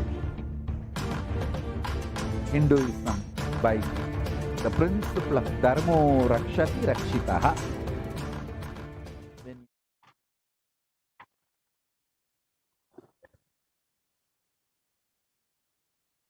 Nithyanandam, welcome back to all of the viewers who are joining with us across the world for this Devi Parashakti Akashic reading program. I'm sure each and every one of you are eagerly awaiting the divine darshan of the Supreme Pontiff of Hinduism manifesting as Devi Parashakti. And I'm sure that each and every one of you are preparing your questions, preparing yourselves and getting ready for the Devi Parashakti Akashic reading. This is a good time also if you'd like to offer any kind of naivedyam, or if you'd like to make any of the offerings that are available that we went over in the previous segment. You can take time right now and explore more of these offerings at the links provided in the scroll below. And you can also make different naivedyams and prepare for the Panchopachara Puja, which will be offered upon the darshan of Devi Parashakti. And as we are having the live darshan of Devi Parashakti, it is now a very good time that we can get prepared for the divine presence of Devi Parashakti. I'm sure many of you are eagerly awaiting and preparing your questions, thinking of what you can ask. And we'll also be going over soon how you can ask your questions and the different ways that you can ask your questions. And before we are going into the next segments of today's program, today you were able to just now see the various different contributions from Adi Kailasa. Supreme Pontiff of Hinduism has contributed to the world over the last 27 years, since 1994. Upon the beginning and upon his coronation, the Yoga Pattabhishekam and the coronation of the Supreme Pontiff of coronation of Paramashivoham. And since then, continuously, day in and day out, the Supreme Pontiff of Hinduism has been working, enriching one person at a time with the beautiful teachings from Sanatana Hindu Dharma, reviving these teachings, mapping it to the modern day mind, and giving it in a very user-friendly, capsule-packed way, where it is absolutely easy for us to experience and for us to start manifesting the powers of Paramashiva. And the Supreme Pontiff of Hinduism is actively working on forging a world where each person, each living being has the right to enjoy the life which is absolutely conflict-free and blissful, and having a powerful existence.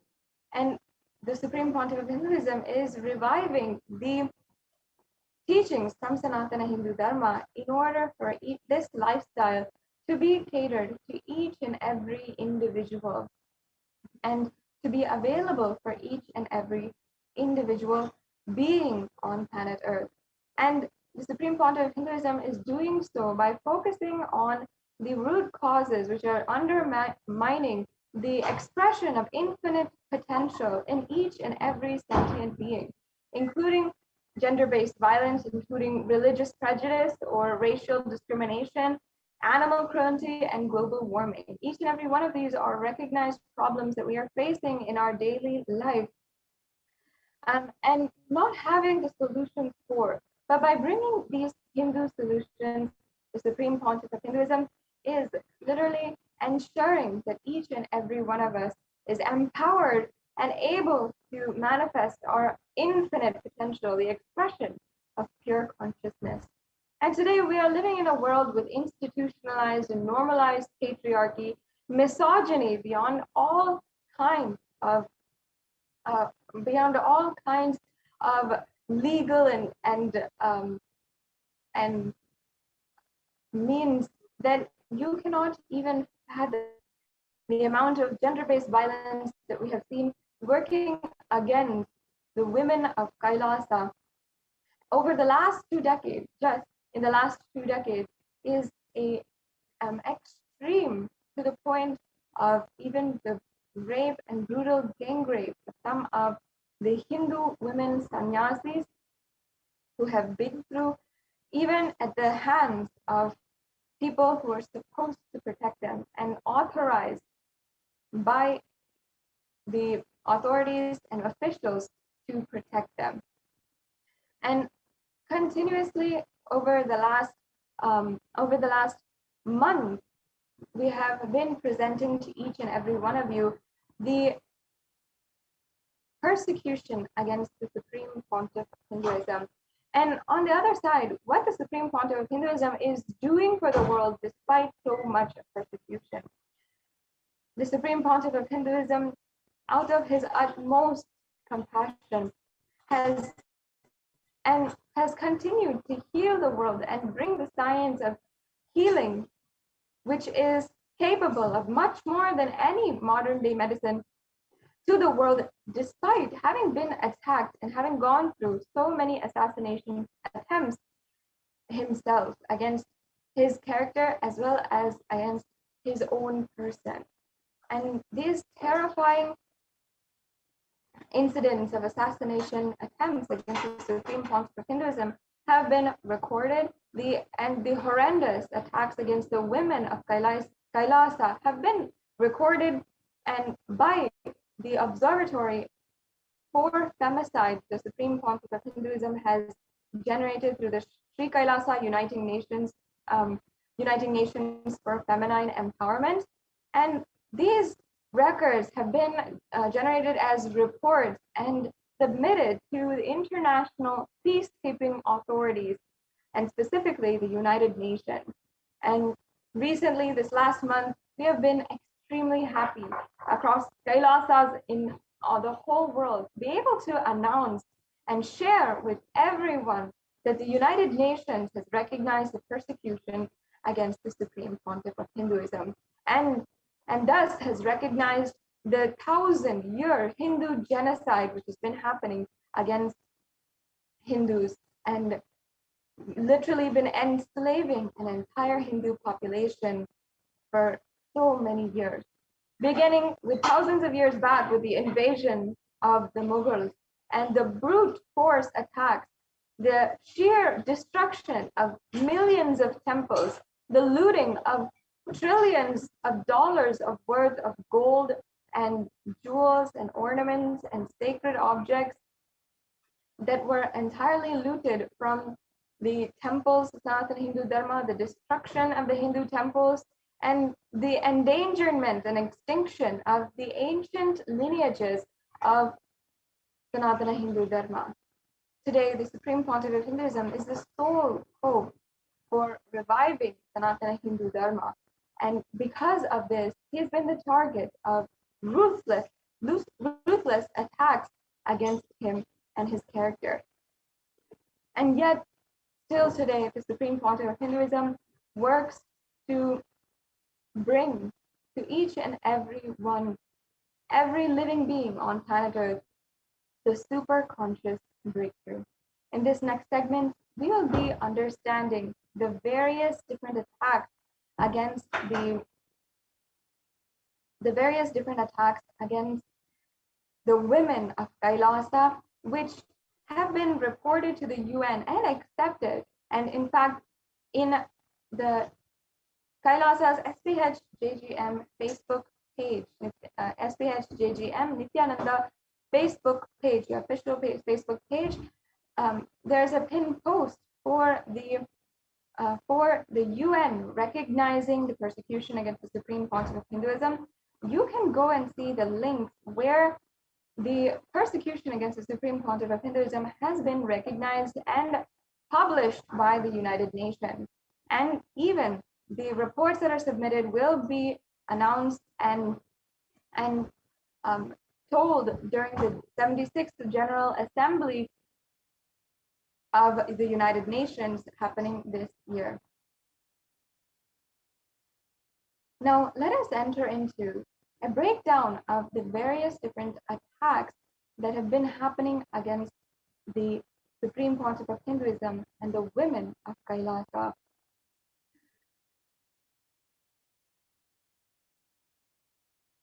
It is due to the strong stand that the Supreme Pontiff of Hinduism has taken for each and every one of us, including myself, that the Supreme Pontiff of Hinduism has been a target for relentless attack by the neo-Hindutva militant forces.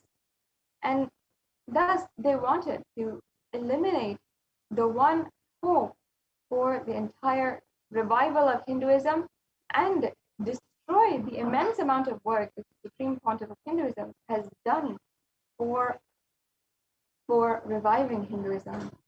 And the truth starts with, even in the last segment,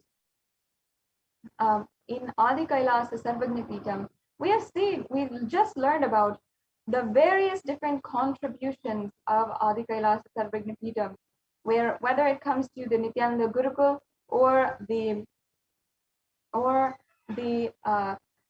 Nithyanandeshwara Paramashiva Devalayam or Nithyananda Sacred Arts Universities, tremendous amount of work has gone into establishing this great kshetra, this spiritual energy hub for reviving Hindu traditions and reviving the whole of Hinduism. And it has successfully been accomplished by the Supreme Pontiff of Hinduism. And the institutionalized and normalized ideologies of patriarchy, which are prevailing in the outside society, took no hold and no place inside of the Adi Kailasa Sarvagnipitam. In fact, Adi Kailasa Sarvagnipitam was the exemplar model ecosystem the Supreme Pontiff of Hinduism created for all of the model Kailasas across the world. And today we can say successfully Kailasas across the world are the foremost leading ecosystems without any kind of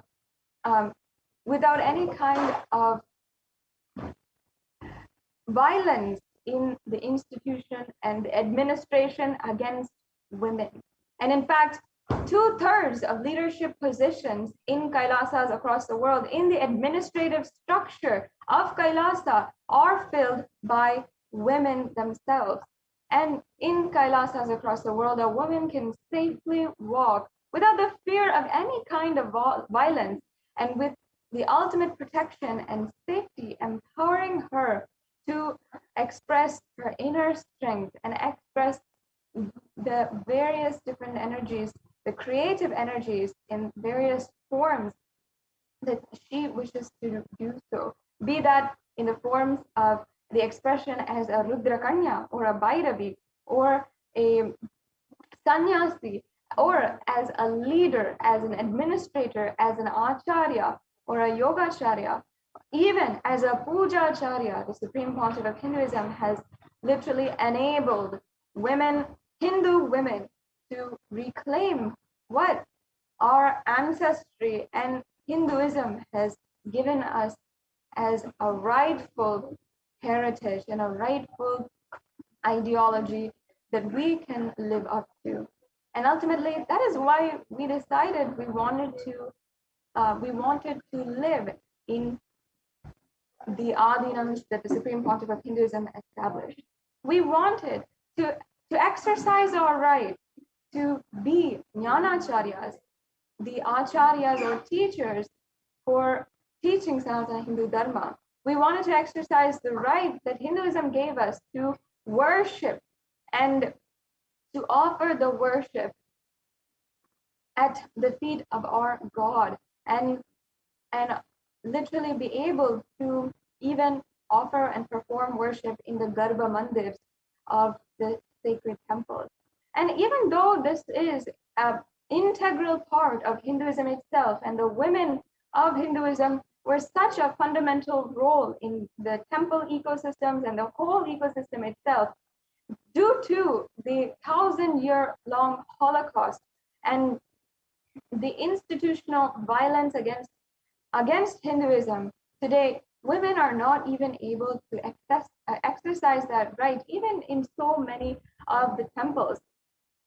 Until today, the Madras Act, which was enforced in the 1800s by the British occupation, is still in effect, and still women are not allowed legally to be employed by the temple, to work for the temple, with completely baseless excuses to give as to why this has still not been corrected.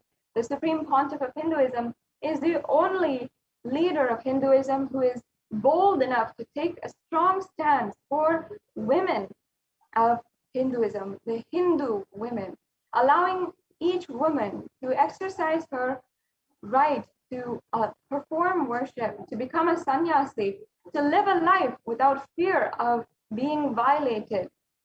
That is the life that the Supreme Pontiff of Hinduism has given successfully to each and every one of us. And I myself can say, as a child, I grew up in this ecosystem, and that was the fearless way that the Supreme Pontiff of Hinduism, through the ecosystem established even thousands of miles away from India, in a corner of Seattle, Washington, he was able to establish successfully.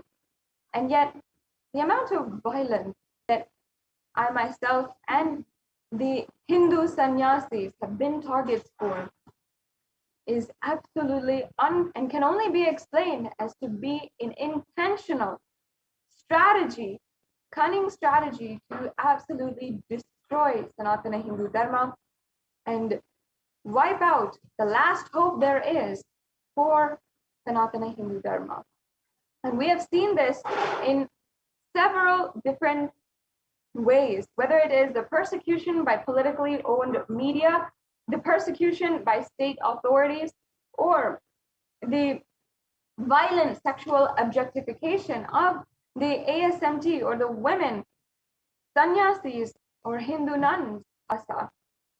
And it surfaced to the world in 2010 through the Indian media, which is owned by neo-Hindutva militant forces who have a clear agenda for thousands of years against Hindu sannyasis and against Hinduism itself. Whichever opportunity they have, they take to absolutely demoralize, dehumanize the Hindu sannyasis and objectify them with the worst kind of violent statements. And we saw these examples being used against each and every woman sannyasi during the 2-decade-long persecution. And I'd just like to give a brief of the report that was submitted to the United Nations,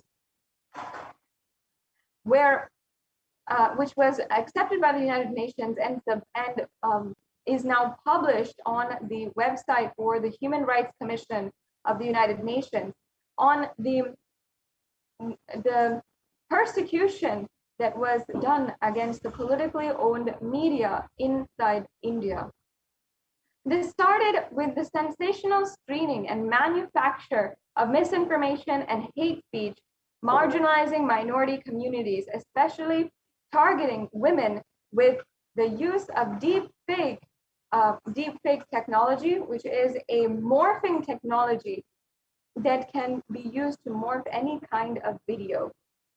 And in 2010, using this technology, a fabricated video was broadcasted internationally, sensationally, and was used to defame one of the ASMT or the sannyasis of Kailasa, Ranjita, and also her guru, who is the supreme pontiff of Hinduism. And the new Hindutva affiliated media had published articles, more than 10,000 articles within just a month of this video being broadcasted, with pictures of the ASMT female monks, the Hindu female monks of Kailasa, and targeting them and targeting minor girls as well by publishing pictures as well as morphing their pictures in national newspapers. And these violations against the human rights of women and Hindu women is ongoing and completely made invisible to the international audience.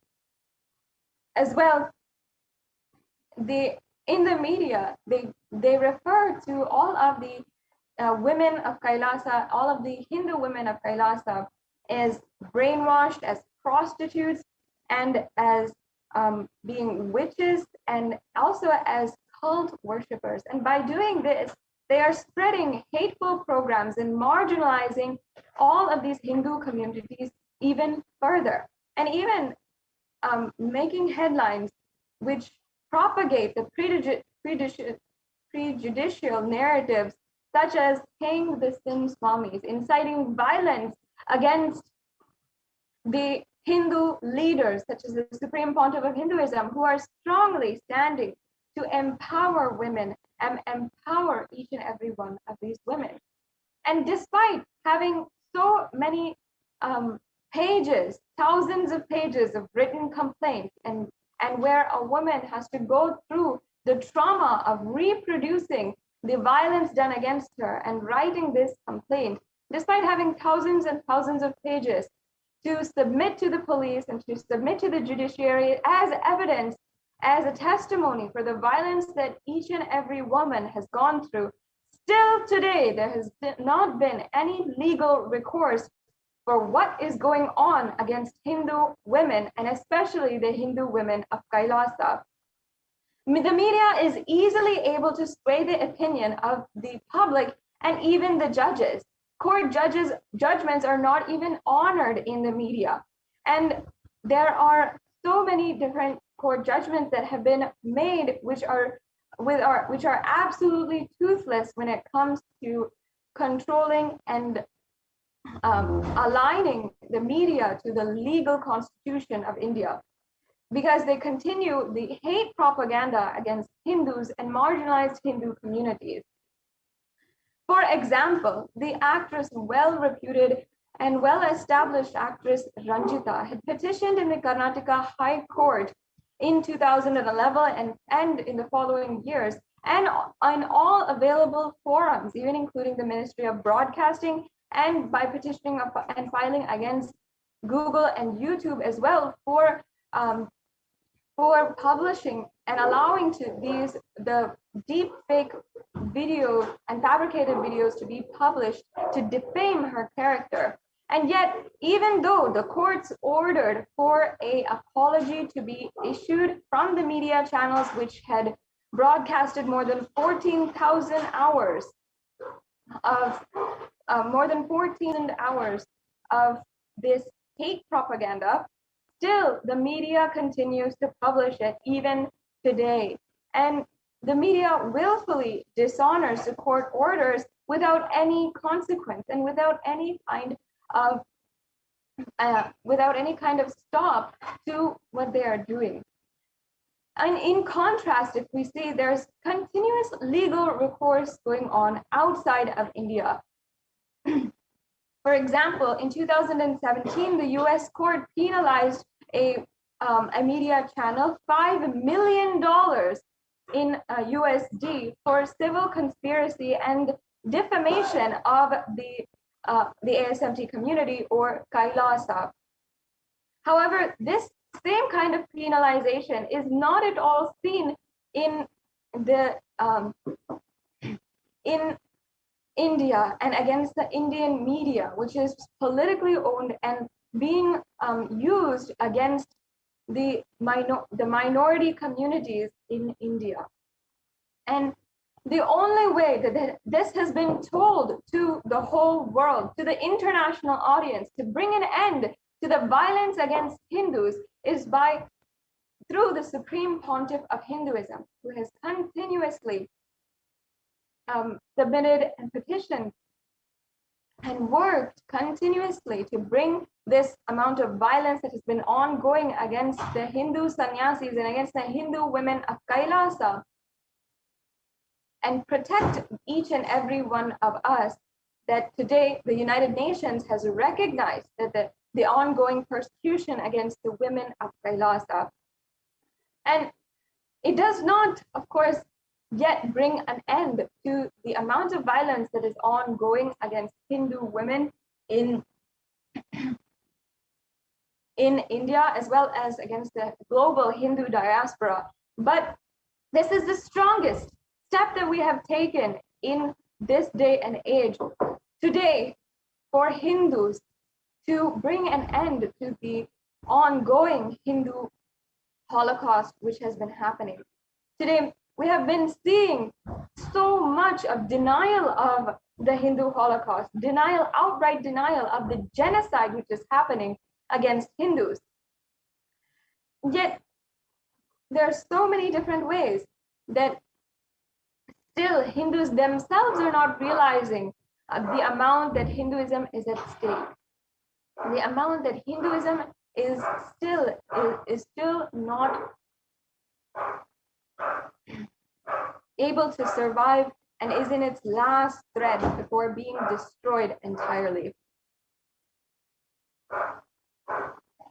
As you can see in the visuals that are being projected, year after year, we have gone through so much of unprecedented, brutal, relentless violence. And I myself have been witness to numerous attacks and been a victim of these attacks against the women of Kailasa, were not just the targeted attacks against me, but the violence that we have gone through as a group and targeting each and every one of us. As you can see here, this is some of the footage which was taken preceding the attacks in Trishulam Adinam in 2017. And this was one of the most brutal attacks, at least for me, that I have ever witnessed. Having grown up in a civilized and orthodox Hindu family where nonviolence is taught to me from a young age, and having been brought up in the ecosystem established by the Supreme Pontiff of Hinduism, it was the worst type of violence that I've ever seen, where these guerrilla forces had literally raided and stoned this peaceful female monastery where we were all living. And we were in a position where each and every one of us were holding on to each other, praying to Swamiji to intervene before one of us is raped or worse, even killed.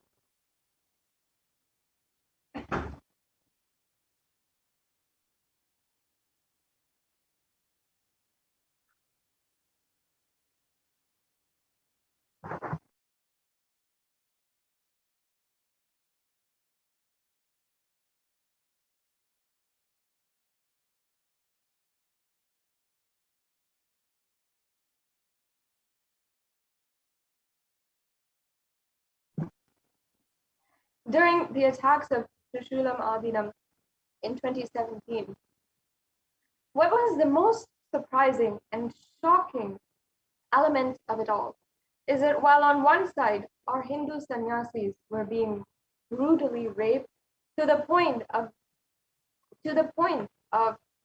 needing to be rushed to the hospital immediately to save her life, and where each and every one of us was scared of being literally stoned to death, and holding on to each other in hiding in a corner and praying while grasping each other and praying to Swamiji.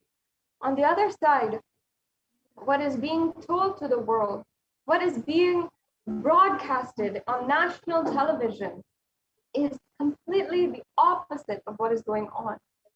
who is the victim of these attacks against the Adinams, the women of Kailasa, are being projected as prostitutes in the media, and allegations of baseless allegations are being filed against the Hindu sannyasis continuously. Even the Hindu women who are literally victimized in these incidents are being arbitrarily arrested by the state authorities. In this footage, as you can see very clearly, Hindu sannyasis are being mauled by the mob, and holding on to their deities with their life, and continuously being attacked by the members of the neo-Hindutva militant forces. And randomly, arbitrarily, these women were arrested, even though it is illegal for women to be arrested or be taken under authorities, be taken by the authorities after 6 p.m. These women were held against their will in the prison and not even told why they were being held, what was going on, while baseless allegations were being filed as complaints against them, even though they were the victims of such brutal violence against them. What was being told to the world was the exact opposite of what was going on inside, and how extreme the violence was against us. That extreme was the lies and manipulation that the media went to project us in such a vile and dehumanizing way. And once again, I'd like to reiterate that still today, there has been no legal recourse of what has happened against the Hindu women of Kailasa.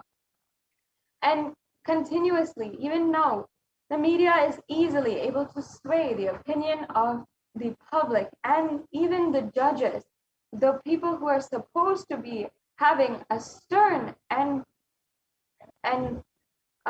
authoritative judgment on the public, in keeping in mind only what is right and not what is good for the interest.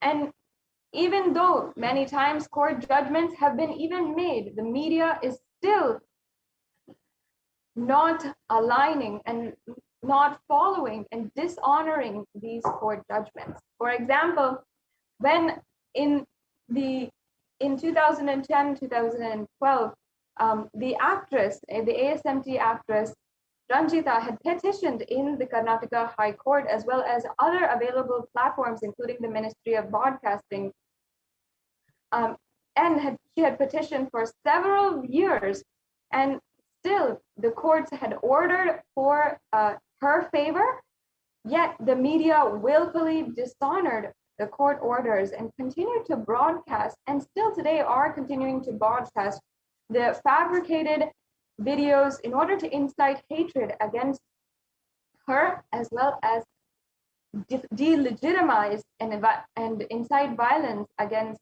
the supreme pontiff of Hinduism.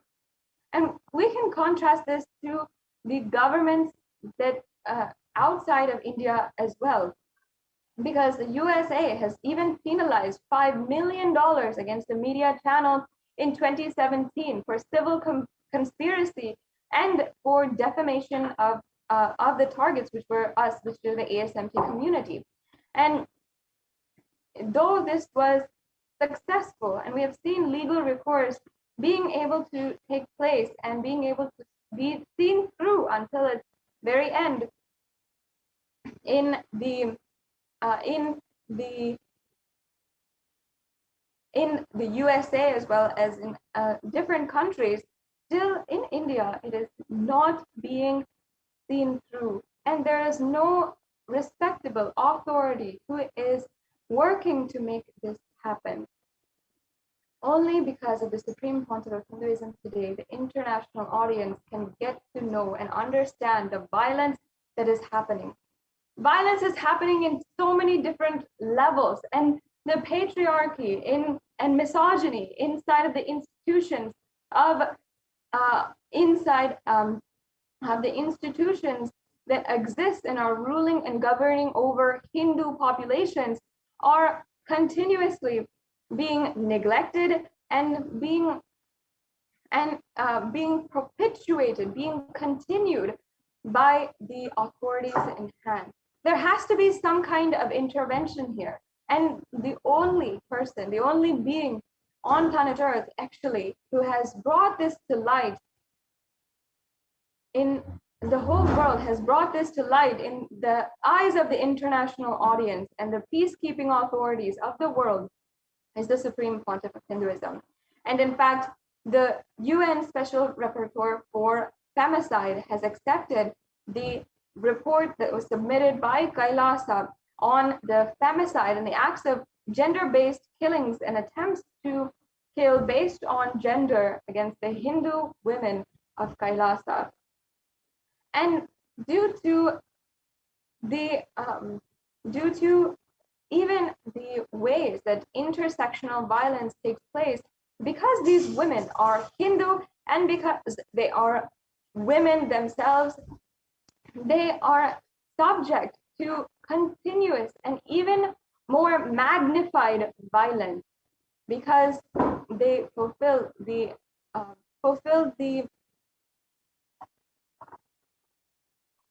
what is needed in order to target Hindus and as well target the women of Kailasa.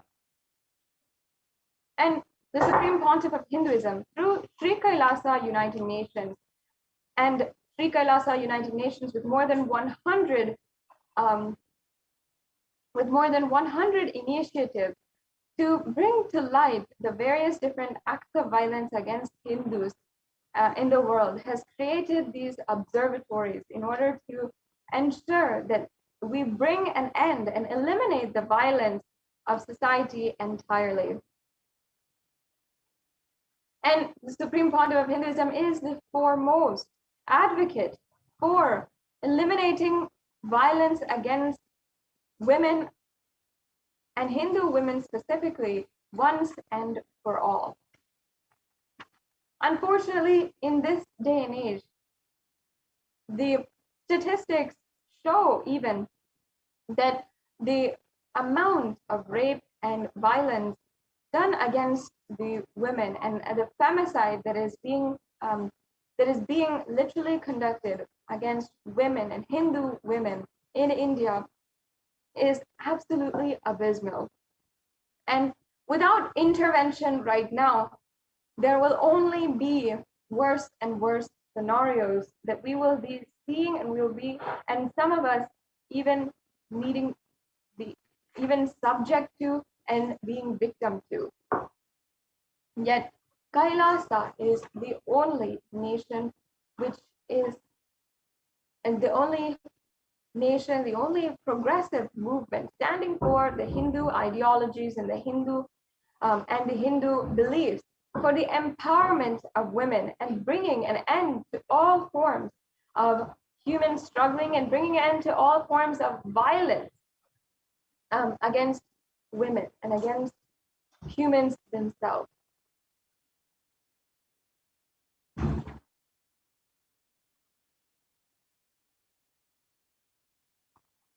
And the Supreme Pontiff of Hinduism has also brought to light the concrete measures taken by Kailasa in order to eliminate the violence against women and eliminate the institutionalized violence by reviving the Hindu ways of administrating. And with 2/3 of leadership positions being filled by women themselves in Kailasa, the Supreme Pontiff of Hinduism has literally demonstrated how this is a successful model for creating an ecosystem where women can live absolutely without the fear of being subject to violence in any forms, be it institutional violence or physical violence against them.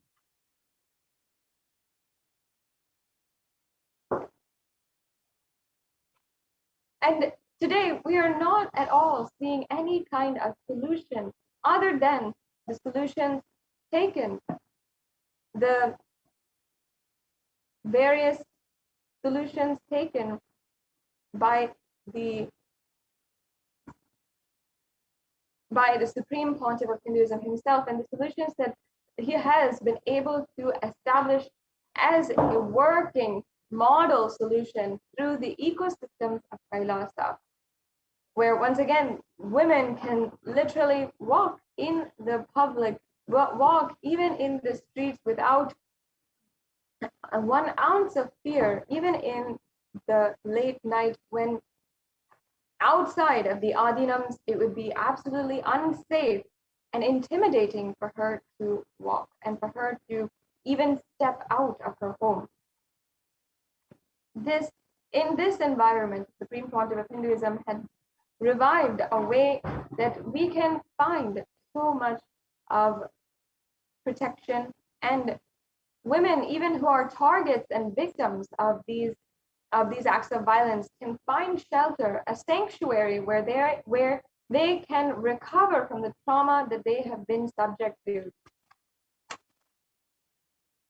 And among the leading global advocates for women empowerment is Kailasa. And it's not just in empowering women with equal rights and with economic opportunities and with giving job opportunities and so on and so forth, but with infinite potential.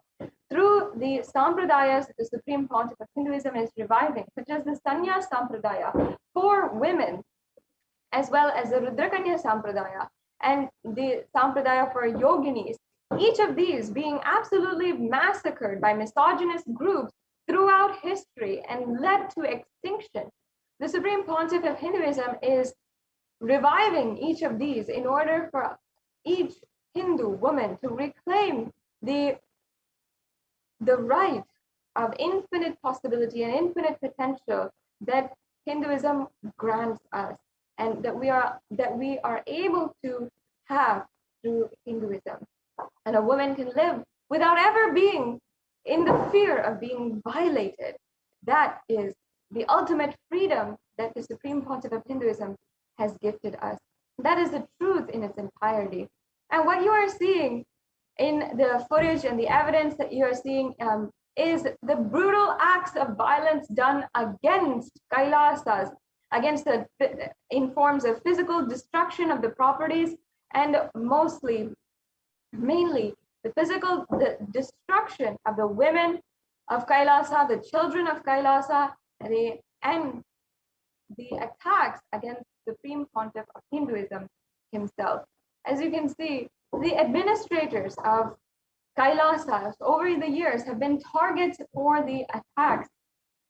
And especially, even if you see the attacks against the Yogini Sarvajnapeetham in 2019, the administrators of the attacks, though they were the victims of the entire attacks, and the administrators of the Adinam were the ones who were arbitrarily arrested by the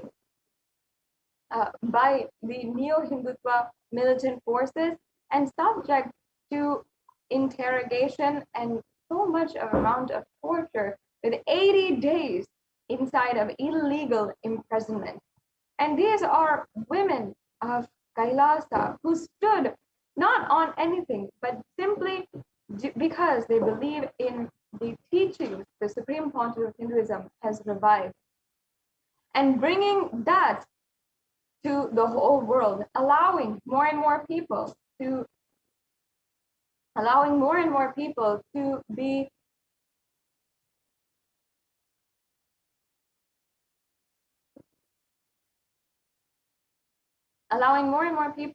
literally be transformed by these teachings, just as each and every one of us were. And yet they are targets of the worst and most brutal attacks that we've seen.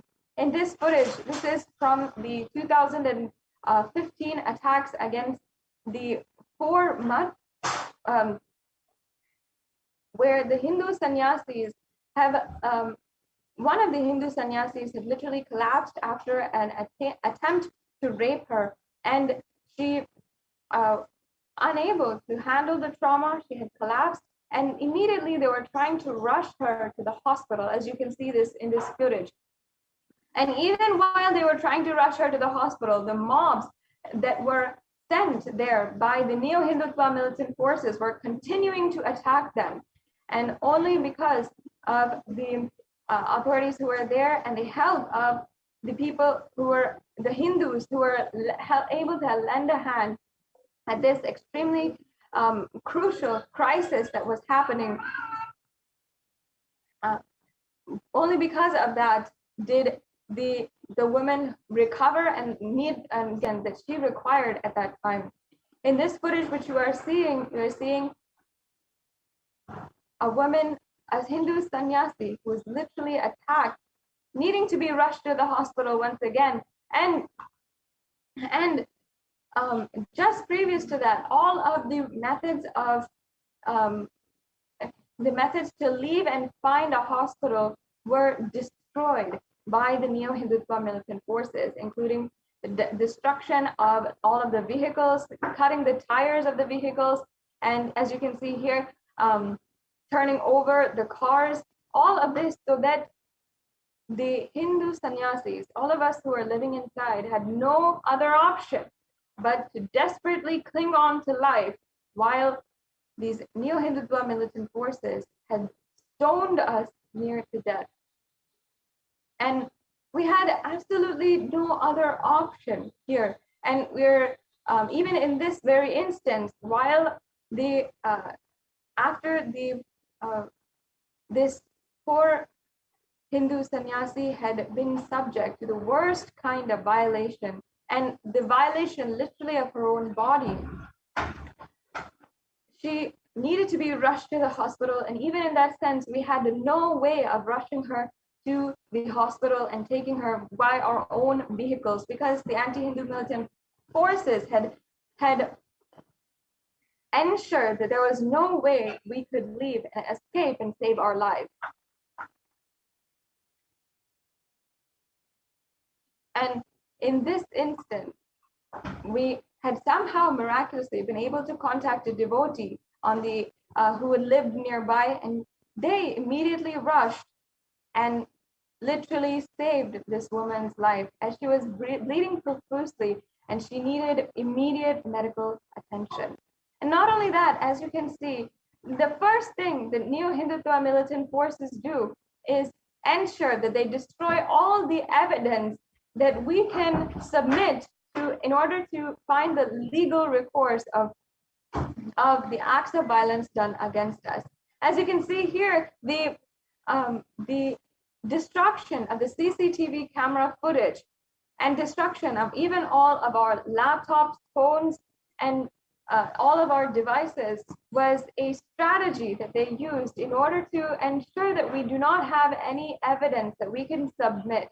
If we are able to submit that evidence, surely today the court judgments could be made faster, and we could have so much more. We could be able to establish and bring legal recourse to this to the violence done against women of Kailasa and this female monastery, which was absolutely demolished.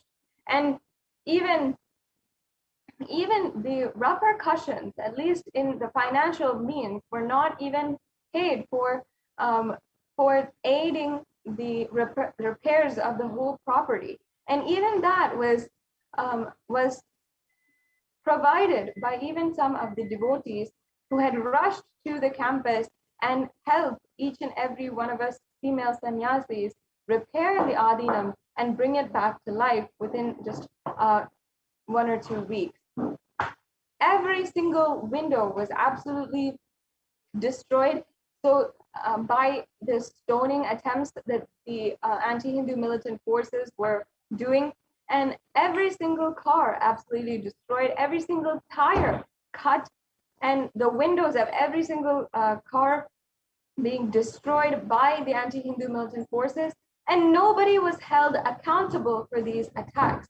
By employing mobs of more than 300 people and deploying them against the Adinam, it is an easy way for the new Hindutva militant forces to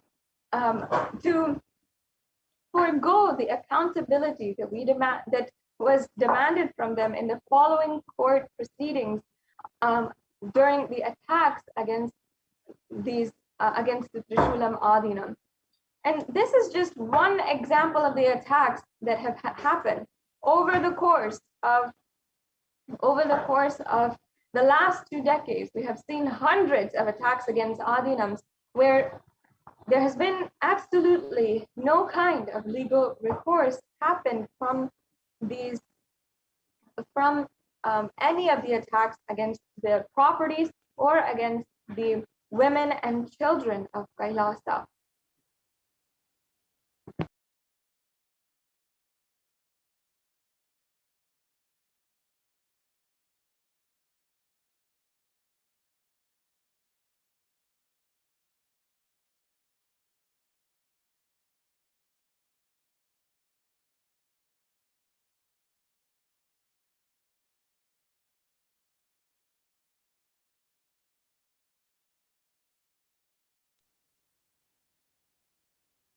Today, it is only due to the hard work, Tyaga, the sacrifice of the Supreme Pontiff of Hinduism, that the women of Kailasa have at least one form of being able to voice out what has happened against us. At least we are able to voice out to the international audience today about the crimes done against us. Today, the UN has recognized two of the reports done submitted to the UN and has published these reports in the UN Human Rights Commission website. And you can ensure that you see these reports, you share them with every Hindu, and ensure that we are telling the world the work of the Supreme Pontiff of Hinduism to end the Hindu Holocaust and end all forms of violence against women once and for all.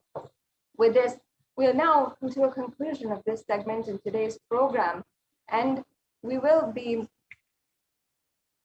moving on to the next segment in today's program, where we'll be entering into the courtyard session and the power manifestation session as well. With this, we now come to a conclusion of this segment in today's program, and we'll be right back with you for the conclusion of today's program after a quick break.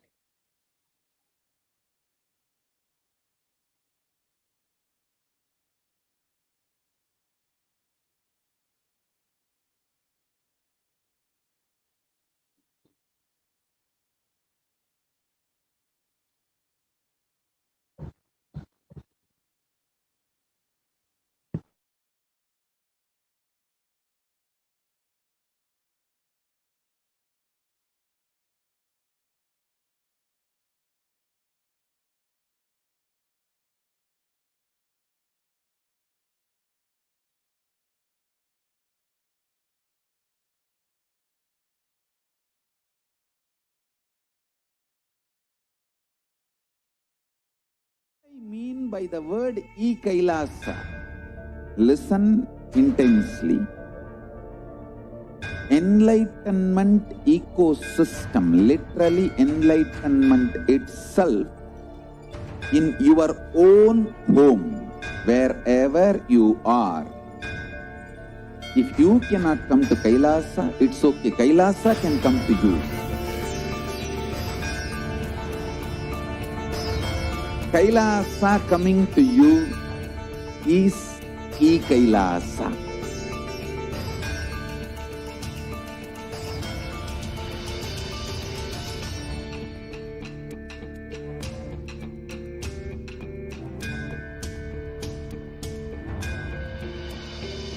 I will revive Hinduism.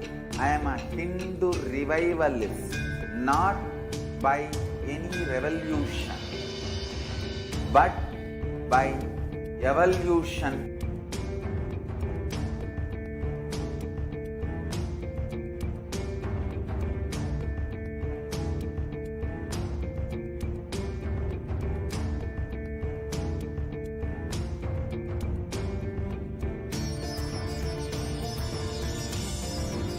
And setting model community.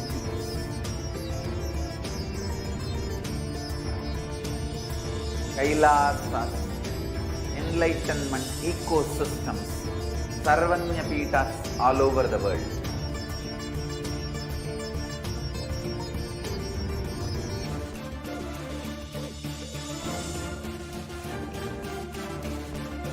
All powerful cognition, knowledge, only when you live, power manifestation and possibilities manifestation happens.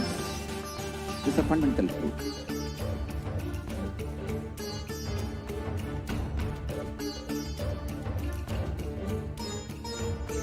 Hinduism cannot live exclusively as one sampradaya. No. All sampradayas of Hinduism is an ecosystem.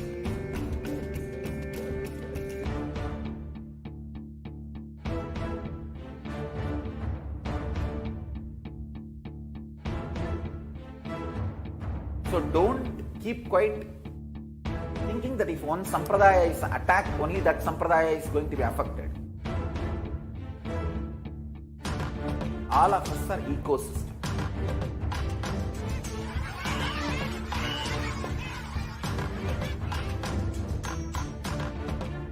I invite all of you to get involved and enjoy Hinduism by